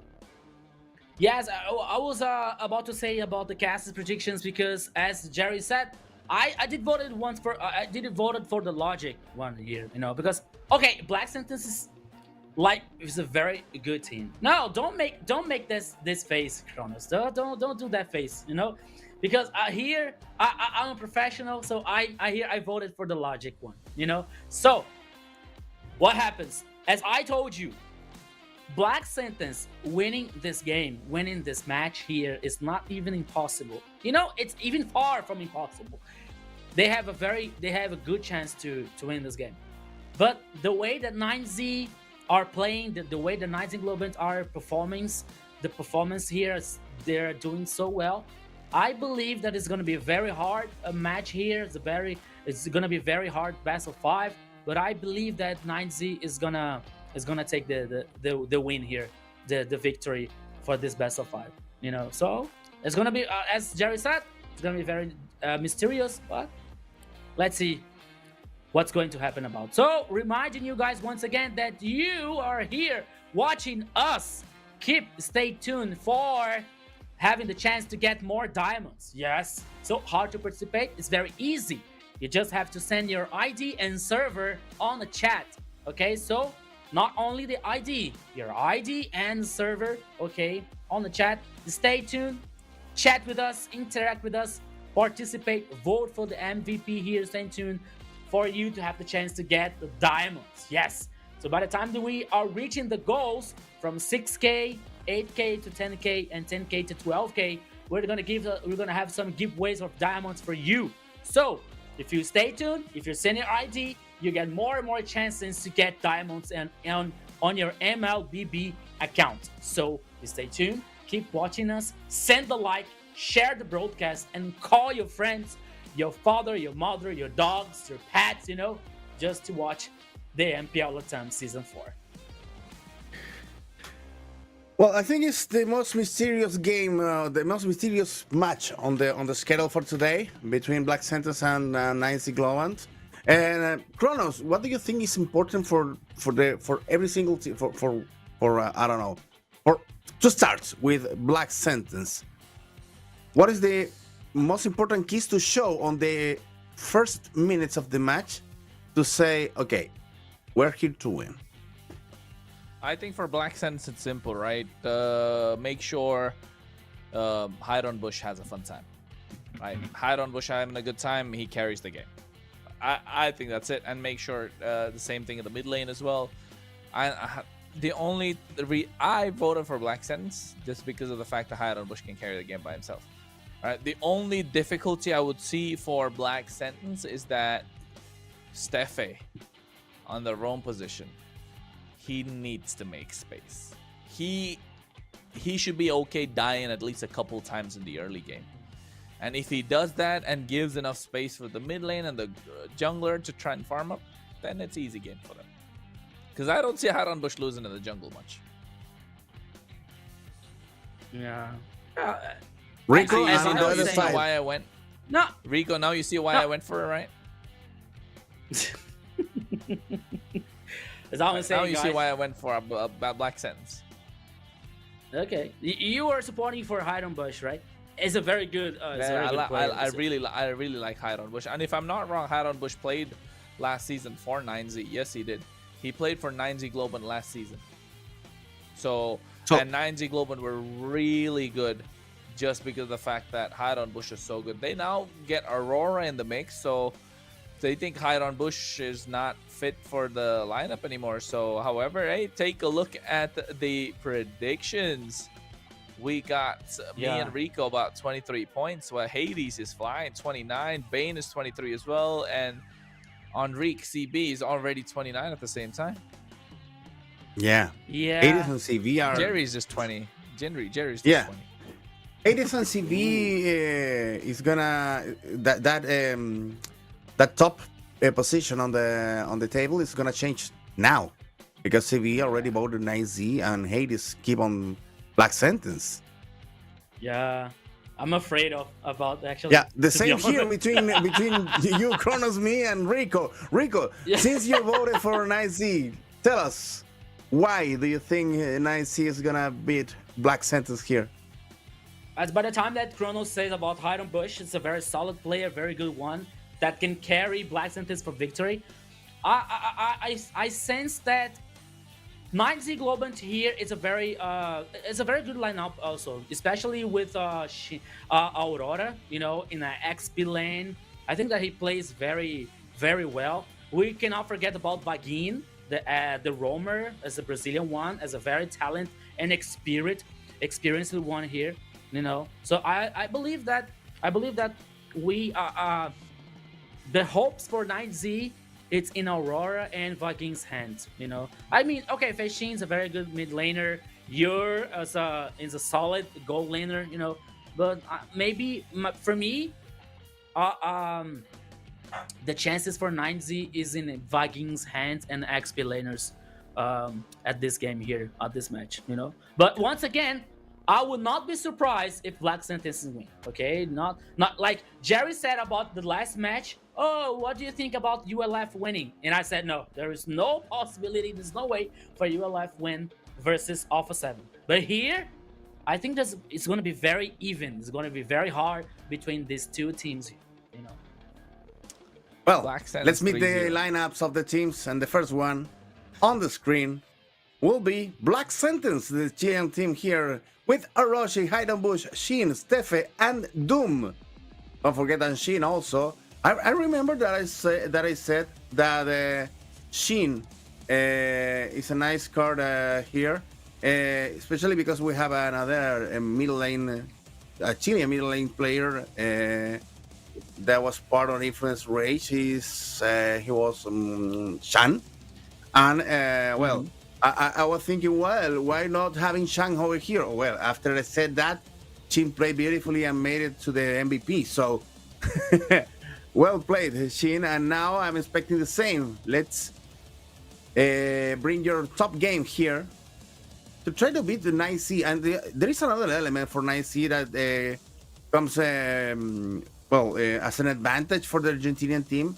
And it's the thing that they have a coach that is already that have been already working with the team for a long time. So if you have someone to watch the game outside and to take decisions about what you saw outside the game, it's important to manage to maybe make a comeback, maybe manage some the compositions and the strategies in a different way.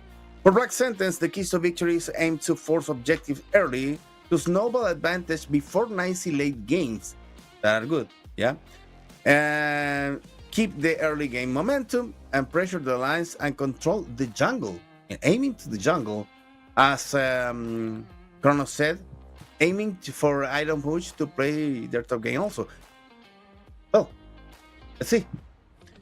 Exactly. Force objectives early to snowball the advantage before 9Z's late game setups. Take form, keep the early game momentum, pressure the lanes, and control the jungle. Exactly right. It's about hide on bush. Again, this is if I'm not wrong, this is the same lineup that 9Z had last season, right? And now they've changed it up almost, except for Stefe, if I'm not wrong. And I don't know, man. I don't know. Not the way that's. I don't know. No, I don't think. Not exactly the same, but I think Shin and Hide on Bush. Yeah, Shin and Hide on Bush are the same. Yeah. Part of the Shin and Hide on of Bush. Nancy. Yeah, so they Yes. have experience, but not as a team together. The thing is, they already played last week. They were playing on a same spot. Let's hope today is the same, because that improves a lot their calls, their synergies on every single battle, and it's important for one team to be on the same spot every single important game, and this is an important one. So let's check it out, Kronos. I feel like, even though it's a battle of the junglers that we've shown, I think it's gonna be for the roamers. Yeah. It's time for the roamers. Well, Rico, go ahead and present Now, your choice. yeah. It is time for the roamers, and also time for a 9Z Globant lineup. Arctic, Aurora, Shy, Vagin, and Ure. It's a 9Z lineup here so far, with a very experienced players also, especially talking about Vagin, Aurora, So this is the 9Z Globant lineup so far. You were talking about, like Kronos was talking about, like Hide on Bush. That could be one a very a strong point, a very strong spot for Black Sentence here. As I was saying, like, I think that Arctic here could be a very very good, very strong spot for 9Z Globant with Vagin. Ure is a very solid gold laner here, so it doesn't compromise the game. So that could be very a good situation here, especially when they focus and this kind of like a late game composition is out scale. So let's see what's going to happen. And now here's some keys to victory for 9Z Globant. Prioritize durable front lines and crowd control heroes to delay the game until power spikes, as we were talking about the late game situation. Maintain trust in their carries with frontline heavy drafts to enable safe scaling. So as I was saying, like, about Vagin, that Vagin here can be a very important key for 9Z, like can be a very important pillar for like a guarantee that the carries of 9Z Globant has time enough to scale, has time enough to get in the power spike, to get the items and guarantee the victories for 9Z. So as we saw, the keys to victory for Black Sentence is to try to avoid that kind of situation. So that makes sense for both teams here. And let's see what team gets better in this best of 5. Kronos, what are you thinking about? Like, what is passing in Kronos' head now? I'm just thinking, like, yes, 9Z Global like to play for the late game, but I think Black Sentence don't mind playing for the late game as well. They've got a solid lineup with their goal laner at the same time. I think Doom does a phenomenal job in the late game. So I don't really see how the 9Z Global lineup, if they try to go to late game, Black Sentence don't counter back. I do see this head-to-head, though. Arctic versus Orochi, and I can tell without even looking at it, Arctic definitely takes the cake just because of how experienced he is. Orochi, genuinely just a rookie, but this rookie has been playing well. He does the dirty work in the background. He's the one who's clearing the waves. He's the one who's there taking the damage, gets those little bit of knockups, tries to zone out the rest of the gold laners on the opposite side, while Hide on Bush is the star of the show for Black Sentence Esports. But 9Z, if Arctic doesn't get going early on, then they have a hard time. So Arctic and Vagin need to make the space to make sure Yer can carry the late game. Because if Yer is not allowed to enter into the late game, then I think Black Sentence Esports might just have the advantage. Again, it's just speculations. It's just coming down to draft at the end of the day. And, you know, after that, it's just a coin flip. And then the coin's going to land right in the middle, right? Like how you guys said earlier. Yeah. Look at that guy. He's the enemy now. He is the enemy. Dodge! Dodge! No. It's important that there is always need to be a bad guy everywhere. So Rico is here. No, maybe he's trying to Come on. secure his difference against us, Kronos. Maybe Trying he's to- the good No. guy and we're the bad guys. Yeah? This is about personality, you know? I have to be serious here. I have to be realistic, guys. I'm hoping for like, okay, if Black Sentence win, it's gonna be very good. Like especially for a Chile country to represent, you know. If 9Z wins, it's gonna be very good too. For my vote, for my spot, for my score, also. But I don't know if we are able to talk about scores after what is the Brazilian guys are doing with us. But the thing is, we're not gonna be left bro, there fair enough. at the bottom of the table. So it's okay. Let's say the difference between us. Maybe, but for instance, at least we're already winning the Spanish broadcast. So we're not so bad. we're not the last ones.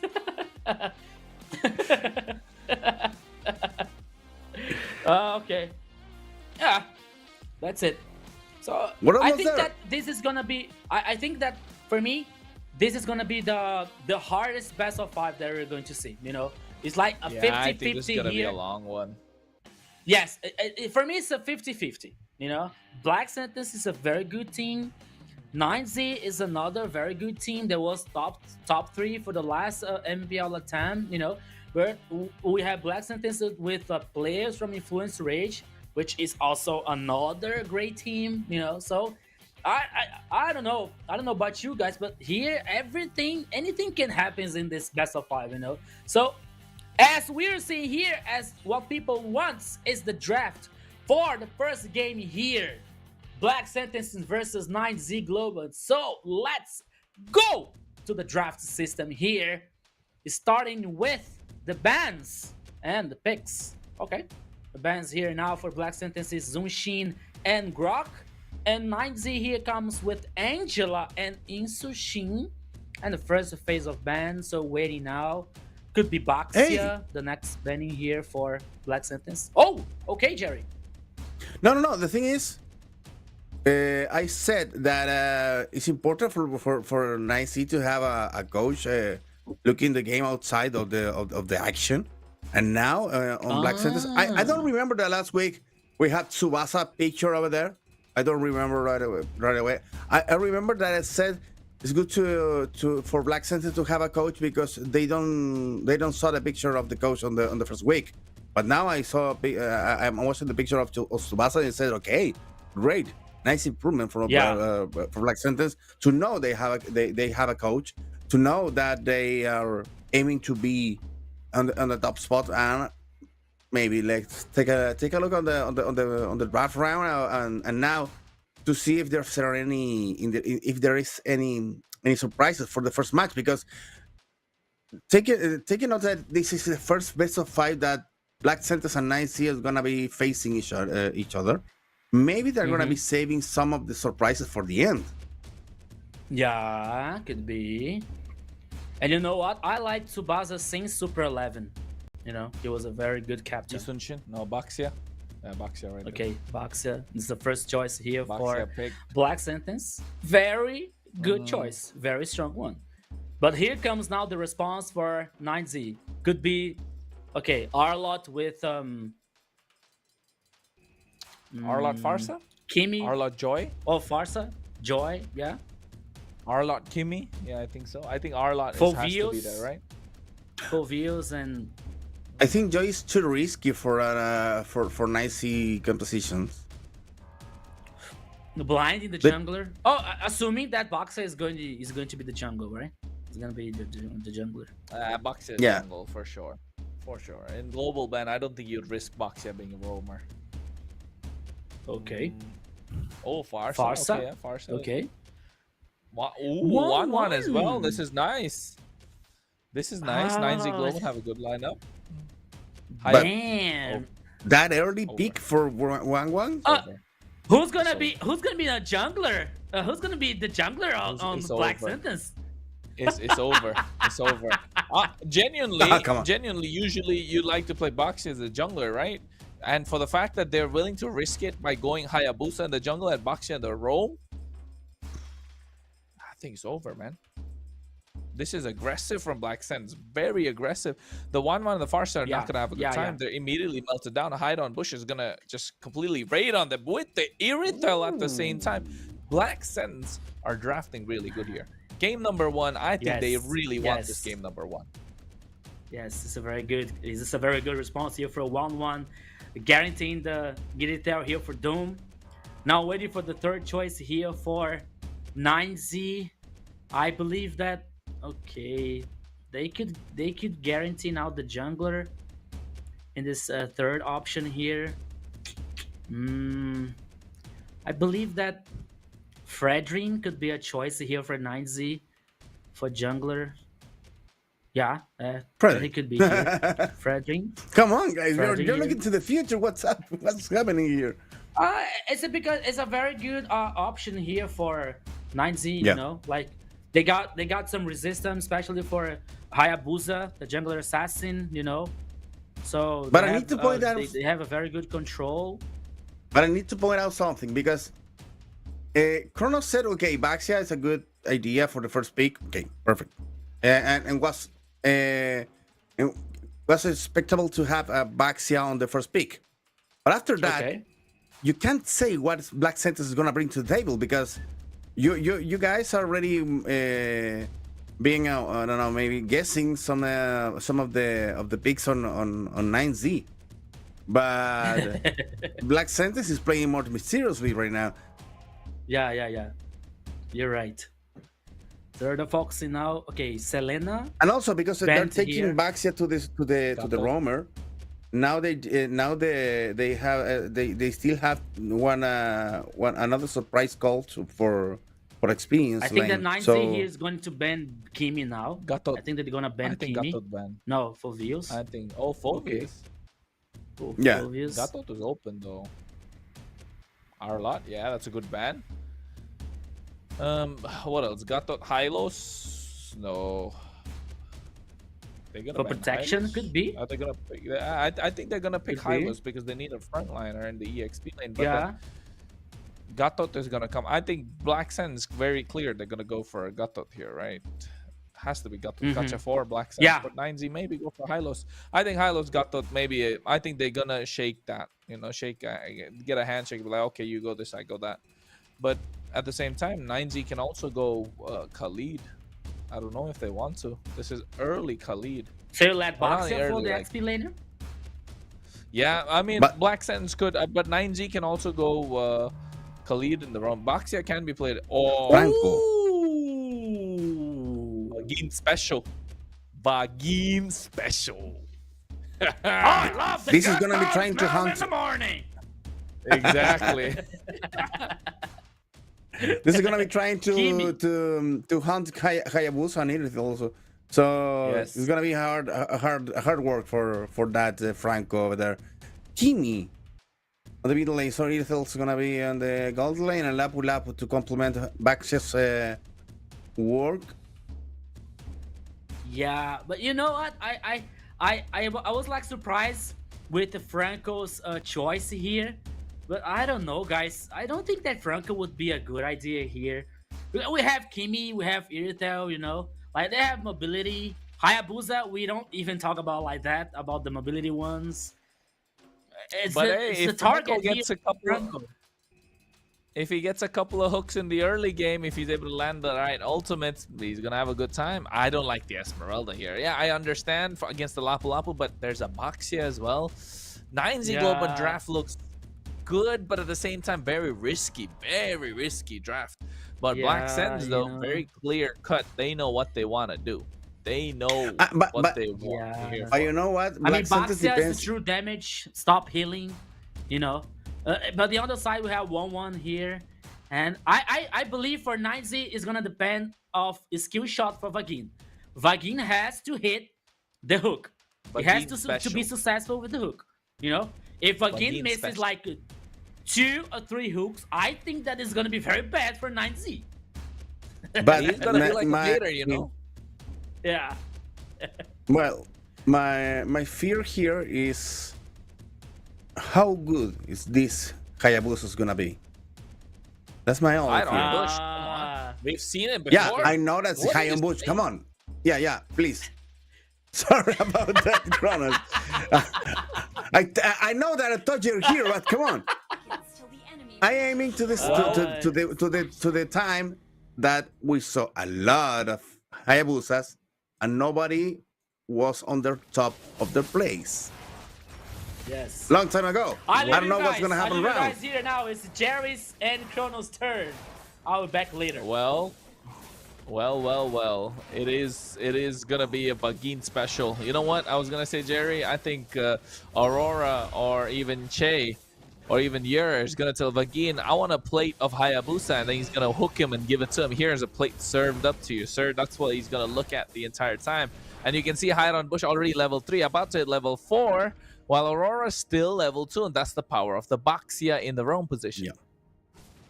Yeah. Let's take a look at what Hiron Bush had to show us. And maybe an early attempt to hunt Shakeite in the middle lane will be... Vagin stole the lead, though.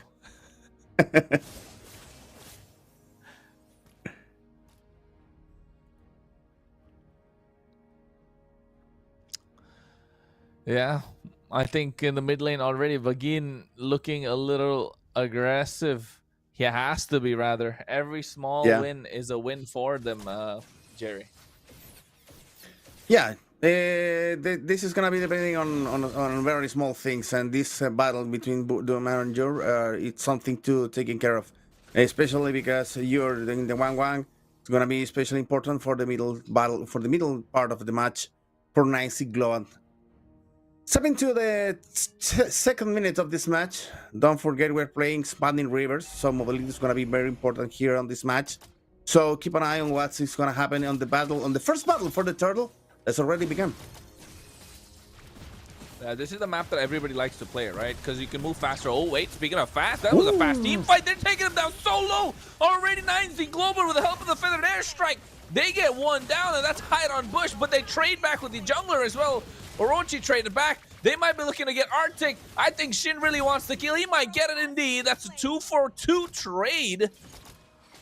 That's looking good for both these teams. That was quick.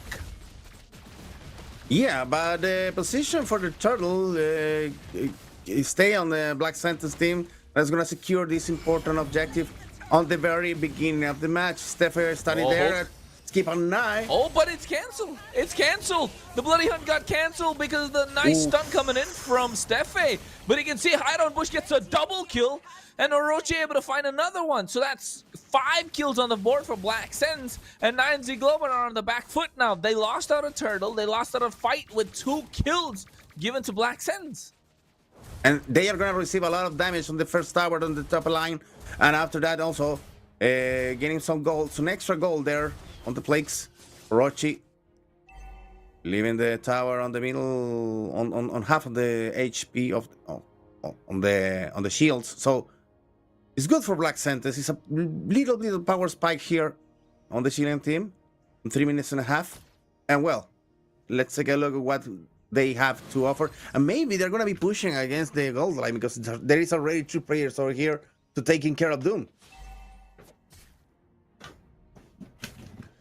Yeah, I think Doom is gonna be the target, right? One of the very clear keys to victory for 9Z is that they want to play for late game, which means they want to play for year. That's why they give him a late game marksman where he can do much. And you can see he's trying to hold off Doom as well, slowing down the wave clear for him, making sure he tries to pull him towards the tower. Bagin needs to do everything that he can on this Franco. He did well so far, but Steffe has just been one step ahead. Yay! So I think 9Z Globan are having a difficult time now. Take a look. Black Sentence changed the spot. They're in another place right now. Yeah. They got their own place. Oh, wait, speaking of that, Arctic gets taken down. Beautiful. And that's a good gank from Hide on Bush on the top side. Meanwhile, the bot side, look at them.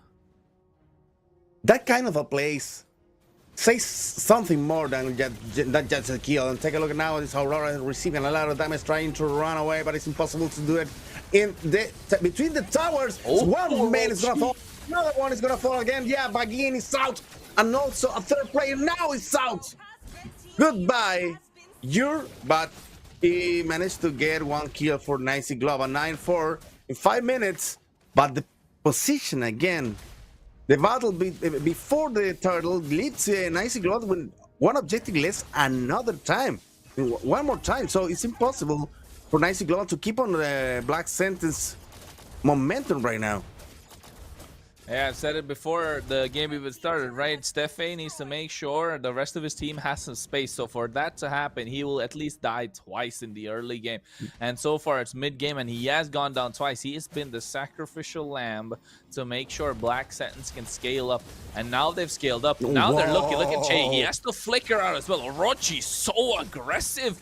And he's playing it well. Arctic right now catches him with a falling star moon. Orochi goes in for the bravest fighter. Looking to take down Aurora. He's so low in HP. He does a lot of damage. But here comes Hide on Bush. Looking to find someone. Bagin is there as well. Hooks. Misses. And now Black Sense Esports looking to take away the tier 1 tower in the mid lane. Steffe zoning them out as well. Catching somebody off guard. Traction Pulse. Purify popped in from Arctic to make sure he's able to survive. Yeah, meanwhile, 1-1 is securing the first tower at the top. They're in the experience line. Jure gets something for 9Z Global to keep the gold amount just in short difference. Now it's 3.5k against 9Z Global and in favor to Black Sentence. And now 42 seconds before the last turtle, they just shaking the bushes to know if there's any threat over there. Zoom changes to the top line. And Orochi is going to be there also to attend Bagin. That is going to be trying to make a face check. It's a bad idea. Yeah, it's too early though with a bloody hunt, but Orochi's able to survive. He flickers forward. Feather Airstrike already being used. I think Black Sense want to go for a re-engage. Doom comes in with a heavy crossbow. Has the damage. Aurora has to play bodyguard right now for the rest of 9Z Globan. Oof. And it's not looking good for them. That was a good... I don't know if Bagin... Was that the right call? Jerry, with Bagin using the ultimate on a Lapu Lapu when there was no backup? No, not at all. And taking care of that battle goes to the top lane, and the turtle was appearing near the bottom one, so it's impossible to make that to invest so many abilities on that. 9Z Global really out of place over there, and Black Scent as well playing beautifully to push 9Z Global to make mistakes once and again. Yeah, I think 9Z, they do have the late game in the bag though, right? Oh my god, look at a 6k goal lead. Almost 5, it's almost 6k, 5.5k. Black Sand's already ahead in terms of the gold lead. I think they're really playing for Yer. They're really relying on Yer right now, but with the damage that's coming out from Orochi, he's 4-1-4 on an EXP laner, and I think it's doing a lot. Oh, wait. Bagin is so close with the hook. Yeah. I was saying, but the thing I was saying, Jerry, like, what? Yeah, you have 4 players just to make one pickup. And meanwhile, you have 3 players of Black Sentence pushing the middle lane and clearing the way for the Lord that is going to be appearing on 50 seconds. The idea is for Black Sentence is to give the middle lane and the bottom one in the best possible shape, so can push against 9Z Global one more time in another clean battle. I believe that they have the macro game more clear than 9Z Global right now. Yeah, you can see they're going into the top side. They sense there's somebody there. Yer as well as Vagine. They are they're looking gonna to hunt them. recall. Oh, Doom comes in. Oh wait, he goes in for that flicker play with the Bloody Hunt as well, and now with the No. crossbow tangle locked, but hide on Bush able to get the assassination attempt onto two of them. Vagine is down, and so is Yer. Now they're looking at Siege at the top tier 2. I think Arctic tries to go with the Falling Star Moon, trying to get them away from the tower. Unfortunately, he's not able to do so. But here he comes hide on Bush. He gets a quad shot, looking to take them down Beautiful. so easily. Shin with the damage. Tier 2 conquered by Black Sentence on the top side. Yeah, and now pushing against the tower at the base. Shakehead need to be using the Feather Strike just to clean the waves and to push Black Sentence back. They're gonna be after the first Lord of the match. Nice and easy. Stepping to the minute 10 on this game, and Nice Glow doesn't make any movement at all to claim the Lord that is already secured by Hydra Bush. 9C Global again. They want to play for the late game, but 7K goal lead. I think late game's a little out of their reach at this point. Doom is scaling as well. Don't forget, Irithel is a straight counter to the 1-1 in the lane, in towards the late game at the same time. So I feel like if Yer and Doom go 1v1, Doom might just come out on top. However, the Lord is marching on the top side, Jerry. I think 9G Global should be able to defend this. Yeah, but it's a Lord marching on the soft side on Nice Glow right now, because they only have the tower of the base in that line, so it's a chance for Black Sentence to push even further on the other lines. They already managed to claim towers tier 2 on the bottom line, and now pushing against the middle. Meanwhile, the Lord's already making some work over there, distracting some nice guys on the defense, and Steffi also helping the Lord to claim. One more tower. Bloody Hunt comes in. Hide on Bush gets taken down. The tower's going to be the target, but look at This is Orochi. Goes in. Crossbow of Tang is already unlocked. You're already dished out all the damage, but now they don't have anything. However, Hide on Bush was the target. Vagine was waiting, right? Vagine just baited at the right time. He knows Hide on Bush is going to come back to the shadow, and as soon as he did, he was pressing that ultimate, and he locked him down. Yeah. And if it wasn't for that, it could be the game over for Nice Glow right now, because Black Sentence pushes so good against the top lane, and after that, even the bottom lane suffered another tower, another tower to claim for Black Sentence. So they're gonna be retaking the positions on Black Sentence now, expecting to Nice Glow to leave the house and make another mistake, maybe another attempt to pick someone. Steph could be the one. Yeah, they grab it. Yeah, Bloody Hunt already locked them down. I think they're looking to unlock the crossbow of Tang, and yes, Yer should be going for it. Doesn't unlock it yet, Managed but to survive. Arctic taken out so low, and I think here comes the rest of the damage dealers. Orochi goes in with the Braves. Fighter gets hooked up, and right now I think Yer finally unlocks the crossbow of Tang, as he's able to dish out one, able to get two, but look at Hide on Bush goes in with the quad shadow, Ogi shadow kill combo, able to survive. This has been the failsafe for 9Z Global the entire time. That Bloody Hunt into the crossbow of Tang. And I think it's working out. And Che hasn't been taken out a single time, so it's working in the favor of 9Z Global. This is what they want to do. And I think if Black Sentence split the map, it's going to be more difficult for them. Yeah, but finally, the damage on yours, you can feel that 1-1 damage now. During the battles, now 3 elements of Nice Global taking care of the Lord. Meanwhile, Steph is gonna be stepping there. Now, all the team of Black Sentence need to jump to the action. Ogi shadow kill, already 5k on the Lord HP. Will he be able to get it to distribution? Aurora is able to pick it up, but look at Yer. He's taken out so low. Doom is there as well, but finally Arctic gets taken out. Aurora's next on the chopping block. Orochi's not letting him get away. Seems like he will get taken down indeed. Doom secures that kill, gets himself a double. The Lord should be coming up soon in about 5 seconds, but I think Black Sense want to try and end the game. Yer has his ultimate coming up soon. He has the Inspire as well. Lord already marching down the top side. No. Oh no, Steffe gets hooked, then they're jumping in. Ogi Shadow Kill should be able to get on one, but nobody home and nobody able to pick up a kill. Steffe, the sacrifice, while Black Sense able to clear out the Lord. Vagin wants to go and he's looking to get someone. You're with him for the backup. Che trying to flank from the side. Hide on Bush needs to make sure he gets the wave cleared. Yeah, the thing is, you're already feeling the damage coming from Yer, and also J-Kite is landing perfectly good feathers there on the ultimate. But, well, Black Sentinels loses hide on Bush, and that's why they are pushed away from the base of Nicey Glowant. The natural advances of the top line is gonna be bothering 9-7, 9C from time to time, but they can solve that, and they need to focus on the next fight, especially to get again the Lord, and maybe making Black Sentinels make a big mistake that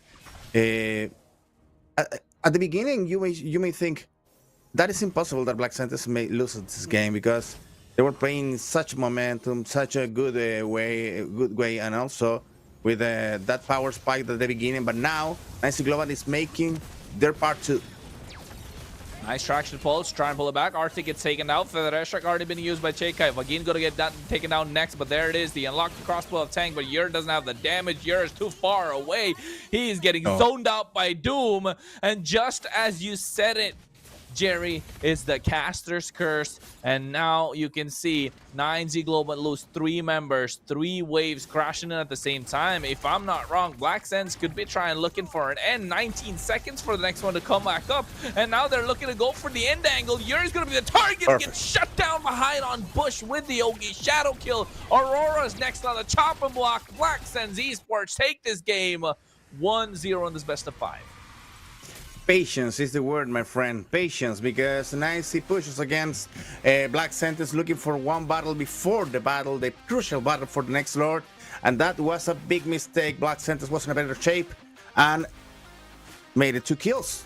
And that with superior numbers, yeah, Black Sentinels took the game easily. Game 1 for the Chilean team. Rico. Yeah, so that's it. Victory for Black Sentence. Totally against what I said. Totally against what I voted for. But that's it. Black Sentence played very well with the brilliant performance, as Ronald was saying about like Heidenbush performance. You know, he played so well with this composition. And again, or it's like Vagin bringing a Franco. I didn't understand the idea, but that's okay. It was like it was really deserved. It was well deserved for Black Sentences to win the first game here, especially with the Heidenbush performance. He was really very well with Hayabusa. And I hope for Jerry it's okay, because Jerry was like hoping and waiting for a well-played Hayabusa performance. So that's it, Jerry. Are you satisfied? Yeah, for sure. I'm entertained and also satisfied.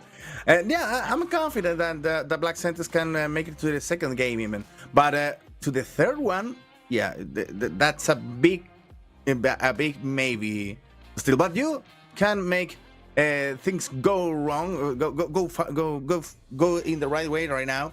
Vote for your favorite. You don't need to vote for one you hope to be. You have the data now, and you can vote for one with the information. Vote now for the MVP. Choose one of these players to be the one glorified about to be the best player on this game. I think on my side it was Heidenbush. Yeah, he played that Hayabusa in a perfect way. I may say the little mistakes on that Hayabusa wasn't Heidenbush's fault. It was just for the situation, and also because Nancy Glowan really stepped the foot on the accelerator at the end, arriving to the late game, trying to get the most possible out of Arctic also, and with the nice hooks with Bagin, but it wasn't enough for all the power that Black Sentinels brought to the battle. Yeah, Kronos. not only Hiram Bush here, Shin played it very well. Doom also, none of the players of Black Santis here compromised the performance. They all played very well. Of course, we have to vote for MVP here, and in my opinion, it has to be Hiram Bush. But Shin also deserved because he played very well with Gimme. So the composition here, like the combo and execution for Black Sentence was very, very nice. Because by the time you've seen the Boxer, here, for example, here trying to engage and being with the property of stop healing and true damage against like Esmeralda, yeah, he had nothing to do with that. He only played forward and guaranteeing the victory for Black Sentence. So for the second game here, Black Sentence has the confidence, has the power, has like the skills and the experience to win the second game. Nizzy has to wake up. Nizzy didn't play bad, but I expected more, especially from Vakin. Bringing a Franco, I didn't understand the idea, but that's okay. They have the strategies, they have the plans, so let's see what's happened in the second game here. No, the idea was to pick up Kimi and even Hayabusa, but that didn't work. And also, Kronos, how important was Kimi's damage on the early game? Because the first kills wasn't on the Hayabusa, was more important on Kimi's abilities. Absolutely. I think the early game damage definitely relied on Kimi, on Shin, just making sure that he could dish out the piercing, right? That basic attack pierces through once you have your passive full. So I think that definitely made a big difference to try and tilt the early game in their favor, because we saw that early game bout, right? That small fight where Hiram Bush got taken down instantly with the help of Chase, Feather, and Airstrike, but then it just completely turned around with the damage that came in from Shin. Yeah. So as we're seeing out the game stats here, especially in talking about the emblem system. We got from 9Z Globen and Black Sentence, Brave Smite with Festival of Blood here for Orochi. We got the Quantum Charge for Kimi here, Shin. We got also Concussive Blast and Quantum Charge in Doom here playing Irritel as well. So it was very good and very nice for Black Sentence. He guaranteed this first victory in 15 minutes and 51 seconds of game duration. The goal here was almost like 8,000. Yeah, 8,000 here. You mean the turrets and objectives here, like we're more like in favor for Black Sentence, especially because of Hiram Bush here with a very a special assassin with much damage here with Hayabusa.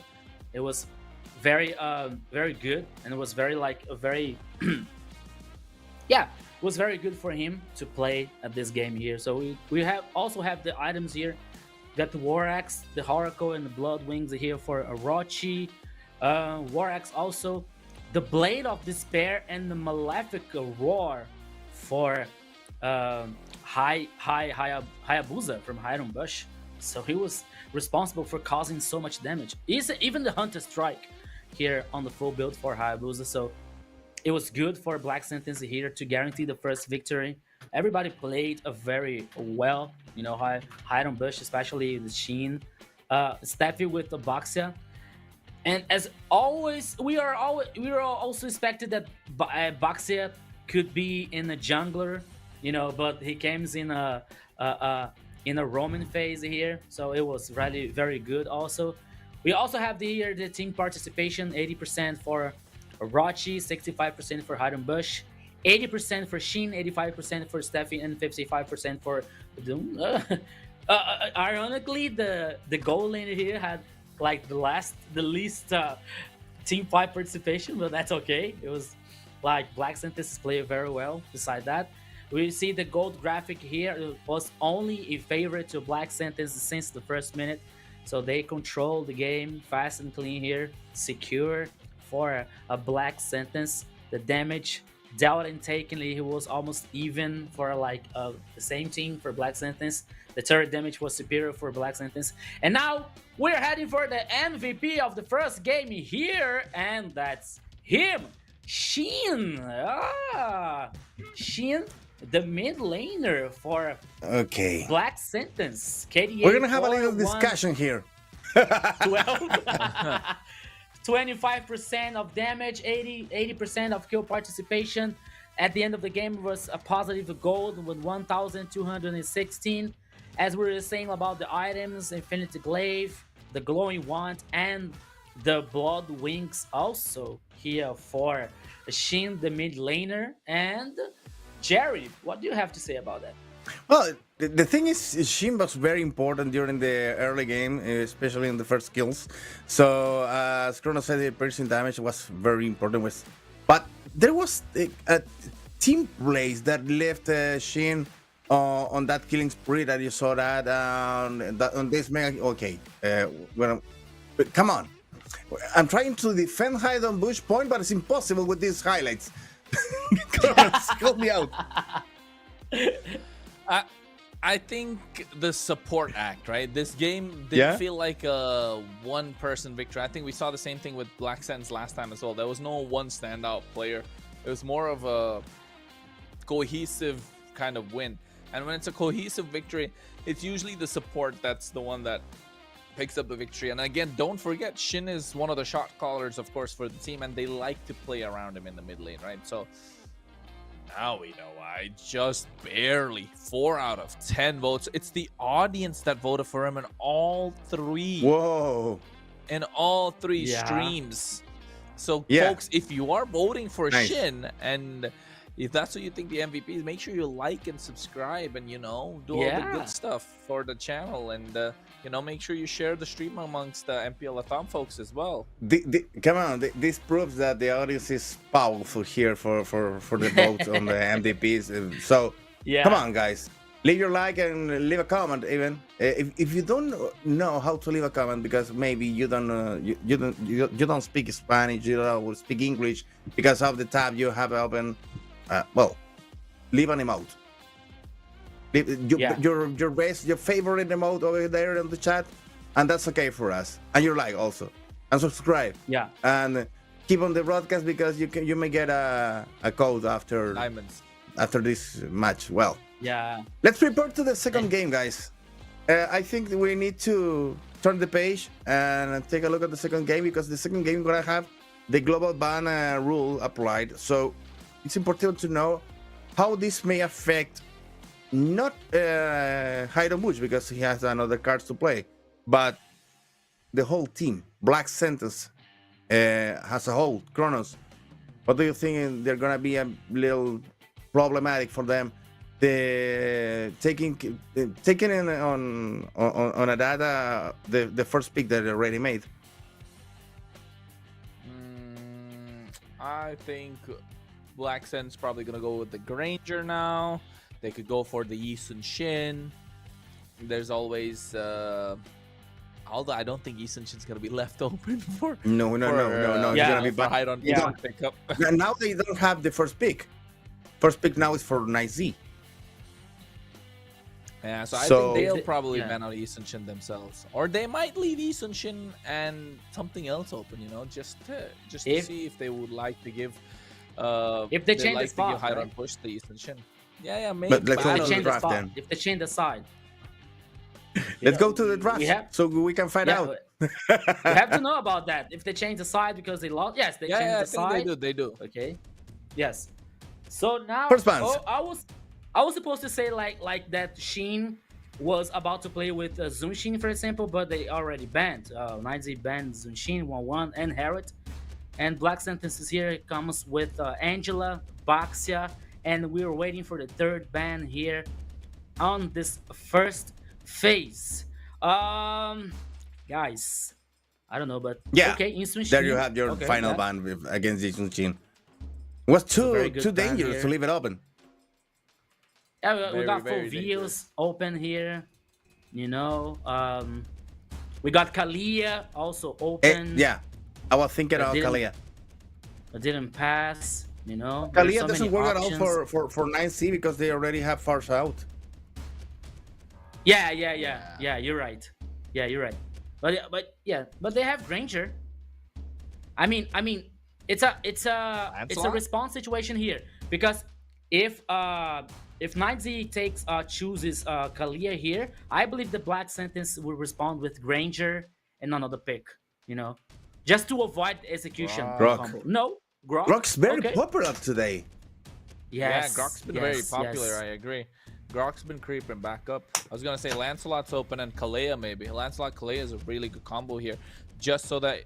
But then again, they don't really need to pick the Kalea because already Grok's picked. So Phoveus, Lancelot looking good. They're good. Yeah, I think 9Z probably gonna go Granger now. No, I don't know if you guys remembered, but when we were talking about our games, I said I used to play in the jungle, and starting this season, I tried to I started to pick Lancelot because I saw it in many games, and it's so powerful, Yes. powerful. It's working so good. So I have high hopes right now for Black Sentence. hide Let's on wait. Bush, man. Hide on Bush. I'm telling you, this guy is really good in the jungle. He's the difference maker every single time as well. Ooh. See, I like this. I like the CC. I like the Kimmy coming in from 9Z Global, and this is looking strong now. Black Sense needs some power pick. They need some power. Farsa's not good here. No. For mid lane, I think that there's still I've open. Not good. I think yeah, Eve is good, but I Probably believe that wait, I believe right? that it's not. They're not gonna focus. I believe that they bring the roamer now, but Grok is in the other side, so they Ranger? have to be careful about that. But Yeah, you we have a used to first be a- line. Well, the thing is the clash between the first lines. You have Grok on the one side. Oh. Yeah, cheap. Whoa. Okay. And the portals against Okay. Kini. Ouch. They have dive as well with the Lancelot, right? And Joy being banned out now. I think next is gonna be Hayabusa.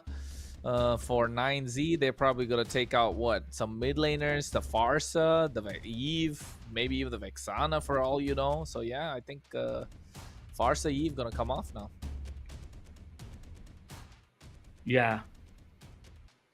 So now let's see how's gonna 9Z here is gonna focus the next bans. Assuming there's still like gold laner left for Farsa. Hayabusa. It's the fourth ban. Hayabusa is gone. I think it's Joy, gonna be they banned Hayabusa, Joy. right? Oh, Akai? Akai. It's the last one here. Okay. I don't know.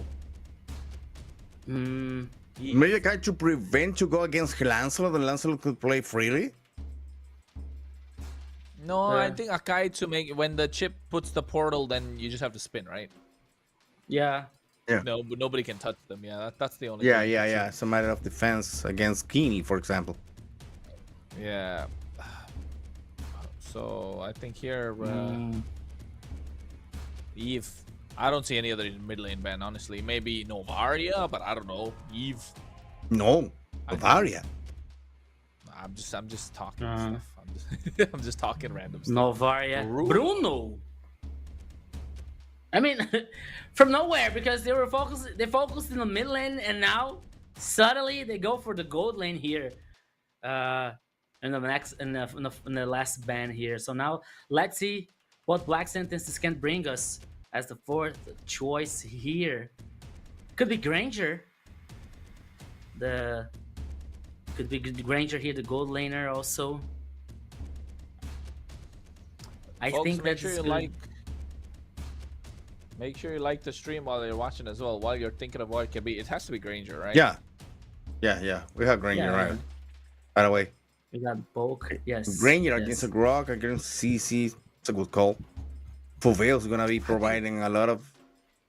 I think Granger Ew, not a over good there. call to take. I think Granger not a good call to take, but Granger good call to not give it to 9Z. I think that was the call here for. Yes. Because yes. just for the poke. It's a big bang thing. Yeah, like deny, more like a deny pick, you know? It's like a deny Yeah. pick to 9Z. Like, we know you want Granger, we're not gonna go, oh, I like Guinevere. this. Oh my god, a Guinevere. You're gonna see a lot of Violet Requiems and spatial migrations. Ooh, with a Claude. Claude. This Oof. is nice. That may hurt. This is nice. This is But nice. let's see what's coming for Shin. Don't forget we I had don't know, our guys. MVP. You can't with go the last Eve pick. because he's gonna get dove upon. He needs something Yeah. with tankiness, some tough mid lane. He can't go Eve because he's gonna get dove upon. Angela is out. I was supposed But to say Novaria is Angela, too but weak on the tier list right Novaria's now. weak. Yeah, Yeah. Novaria's weak right now. So sad. Faram Could be is. a Who knows? Farams Faram is is- good, yeah. No, Eve. go for a knife. Eve. But I think 9Z Global saw this Eve, right? They saw this like you're gonna go for Eve. There's not many picks left. We know you're gonna go for it. That's why they picked the Guinevere and the Claude. So this is Guinevere jungle, Claude gold lane, or looking to dive this Eve. So Shin is gonna have a lot of pressure on him. But then again, Shin is that good that he's okay with the pressure. So I feel like this early game is gonna rely on Doom to try and get some kills or trying to get some gold. And then Shin is going to have a lot of pressure on him in the mid game. And if Doom is able to scale, then it's over. Or if it's going to go super late game, then I think 9Z Globe have the super late game. Yeah. Well, let's find out what it's about. If it's about the early game, middle game, super late game. I think we're gonna be focusing more on the middle lane, well, the middle game right now, because both teams has some real tanky picks over here, and the damage is gonna be taken a little bit to appear. Well, I'm gonna stay don't here with forget- Rico. Kronos is gonna be leaving us for a nice Yeah. cup of tea, maybe with honey and cinnamon, right? Yes, yeah, yes. and some food as well. But at the same time, I was Some going to say, food. I think this is going to be a make it break it game for 9Z Global. Let's find out. Yeah. See ya. Let's find out. Well, Rico.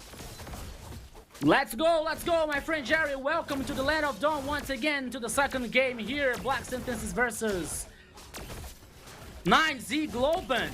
I almost forgot the name, but now let's go. Come on. 1-0 here for Black Sentence. I believe, Jerry, if Black Sentence win the second game, would be a 3-0. Fast and clean for Black Sentence. Yeah, that could be because maybe Nice is gonna be feeling that in their guts.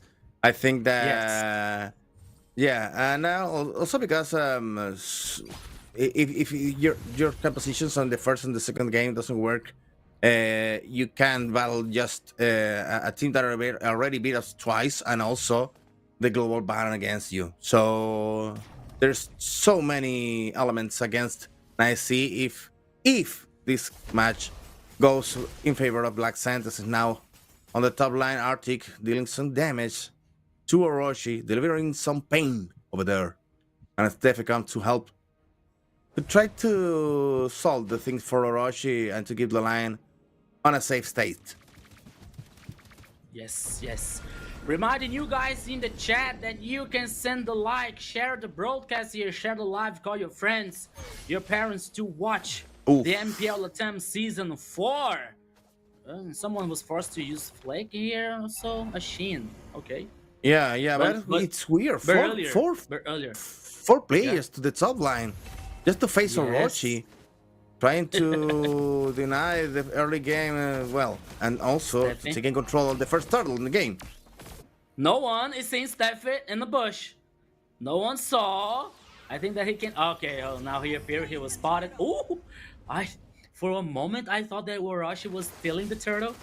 For the first one here, went to 9Z Global, but now in the bottom lane here, they're starting a team fight. Doom have taken a lot of damage. He could be killed, but he survived somehow. But now Vagin and Chai, they have to get back on the base, but no, Vagin continues on the river, and Heidelbush is aware of that. And the top line here, Orochi is a very low HP. He uses the healing now.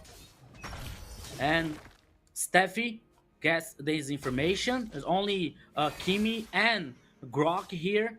Yuri has to play safe. Iron Bush is Oof, here. no. Iron Bush! First blood for 9Z Globant. Yeah, I don't think that was a good idea, Jerry, for Iron Bush to be in that spot of the river. No, the thing is they got a Steph checking out there and taking the information on the enemy jungle, and well, Hiram Bush felt a little bit brave over there, tried to go for a steal on the enemy jungle, and well, things didn't work out. So, and now we're gonna be stuck in on their own jungle, trying to secure those buffs, and also taking care of that Bagin doesn't make any problems at all. In the bottom lane, well, Doom is visited from time to time, trying to deny a little bit the trying to solve the battle in the Hazard Jur that is already picked at level 6, and Doom is already stuck in level 5. Ooh. But Doom is a little bit aware where the troubles come, so no problem at all for Black Centers by now. Next turtle appears in 15 seconds. This is going to be a really important one because Black Centers may leave one turtle that's a gift for Nicey Global, but two, that's too much.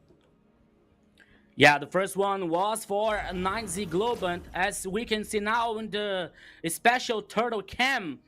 The second one is in the top side here in the river, already started by 9Z Globant. Will Black Centers fight for this objective? They're coming out. Orochi is heading for the flank, but no, they gave up. Jerry. They gave up the second turtle here. Was easy for 9Z Globant. Okay, Stefan now has to be safe, has to play safe now under the turret.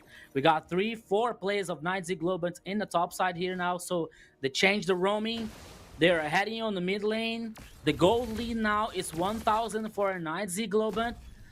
Black Sentence, I think that Black Sentence has to play just a little bit aggressive here, Jerry.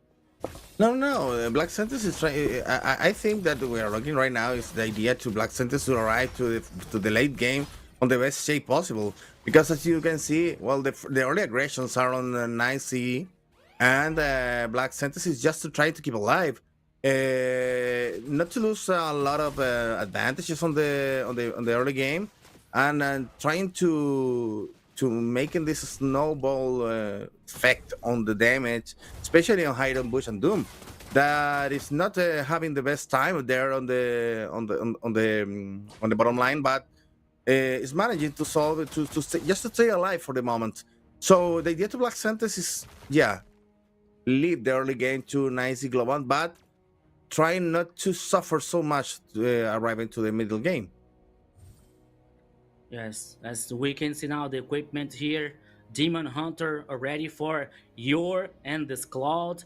The glowing one, the stop healing for Kimi, for Shy. The War X now finished just right now for CC with Arctic. And the Black Sentence here, we got War X for Lancelot. So, okay. The first items here is getting be finished by the both teams. Now Arctic could be in trouble. It's a 3v1. He plays safer under the turret, but oh, he can be surprised. But now in the bottom line here, once again, one more kill for your turret kills for the gold laner plus the turret as a celebration for 9Z Globant. But now another turtle is spotted by the river in the bottom lane. Again, it's here. They're like both trying to dance around the river, dance around the turtle. Only the gold laners now are heading for the top side. Now the two teams here are dancing, but Arctic has taken a lot of damage. I believe that they have to come back to the base, but they still continues in the mid lane here. The turtle is once again started by Black Sentence, but Vagin called his attention. Steffi is in a very good spot. He wasn't a spot, but now Arctic. Okay, Arctic now is. He was like face checking here, saying, "Okay, Steffi, you're here. I know where you are." Once again, now we got 7 minutes, and this turtle was not your. Oh my goodness! Doom now has caused a lot of damage. We got one more car. I think now Doom has the damage that it needs to handle nicely. And now we're gonna be expecting more aggressiveness on Black Sentence, but let's wait what happens. with the last turtle. Well, I think both teams are gonna leave the turtle just there, and it's gonna be no. 9C now controls the side, and Orochi is gonna be forced to pull back. There's no way that Black Center can respond this. No. Oh! What a beautiful stealing here for a Black Sentence is Lancelot. But now here comes Guinevere with his ultimate here. So a beautiful knockout. Now here comes the first kill for 9Z Globant. Yes, he was for Arctic here. But the turtle was for Black Sentence. The first turtle for them. Now the pressure here is the turtle number 1. The mid lane here. Iron Bush has taken a lot of damage. He tries to survive. He tries to gain reposition here. Aurora tries to do the first here, the front line. But he has taken a lot of damage too. So he has to get back on the base. Arctic, what are you doing? A kill for Doom with his Granger. Now they're able to destroy the turret here in the mid lane here. Oh, Chai, you have to get out of there. You have taken a lot of damage also. But now Black Sentence guarantee the turtle and the kills also, my friend Jerry. Oh, the first kill. Actually, the first kill. 1 kill for Doom and the turret on the mid lane. Yeah, but the thing is, this is not for free. They already lost the tower tier 1 on the top on the top line. And also, Nicey Globan managed to have 1 more kill on their favor. So the thing is, if you take a look at the equipment right now, you see Hayden Bush winning, but a little bit over Guinevere enough, and also Hive with Shin winning on the middle lane. But you have CC on a very, very powerful spike over Phobeus. And also, the battle between the marksman is also winning for Nicey Globan. So Nice is playing clinically now. Oh, Hiram Bush getting another turret, and this is gonna be good. Here comes now another kill for Black Sentence. Now is Hiram Bush's hands. The Lord is in the top side here. Remembering that we are playing an expanded Rivers map. Arctic has taken a lot of damage. So Hiram Bush, he was knocked out here. What a beautiful knockout for 9Z Globant. The team fight continues. Vagin is trying to do the front line. The Lord is on the pitch. And now Black Sentence, okay, 9Z now has superior numbers because Ur has just respawned. But I don't think that will be enough here to start the Lord. Here comes the ultimate from Guinevere here. Was not enough to get a kill, but now we got ultimate from Eevee. Aurora now has been killed. Orochi could be the next target. 1 kill for both teams. But in the back line here, we got Stefan and Hydro Brush as well. Their target could be Chai. He was killed once again. We now have the ultimate from Cloud, causing so much damage on Steffi. But he don't he don't even care. He goes forward and guarantee another kill for Black Sentence. Black Sentence had more numbers. There are superior numbers here. They started immediately the Lord. I believe there will not be a contest. There won't be any fight back for the Lord here by the 9Z Globant, my friend Jerry, as a very important objective for Black Sentence. Yeah, they took the first Lord in an impeccable way. The thing is, Black Sentence made it like a jump of fate over there, because there was the HP lines were very low, and it wasn't possible to have a clean fight against 9Z on that position. So Black Sentence just made it up to lose a guy, and after that push against 9Z Global and make him make some mistakes. Now they have the goal advantage, and also they're gonna leave another door open because 1 more tower is gonna fall. Yeah, the wall here was a little late for Grok. The Lord did the tackle on the turret number 2 on the mid lane, but it wasn't enough to get destroyed. But now Black Sentence player focused on the bottom lane here, just trying to get just a little bit pressure. But now the focus is on the mid lane. Okay. And now we have the top side. Some big troubles right now. Yes, it's a very big trouble here. They already now have only the last line of defense here, turrets. Black Sentence is in a very comfortable situation. Is in a very good situation here. Just like waiting for the next Lord guarantee the next important objective, Jerry. Okay, guys, and one more important thing. We reach Oh. another goal of viewerships. Yes! 18,000 diamonds are gonna be given away right now. So go ahead, write your account numbers there on the chat. You can make it here, you can make it on the Brazilian broadcast, you can make it on the Spanish broadcast too. Go ahead, share your ID numbers and go Yes. for those for the drop. 18,000 diamonds. Well, I think there's not all the diamonds are for just one guy. Yeah, right? No. Did you imagine 18,000 diamonds just for one person? Yeah, right. It would be That it would person be could perfect. be like, Would be could buy nice a for me. lot of skins, you know. That could Yeah. be us, actually, Jerry. No, we can't participate. Okay. Just kidding. So But go now ahead, here, guys. after this good news brought by Jerry, now we're waiting for the next team fight, the next fight here that can be possibly on the next Lord, because both teams here now are worried only in controlling the minion waves, especially Black Sentence that have more advantage, they have more map information, they have more turrets in favor here. So now the players of Black Sentences are heading in the top side. Steffi was trying to fight something here, but he found nothing. And now we have another Lord. The Lord now is in the bottom lane for both teams. Black Sentence has an advantage, especially in the gold lead here. I mean, the gold lead is not that large, it's not that huge. It's only like 2,000 and a half for a Black Sentence. So the game, Yeah. we can say that at least in the gold lead here, the game is even. Steffi is trying to do something, but I don't think that he knows Vagin's position. Ooh, okay. It was the the ultimate there.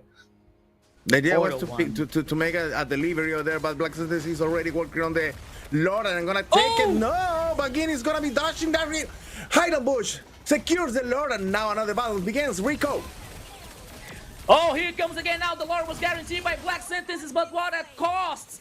Because now we have one kill for each team. Yeah, great Oh, what a step. beautiful backline here, but he forces the staff and uses Immortal here. He still survives. One more kill for Lancelot. One more kill for Hide on Bush.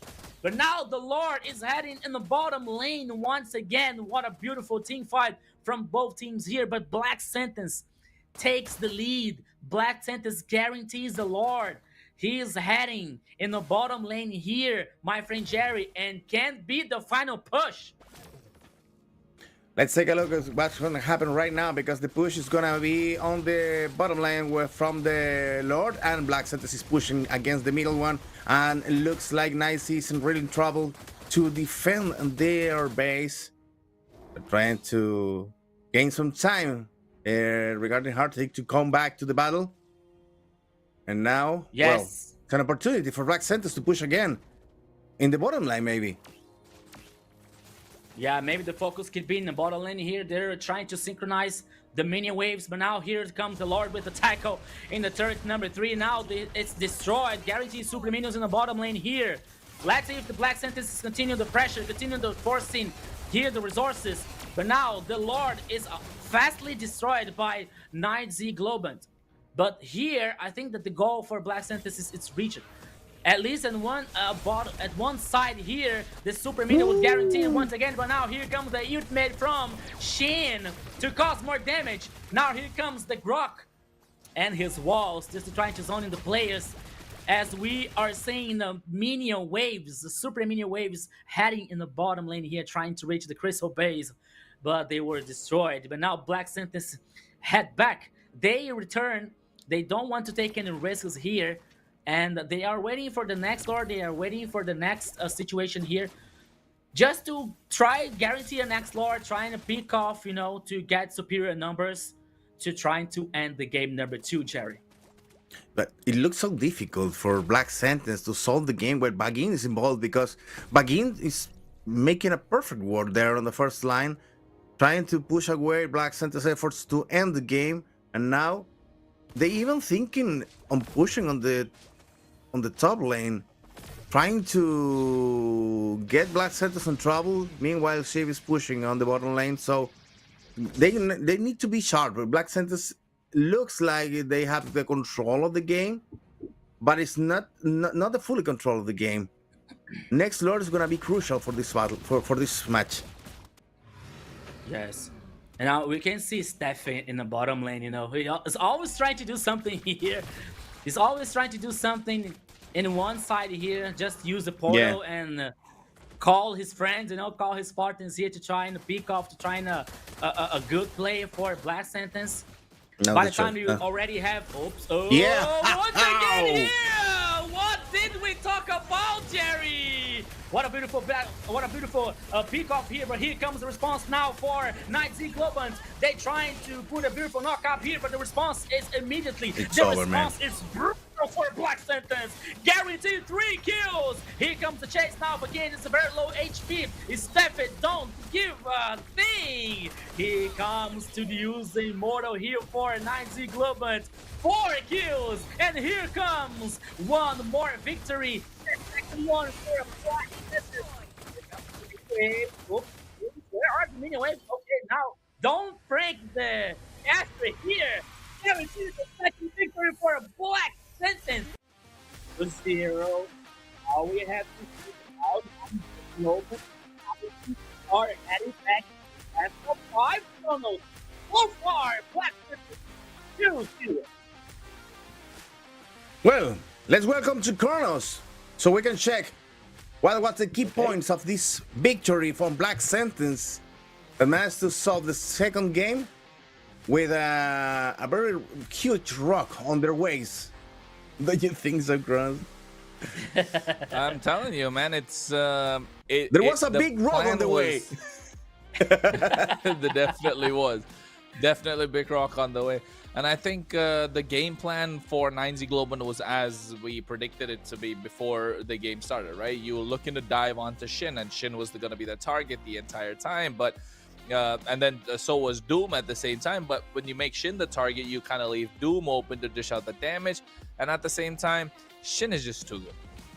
Let's be honest, Shin's just really good with the way that he's been playing the entire time, able to kite, able to survive the entire time. And of course, Steffe with this chip was no less. And at the same time, I mean, hide on bush, man.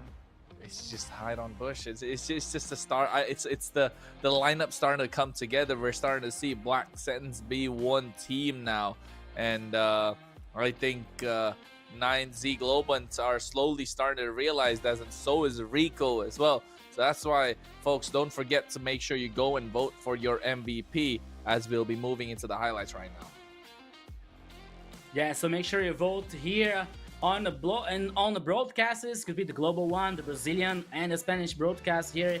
You see and you know that your vote is very important here to decide the MVP. As we are seeing here the highlights of the second game, Jerry. Once again, Black Sentence. Okay, there was one or two moments that 9Z could give any risk for Black Sentence, but the fact is, despite anything, Black Sentence once again control the game. They play forward, they play aggressive, you know. They get the kills for the right players, for the right carries, and this is very good to guarantee a 2-0 so far for Black Sentence, Jerry. Yeah, the thing is, there wasn't easy at all because there was a big rock on the way, as I already said. We need to send our kudos to Bagin because he played a wonderful game right now, and making Black Sentence just to wait the perfect moment to engage, the perfect moment to be aggressive, and also. There's a big discussion here on what the MVP is going to be because Steph played beautifully, Doom played the same, Shin also played good. Hide on Bush was important to recover that advantage in the middle game. So it's not easy to choose only one player for Black Sentence. I believe this was a very well executed team play, and but the brains behind all that was Steph for me. Kronos? I think it's Shin. Shin is the shot caller, man. Shin is the shot caller. Shin is the one that says everything where you got to do what you got to do. So I think it's Shin personally, but I agree. I think Steffe as well. He did do a lot of work, right? He definitely made sure when you're taking the step, you're not falling into a trap. So he's the one who's trying to lay it out. But then again, it's such a cohesive gameplay, right? You cannot really pick one standout player with the way that they've been playing. Yeah. Same thing happened in game number 1, and I think same thing's happening in game number 2. Like that's what it is though, Rico. Yes, yes. As you were totally right, Kronos, because once again, as we were talking about like a team player, you know, a team game style here, and Black Santos is doing it very well. As we're seeing out the game stats, especially the emblem systems, killing spree for Hiram Bush, Impure Rage for Shin, Concussive Blast for Stefan, and Impure Rage also for Doom here.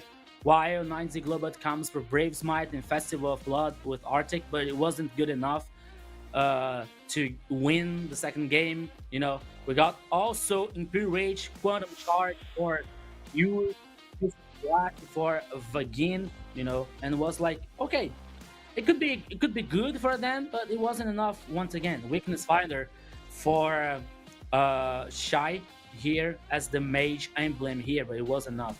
As we see now the items here, Orochi comes with Immortal, Ice Dominance, the Blade Armor, Hiram Bush comes with the Malefic Roar. I always get confused Malefic Roar with Malefic Gun. Blade of Despair, War Axe, Endless Battle, and a Brute Space also. Shin comes with the Wishing Lantern, Enchanted, Glowing Wand, Infinity Glaive, Radiant Armor, and Immortal also for Steffi and this amazing chip. Which comes also with the Blade Armor and the Halberd, the Malefic Gun, Sky Pierce, the Wind of Nature, Blade of Despair, and Hunter Strike for Doom and his Granger. And I wonder, would be this Granger able to cause much damage with these items? Yes, a lot of damage. And as we were seeing here, 76,000 of damage dealt with his Granger. 75 for Sheen and his Ive, and 37k for Hiram Bush and his Lancelot. In the global 9Z global side here, we got like Yor with 41,000, 31,000 for Shy, and 41,000, also almost 42,000 for Arctic. But once again, it wasn't enough for a 9Z Globant, you know. And in my opinion, guys, I don't think that this Guinevere like was the right choice for me, you know. I don't know. Okay, it had control, had a lot of it has a lot of damage. I don't know. I didn't see any kind of execution in that composition, you know. But we can talk later. The team fight participation here, 100% for Sheen and his Ive, 82% for Hiram Bush, 73% of Orochi, 82% Steffi, and 100% also for Doom and his Granger. So as we are saying here, the team play style here is being very important for Black Sentence to guarantee these victories. My question now is, has 9Z Globant the mentality to get a reverse sweep on this match? Because things now is very critical for 9Z Globant. Kronos. Before we talk about that, let's take a look at the MVP that, as I predicted, Jerry and Rico. It seems like you guys were not believing in what I was saying. I told you guys. Okay. Shit. So, okay. I mean, I'm just trying to say, like, hey, you guys shouldn't be doubting what I'm saying. But jokes aside, if you're talking, I mean, well-deserved MVP, of course, 5 MVPs. This is a 6-1, 1-0, 10, 100% KPA. Of course, absolutely amazing on the Eve. And also for the fact that we predicted that everyone knows he's going to pick the Eve, and still it got countered, and he still played an absolute deathless game. So amazingly well played. And that shows how good of a mid laner he is, right? Now, with that aside, Black Sand Esports 2-0, and you're asking about mentality, Rico. If it was any Okay. other game, right? If it was just a regular best of 5, I would say yes. 9Z Global have the experience, they have the mentality to make a comeback. But here we're talking about global ban, right? Global ban best of 5. So I think it's just gonna get slightly difficult for them. What do you think, Jerry? Well, now's it's the time for the truth. It's the time for truth for Black Sentence. More than 9C Global, because 9C Global already said that it's a team that has a lot of experience on their hands, and maybe their pool is gonna be on point for a long game. Despite of the MDL, I believe this is the first time we're gonna see Black Sentence on a best of 5. So with the global ban rule applied, it wasn't present on the MDL. Well, it's the first time that they are gonna be facing this on a third game. So if Black Sentence wins the third game, it's gonna be a proof that Black Sentence is up for the big things. But if they don't manage to win, well, it's just something that they need to work with, and it's gonna be a nice surprise for the last game of the day. For even 9C can push to the 5th game. To the 5th game. I believe that it's a nice opportunity to know what is Black Sentence made of. If they know, and they manage to close the match here with this game, we're looking like a team that can maybe make some battle against the top players of the region. And well, the responsibility now is on 9C. 9C needs to battle not just against Black Sentence, not just against the global ban rule, but also against their minds, because they already lost 2 games on the last one. Also hard one to lose because they had some opportunities over here. He's a fan favorite, isn't he? He's a fan favorite. Yeah. He's a fan favorite. He gets all 3 audience votes all the time. He's a fan favorite. All the relatives from Chin came to vote to the chat. I know. We got 5 out of 10 here for Shin, the MVP. The casters was the vote for casters was very conflicted. You know, we got votes for Shin, we got votes for Doom. You know, yeah. So that's it. Observers, none of the observers voted for Shin. The referee was divided in the audience. You see the power that you have, audience. The people in the chat, you that are watching us, yeah. So keep voting. Keep watching us, okay, to get more power here in this broadcast and decide the MVP of the next games, okay? So, Shin, congratulations to the MVP on the second game. But now, we have a very special situation here because we're heading for the third game. For Black Sentence is winning and guaranteeing a very good result here versus 9Z Global. For 9Z Global, they have to win to still survive in this best of 5. To be honest, I don't think that. Okay, I thought I talked about the mentality.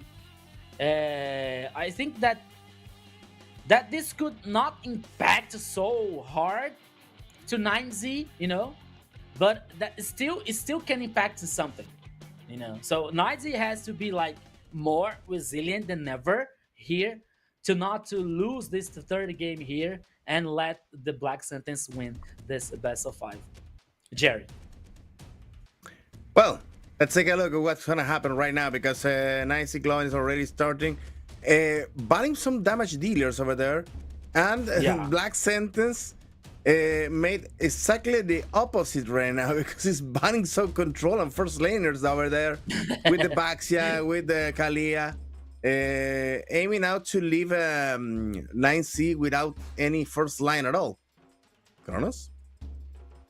Could be. Yeah, I think this is they understand that 9Z Global need the front line, so they're branding them out. I think they want to take a risk with the Eastern Shin left open. I'm not sure. I want to say I just want to say hi on Bush play Eastern Shin. I like it. I just like the hero. I like the way he plays the hero. Take us out on a high note. We'll be smiling, of course. But then again, it is possible last game only. They still have a chance of a reverse sweep coming in from 9Z. I think they should be looking to target on another roamer. Gato Chaka? No. Yeah, look at that. Could I think be. both of us said the same thing. Yeah. Arla, they take the risk. Good. They take the risk. Eason Shin left open. I think 9Z Global. Yeah, they have to pick it up. It's too good to let go of, man. Yeah. Wow. Too good. And it's also and that's also a deny pick because if they left it open, well, it's gonna be from hide and bush hands for sure. Well, the response from Black Centers come from Sujin, and you said Gato. Zunshin. So and, soon? Yeah, it has to be. Yeah, Because the could Farsa be. is going to come out on... Oh, wait, they can't pick Farsa. Yeah. So... Yeah. Because they're going to pick Gato otherwise, right? Gato's the only other hero that's kind of left open right now. Otherwise, Phoveus is there. But Phoveus, they picked in the previous game. I think Gato. Gato Kacha. Or... Khalid. I like it. Aggression. Khalid, Hylos. Yeah, I like that. They could probably go for it. Okay. 9Z Global. But you know what? No, you know what? Black Centers can't play on a safe way at the beginning.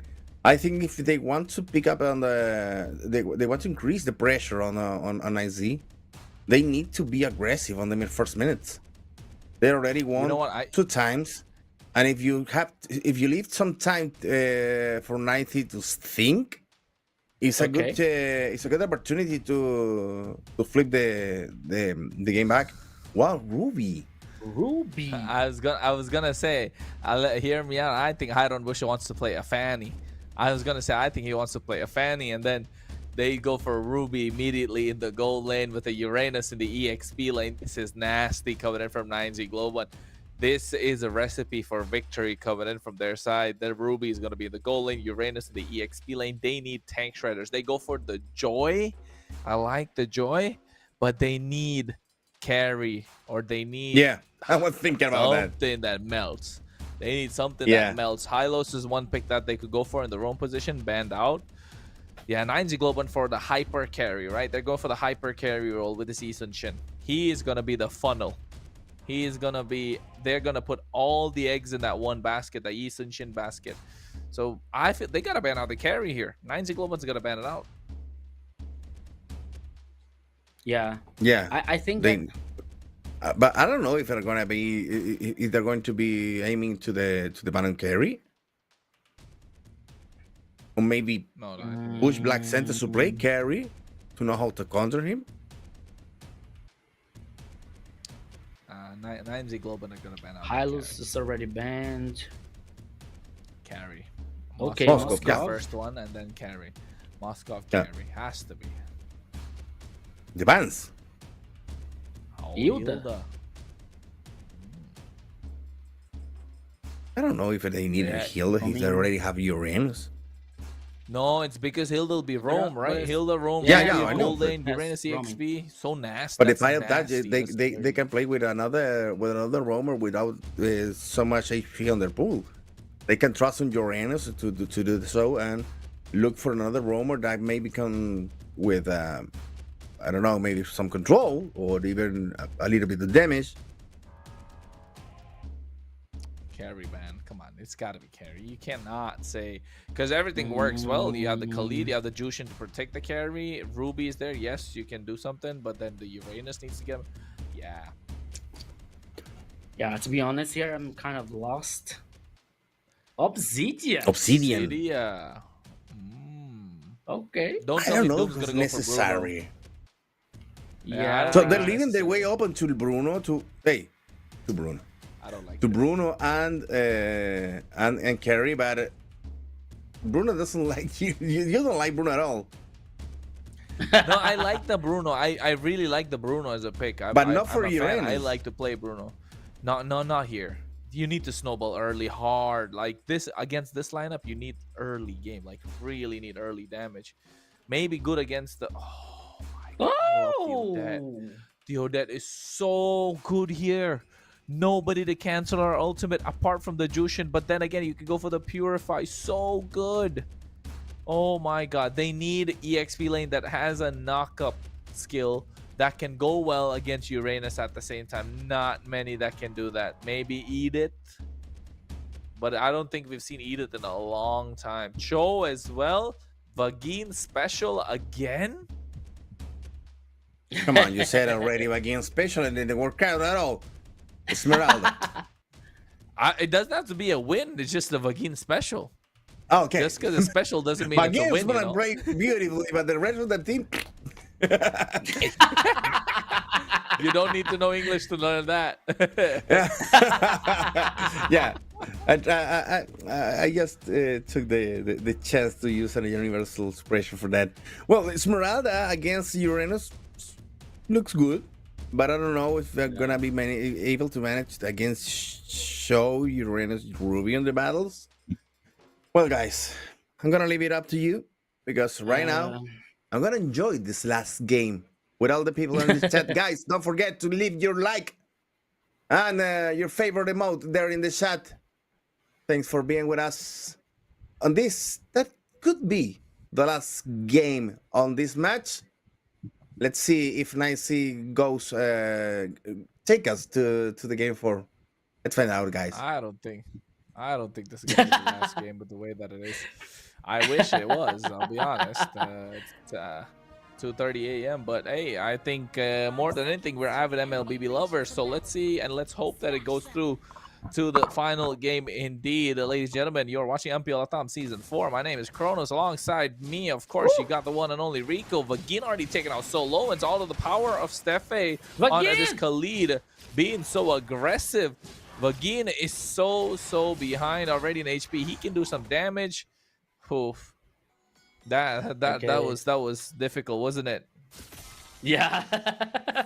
We're about to start here, the Land of Dawn, and we already saw Vagine, you know, like with the hot Aurora's now gone. Aurora giving the first blood here once again. The Black Synthesis playing forward. The first kill heading for Steffi. Could be better, Kronos. Could be with a carry, but that's okay. It was the first blood here for Black Synthesis. Oh my goodness, 2 or 3 plays rooted here by Black Synthesis, but now they're okay. Oh, they want to invade. They're trying to invade. They know Vagine is low. Yes, but Steffi is also low. So now that he could be the next target here, but now once again, Iron Bush has taken a lot of damage. But Aurora could guarantee the orange buff. And now they're heading back to the base with this very beautiful recall effect. Kronos. Yeah, I think that was a little too aggressive, right? If Hiron Bush got the orange buff, it would have been game over.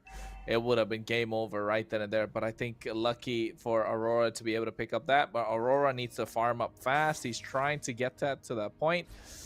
I think Hiron Bush knows. I mean, he knows better than anyone how Yi Sun-shin should be played. So at this point, he's doing well. The turtle's up 2 minutes in already. Both the junglers, only Aurora just hitting level 4. Hiron Bush just getting there soon enough.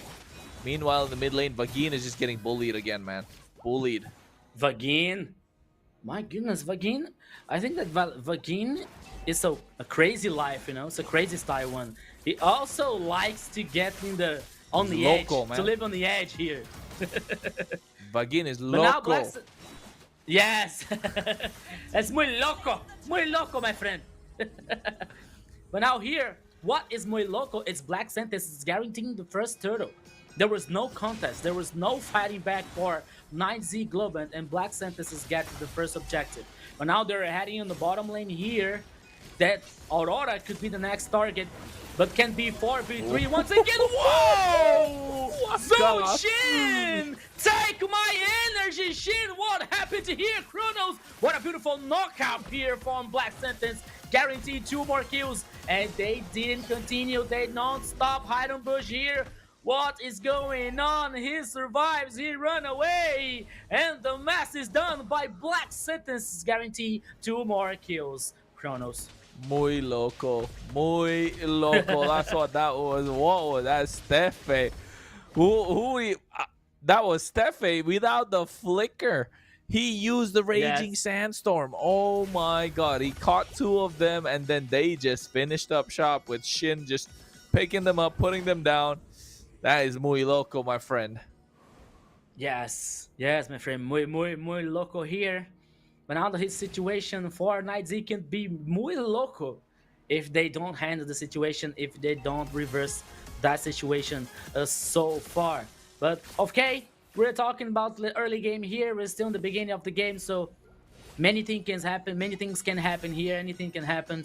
So now let's see how Night Globant is going to handle the situation. Now they're heading for players, actually 3 for the bottom lane. Just because I said now they're heading for, yeah, they stopped. Yeah, they're not heading to anywhere.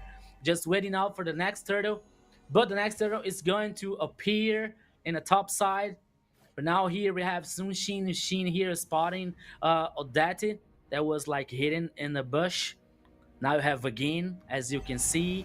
The turtle cam now shows the next turtle is on the pitch. And now Black Sentence has a better position. Steffi spotted Vagin here. And now another turtle is already started by Black Sentence.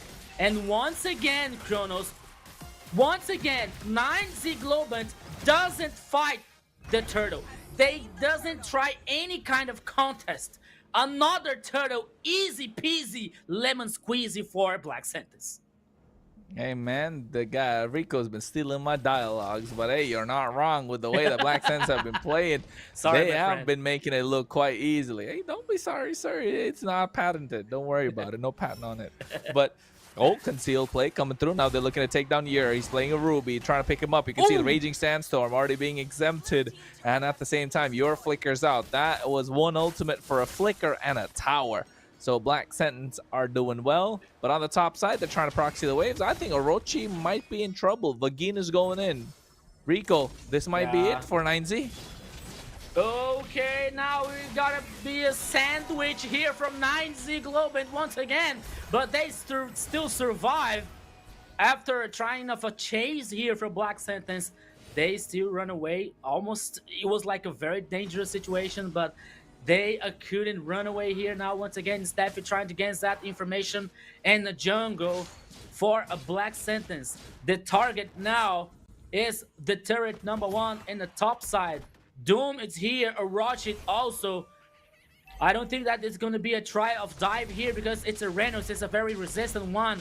No, not dive one. It's only a turret being destroyed by Black Sentence. The turret number 1 in the top side here. More advantage. We didn't talk about the gold lead here, my friend Kronos. But the fact is 5,000 for Black Sentence. Hey, we like that 5,000. No, when we know it's 5,000, we know that they have the advantage on their side. So Black Sentence are looking strong at this point, and you know for a fact that they have the power spikes as well. The Genius Wand already purchased, and at the same time, we already have a Glowing Wand coming through from Shin, while Doom is already built up towards his damage at a power spike as well. Vagin doing the best that he can to try and provide some sort of space, but look at the level difference. Steffe is level 8, Vagin is level 6. Oh, yeah. That's not a very good situation here for a 9Z Global once again, especially when we talk about the level of experience here. But now Rogin is trying to find someone here. Again, has taken a lot of damage. He was forced to gain reposition here, and now the focus could be the turret number 1. Arctic, it's a very low HP here. He survived on the edge. There is no minion waves here in favor to Black Sentences. They are waiting for the wave number 2. What are you doing here, Blaze of 9Z Globant? Because there was another wave here of minions, but now they guarantee the turret and the kill on Chai. I didn't understand. I didn't get it. They knew that there were another minion wave coming, Kronos, and they still got in the under the turret. You know, they knew that you would have the dive. They knew they would get the dive here, but they still played under the turret, and it was like very good for Black Sentence. I think it's just the fact that Black Sentence are playing this with different level of confidence. They've gotten a different type of aura that they're exuding at this point. And oh wait, never mind. On the top side, we might be looking at Vagin going for something. No, they don't want to. I was saying they look like a different beast, don't they? The same animal but a different beast, like Kobe Bryant said. Rest in peace. But you know, I think here it just goes to show that Black Sentence are playing with a lot of confidence, and 9Z Global needs to find answers. But the one good thing that 9Z Global have on their side, they have very good wave clear in the form of this Odette when it comes to the Lord defense mid to late game, and they have a lot of AoE, so it just takes one wombo combo and one wrong move from Black Sense, and 9Z Global will take the victory. Yes, once again here now the focus of Black Sentence is the turret number 2 on the bottom lane here. It's already destroyed. They try to force here, they continue the pressure, they continue forcing the players of 9Z Global to play safe, to get back on the base once again, but it's still now 9Z Global trying to respond in the top side here, destroying the 2 turrets. But now here comes invisibility. He's trying to pick off here once again with the ultimate of the Khalid. Oh, what a beautiful knockout once again. Guaranteed 2 kills, 3 kills now for Black Sentence. What a beautiful, what a wonderful combo here. Chronos guaranteed 3 kills. Now here comes the turret number 2 on the mid lane here. Can be a very strong push.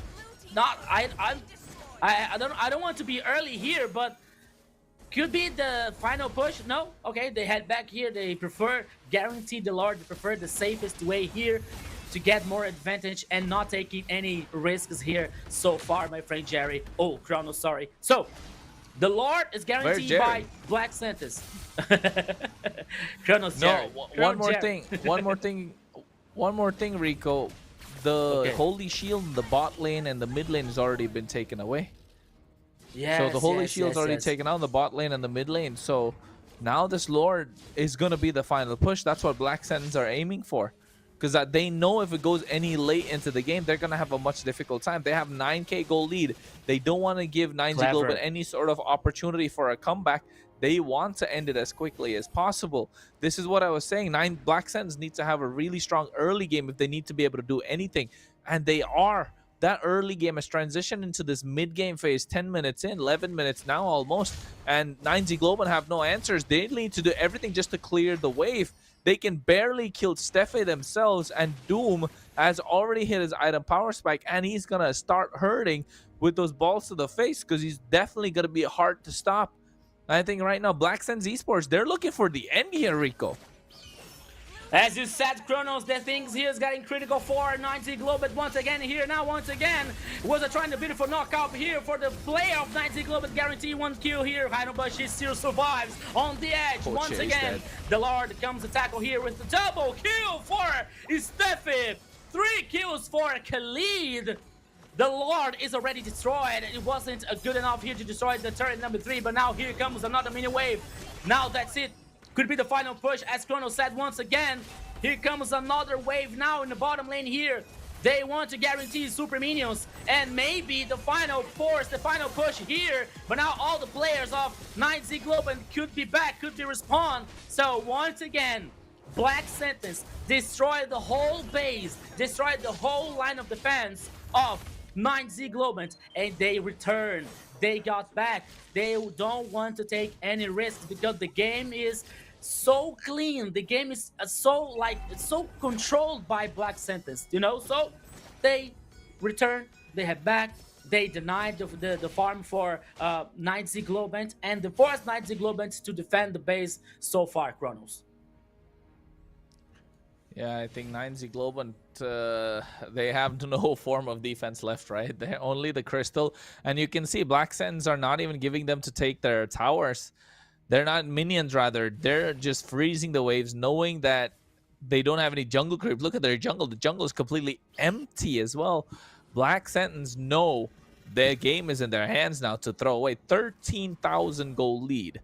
That is not a joke. Look at the items. Oh. They have all their core items, including Holy Crystal. Here comes a concealed play, Rico. Oh, here comes once again. Here could be the final push here. Now it's in trouble. He could be killed. Once again, there's so much pressure here. Kill spree now in Esmeralda's hands. Now, Black Sentence has the superior numbers. There's waiting now for the next minion waves here. Could be the next one. Could be the final one. But, oh, right on time. Another minion wave here trying to respond, trying to defense the base, but now that's still kind of impossible for 9Z Global. And here comes Black Sentence, guaranteed 3-0 on the best of 5 versus 9Z Global. What a beautiful, what a fast, what a clean, what a crispy, what a tasty victory for Black Sentence, the Chilean team here with a brilliant performance so far, my friend Jerry. Oh, what a week for Chile, man. What a week for Chile. You know, on Monday, you had 31 minutes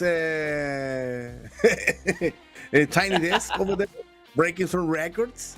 Yesterday, La Primera won again. And now, Black Sentence. Come on. There's too much to celebrate. Nice week for Chile, nice week also for Black Sentence. They're just making some jokes over here, over there. And well, guys, a clean win, 3-0 against Nicey Globan. This is hard for Nicey and for their history.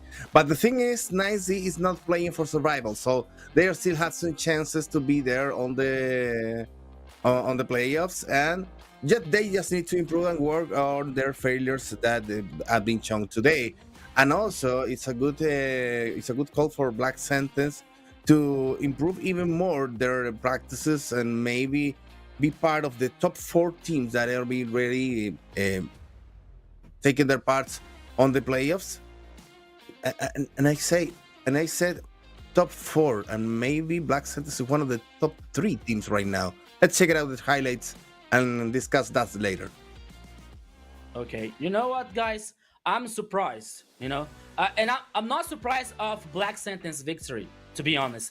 I'm surprised because we were talking about like that could be a 50-50 match, you know, a best of 5 with probably 5 games, a very challenging, very hard one. Yeah. But what we saw here, it was like a having fun from Black Sentence.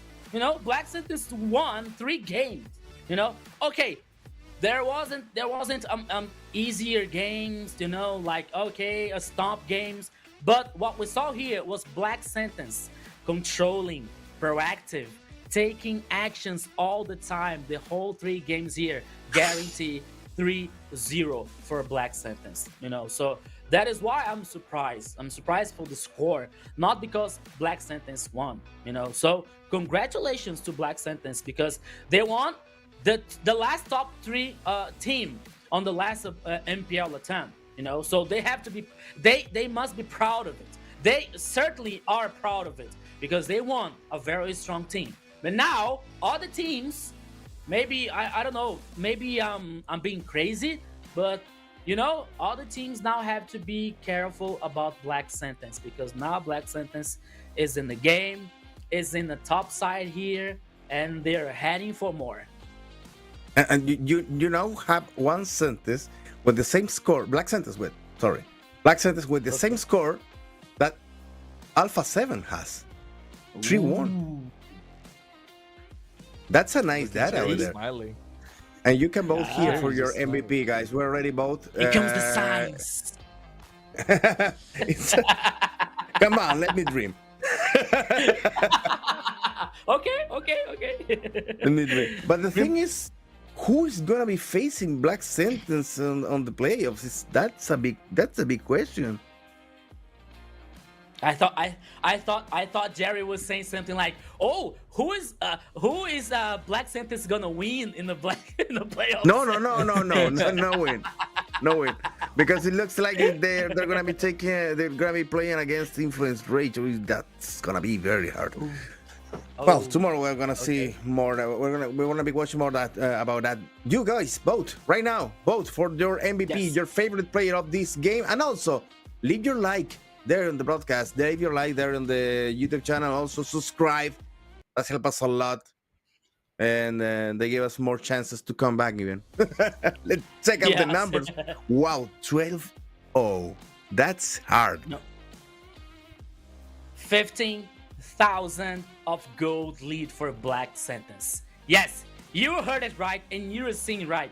It's not 5,000. It's not 8,000. It's 15,000 for a Black Sentence in the last game here in 13 minutes and 21. As we're seeing here, like the emblems becomes like with the Imperial Rage for Orochi. The temporary ring here for Iron Bush is a very special emblem, especially for Joy. A Brave Smite here on Zunshin, Concussive Supply for Steffi. And we also have Quantum Charge here for Doom and his Bruno, who played very, very well, you know. So here comes, especially with the common emblems here for Bruno, it was very good. And now we're seeing the items here. Has Claws, Windtalker, Berserker's Fury, and the Malefic Gun for a Doom. And you know what? It's a one detail that I'm seeing only now. 9Z Globant didn't kill anyone in this game? Is that right? Yep. Okay. All right. So back to the stats here. 9 turrets here for Black Sentence, 1 Lord, 3 turtles. The buffs here was like even, but the purple one was in favor to Black Sentence. 33,000 of damage caused by Bruno here. Doom. Okay, you're in the gold here with Ruby. We know that Ruby was not like the top for like the damage here. So we have to see Kai, with all that. 52,000 of damage without it, but it wasn't enough to guarantee a victory for 9Z Globant.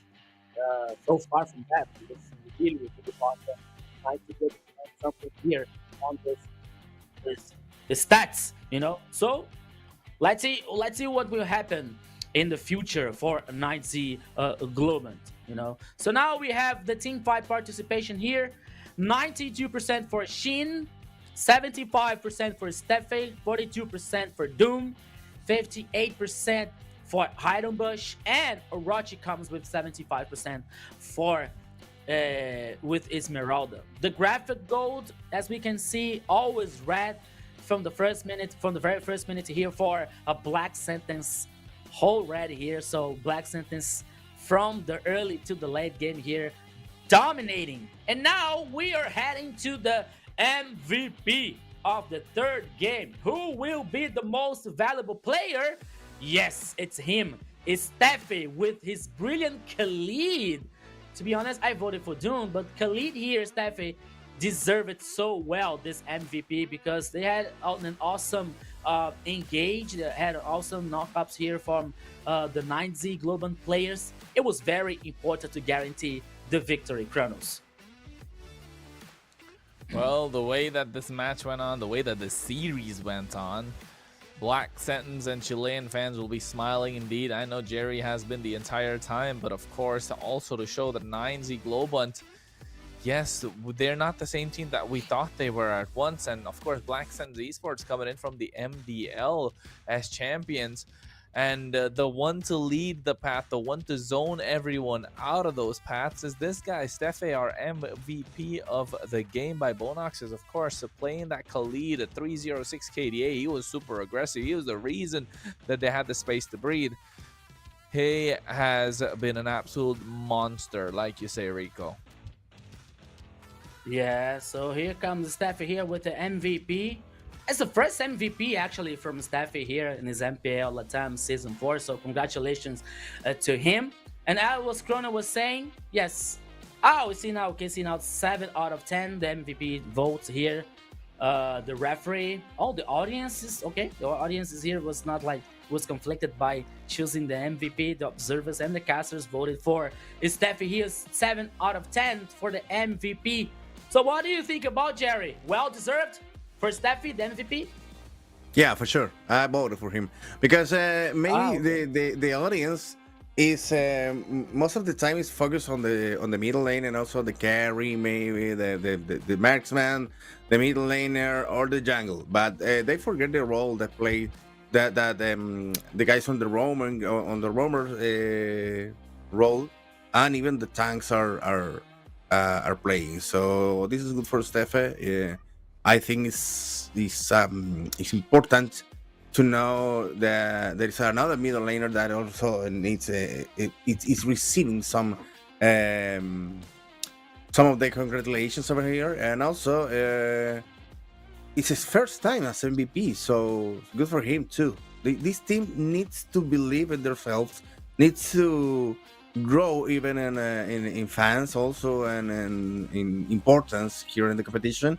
And I think as a new team coming from the MDL, this opens the gate for so many players that are maybe are their homes asking What if we play the next MDL?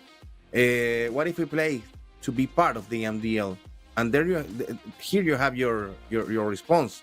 You can be one of these players, looking good on the screen, looking good on the broadcast, and making an important part of this of this MPL. So I'm happy for this because this give us some opportunities to new players to become to be part of the scene.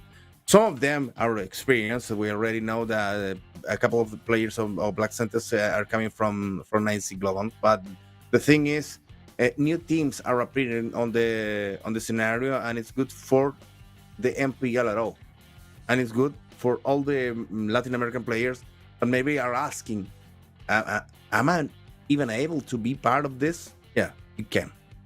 They could. You can. Important for everyone to know, right? Everyone to know that they can actually play and have their shot as well. That's what Black Sense and ULF did as in this seasons of MPL, making it all the way from the MDL nonetheless, and knocking out some of the really bigger teams that we know from before. One of them being, well, if I'm not wrong, Malvinas Gaming and the back then Alpha 7 Esports. All the Alpha 7 Esports acquired a new lineup. But I think that today has been fantastic with whatever's been going on. And make sure you like the stream, folks, and make sure also to tune in tomorrow at the same time. Share it with your friends. Of course, if you can, show us some love. Follow our socials. These are our TikToks: Jerry Senpai GG, G_Kronos23, and of course Rico and Nunez, to make sure you show us some love at the same time. Yes, and I was there when saying about the Black Sentence believe in themselves, and I think more that after today, like after this brilliant victory here, the confidence, the belief will be improved on Black Sentence team, because it was not only it was not just a victory, it was not just a winning, it was a victory against a very strong team, the 9Z Global. You were talking about the top 3 on the last MPL LATAM split, so it's a very important achievement here for Black Sentence. It's a very important victory for them, for the rest of the competition, because as we are saying, things are getting wild, things are getting like very tidy because of the playoff stage, because of the relegation ones, so now there's no time for like, okay, trying something new, new strategy. No, now it's the time for decision. It's time for the truth. It's time for the team who's going to be going to stay on the down part of the competition, and the team is going to be the top ahead, and Black Sentence now, as I was saying about like for a DreamX, Black Sentence can look top ahead on the competition. And now, my friends, we are going to have an interview with some player, or it could be the coach of a Black Sentence. The production is bringing to us now. So that's it, Orochi, the player for a Black Sentence. Orochi, my friend, first of all, thank you for joining this conversation. Thank you for joining us. Second, congratulations of the victory, a very good victory versus 9Z Global. And I have to ask you this question.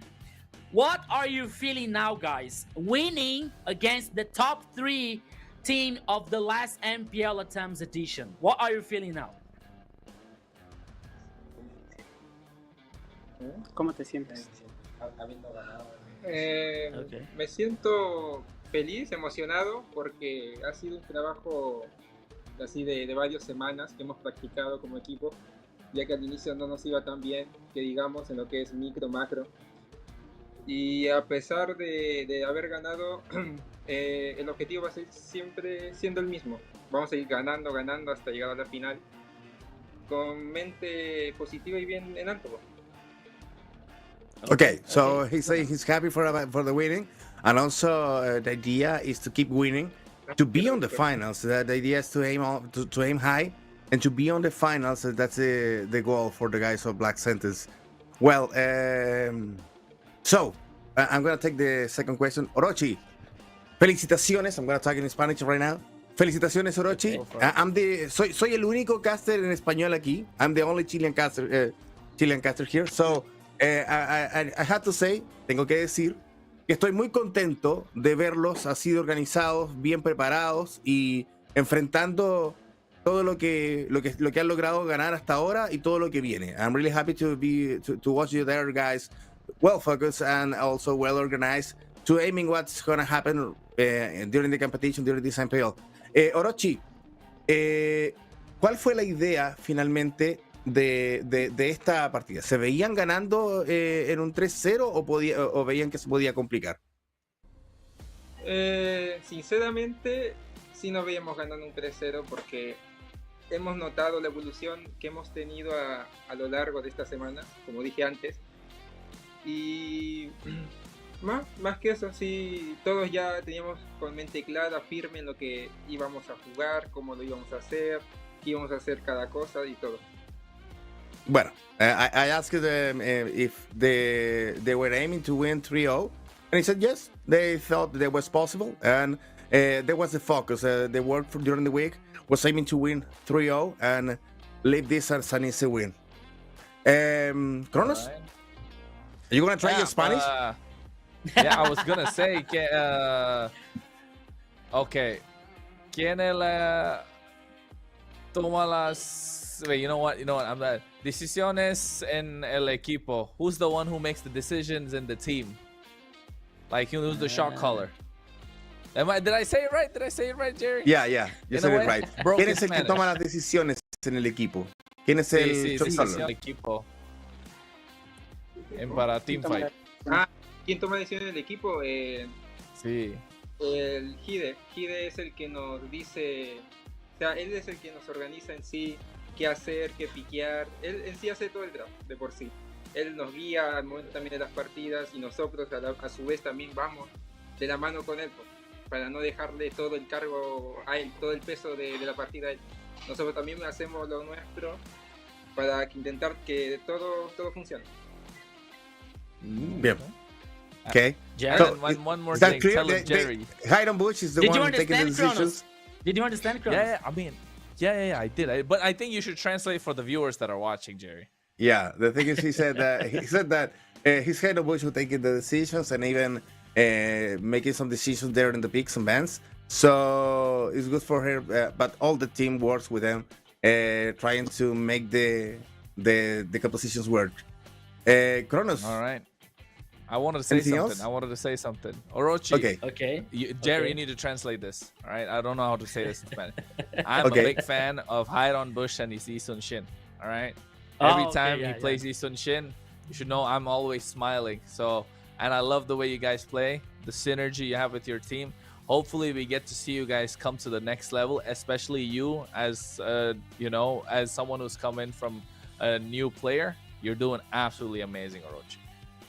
Muy Ok, bien. Orochi dice que es fanático de Hiram Bush, que le encanta verlo jugar Jisun Shin y que siempre tiene una sonrisa cuando lo ve jugar Jisun Shin, así que espera verlos muy alto porque como un buen equipo, nuevo equipo que son, espera que también tengan un excelente rendimiento en este campeonato. Gracias, Orochi. Saludos a toda la gente de Black Sentence. ¿Quieres mandar algún saludo o decir algo? Sí, un saludo a mi familia y a mis amigos que me estarán viendo seguramente, ya que ellos me están apoyando detrás de todo esto también. Vale, muchas gracias, Bueno, gracias. A celebrar con el equipo. Bueno. Gracias. Ya, gracias. Yes. Felicitaciones, Orochi. Right? Gracias. So, Buenos días. that's it. Buenas Nice noches. mixture of the Yeah. Buenos días para ti. Good day I for was gonna you, say sir. buenas noches, not buenos días. Here in Santiago is getting late. Hey Yeah, man, it's a little rusty, guys. My Spanish is a bit rusty, but I was able to understand and I was able to say the right words at the right time as well. So That you worry. The important thing is that people in the audience was understanding what's happening, not just true. a lot of mistakes over here and over there. But let's say thanks to the guys that made possible this broadcast, and also because it's ending. Yeah, we're almost done, and we can't leave it without saying thanks to Bonox. Power up your Mobile Legends Bang adventure with Bonox, the official and trusted way to get your diamonds fast. Instant delivery, secure payments, and unbeatable confidence to keep you always ahead in the game. Don't miss out and use this code BNX MPL and grab 5% off on your next top up today, guys. Yeah, not just that. Make sure you power your play with the POVA 7 5G. Of course, ultra battery, blazing speeds, a fluid 144 Hz display, built for true gamers. Don't wait. Experience the future of gaming right now. Yes, and we're going to talk about the project next. The annual map update is live since September 17. It's a chance now to explore 4 brand new maps: the Flying Clouds, Broken Walls, Dangerous Grass, and Expanded Rivers. So it is time to transform your game. So gather your squad and experience the best routes of MLBB here with Project Next. It's been awesome. And it's a turn also to vote for the esports awards, Jerry. Yeah. Please, guys, help us, because Mobile Legends Bang Bang has made it into the Esport Brazil Award, and this is your chance to show the power of the community. Vote now for our players and for MLBB by scanning that QR code appearing on the screen. No, the other side, over there. Yeah, scan it. And vote now for one of our players and be part of this achievement with us. And this is for you. Redeem this code right now for your new skin to come. Yes. So it's very easy to redeem the code. So you go to your Mobile Legends account, click your profile photo, go to settings, and click on redeem code and put the code that is here: PJIHP9U42. So you got the code here, and tell us, what did you get with this beautiful code here? Did you get a skin? Did you get a pack of emblems? Did you get a magic dust? Did you get anything good? And then MLBB. So tell us, make sure. And if you don't remember our tags, well, you can tag MLBB Esports. So that's appeared on the social media. We want to know. We're curious about that. Yes. So well, guys, a beautiful day indeed. A beautiful day indeed. Starting with NDD7 and DreamHack. DreamHack winning 3-0 against the Peruvian team that's saying that it's saying goodbye for now to the competition. After that, we saw Alpha 7 and ULF, and Alpha 7 won clean on a 2-0 match. And for finals, we have a Chilean and Black Sentence against Argentina and Icy Globan, and it was a clean victory, 3-0. It was a fast day between, despite of all. We don't thought jinx it. Don't jinx it. we're going to be taking Ultimate forever. Let's take a look at what's happening tomorrow. Okay, so 3 matches here, all like, okay, 3-0, 3-0, 2-0, and also 3-0 here. What amazing victory for Black Sentence. Can't wait to see what's going to happen tomorrow, you know. So we're going to see, and I'm going to talk about the matches for tomorrow. But today, it was like 2 matches. It was like on the screen, or on the script, you know. And the last one, we got some casters that voted for Black Sentence, and they were right, because Black Sentence got the winning victory for 3-0 here versus 9Z Globan for Jerry's happiness. Yes. Yeah. And we scored 3 points, Kronos. We scored 3 points today. You mean because of the score? Oh, wait. Okay. I don't think I put them as 3-0. I don't think I put them as 3-0. I put them as 3-1. But then, hey, folks, let's take a look at the Swiss bracket that we have as of now and how it's gotten down today. You can see that seed number 3 already, seed number 2 secured Black Sentence Esports, and seed number 3 is Alpha 7. That is a different story, folks. The number 1 team in the regular season influence range. The number 2 team in the regular season is Black Sentence Esports. And then you have number 3 team is Alpha 7. Tomorrow we're going to decide between the 4th and who's going to be in the 6th place, because we already have the 5th seed, that is ULF, and the 7th seed Entity 7, and the 8th seed, that's Infinity. So it's going to be DreamHack versus 9Z Globan tomorrow to see who's going to be the 4th seed and the 6th seed. That's crazy. Yeah. The Swiss stage is finishing tomorrow, so It's gonna be interesting also to start thinking about the next week when we're gonna be facing the playoffs. It's a new state of the competition, and well, It's on the next week. yeah, October Oh, my 18 to goodness. November 15, guys. Okay. Oh, things are getting wild.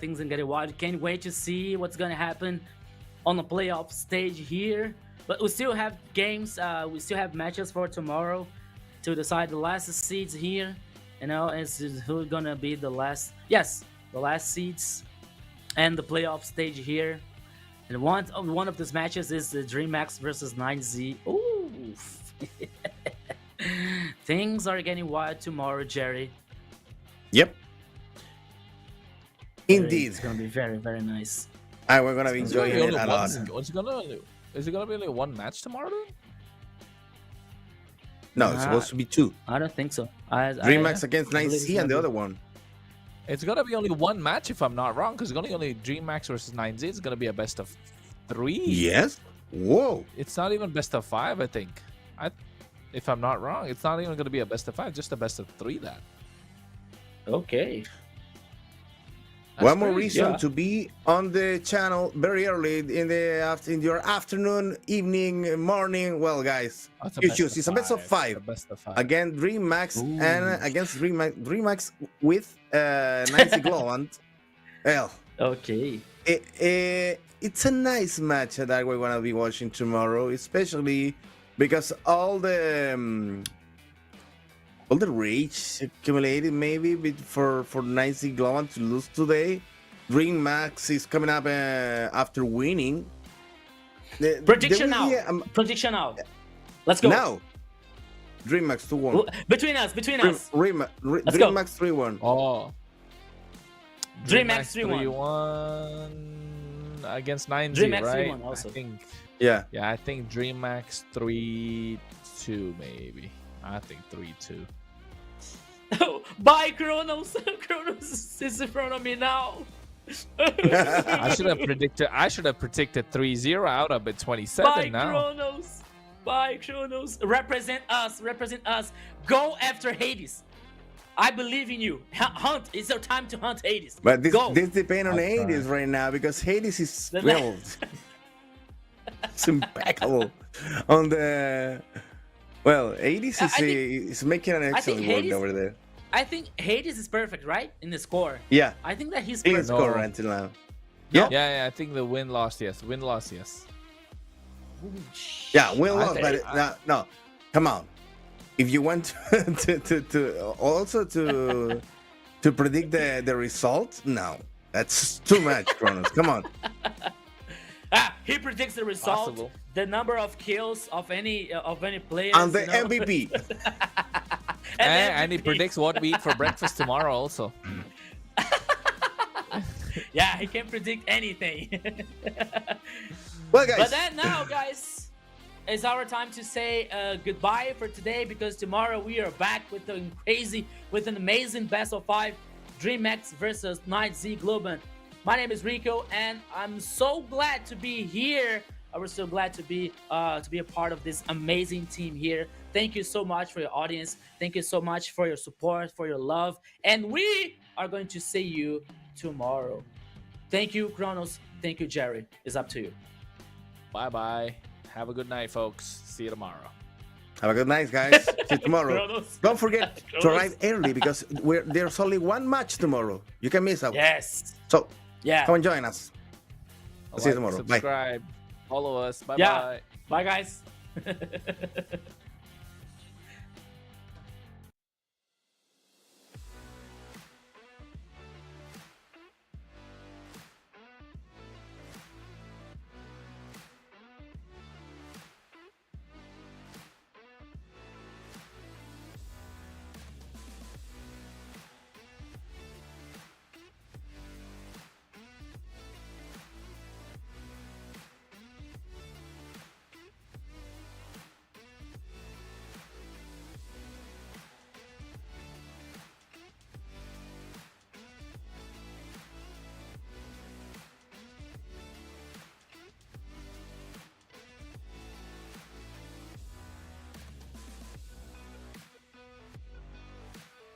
Looking for diamonds for your favorite skins and recharge phases? Bonox is the solution you'll be waiting for. Top up your diamonds at the best price in the safest way with Bonox. Just create your account quickly and easily, select your recharge, and of course, use the code BNXMPL for a 5% discount. That's it!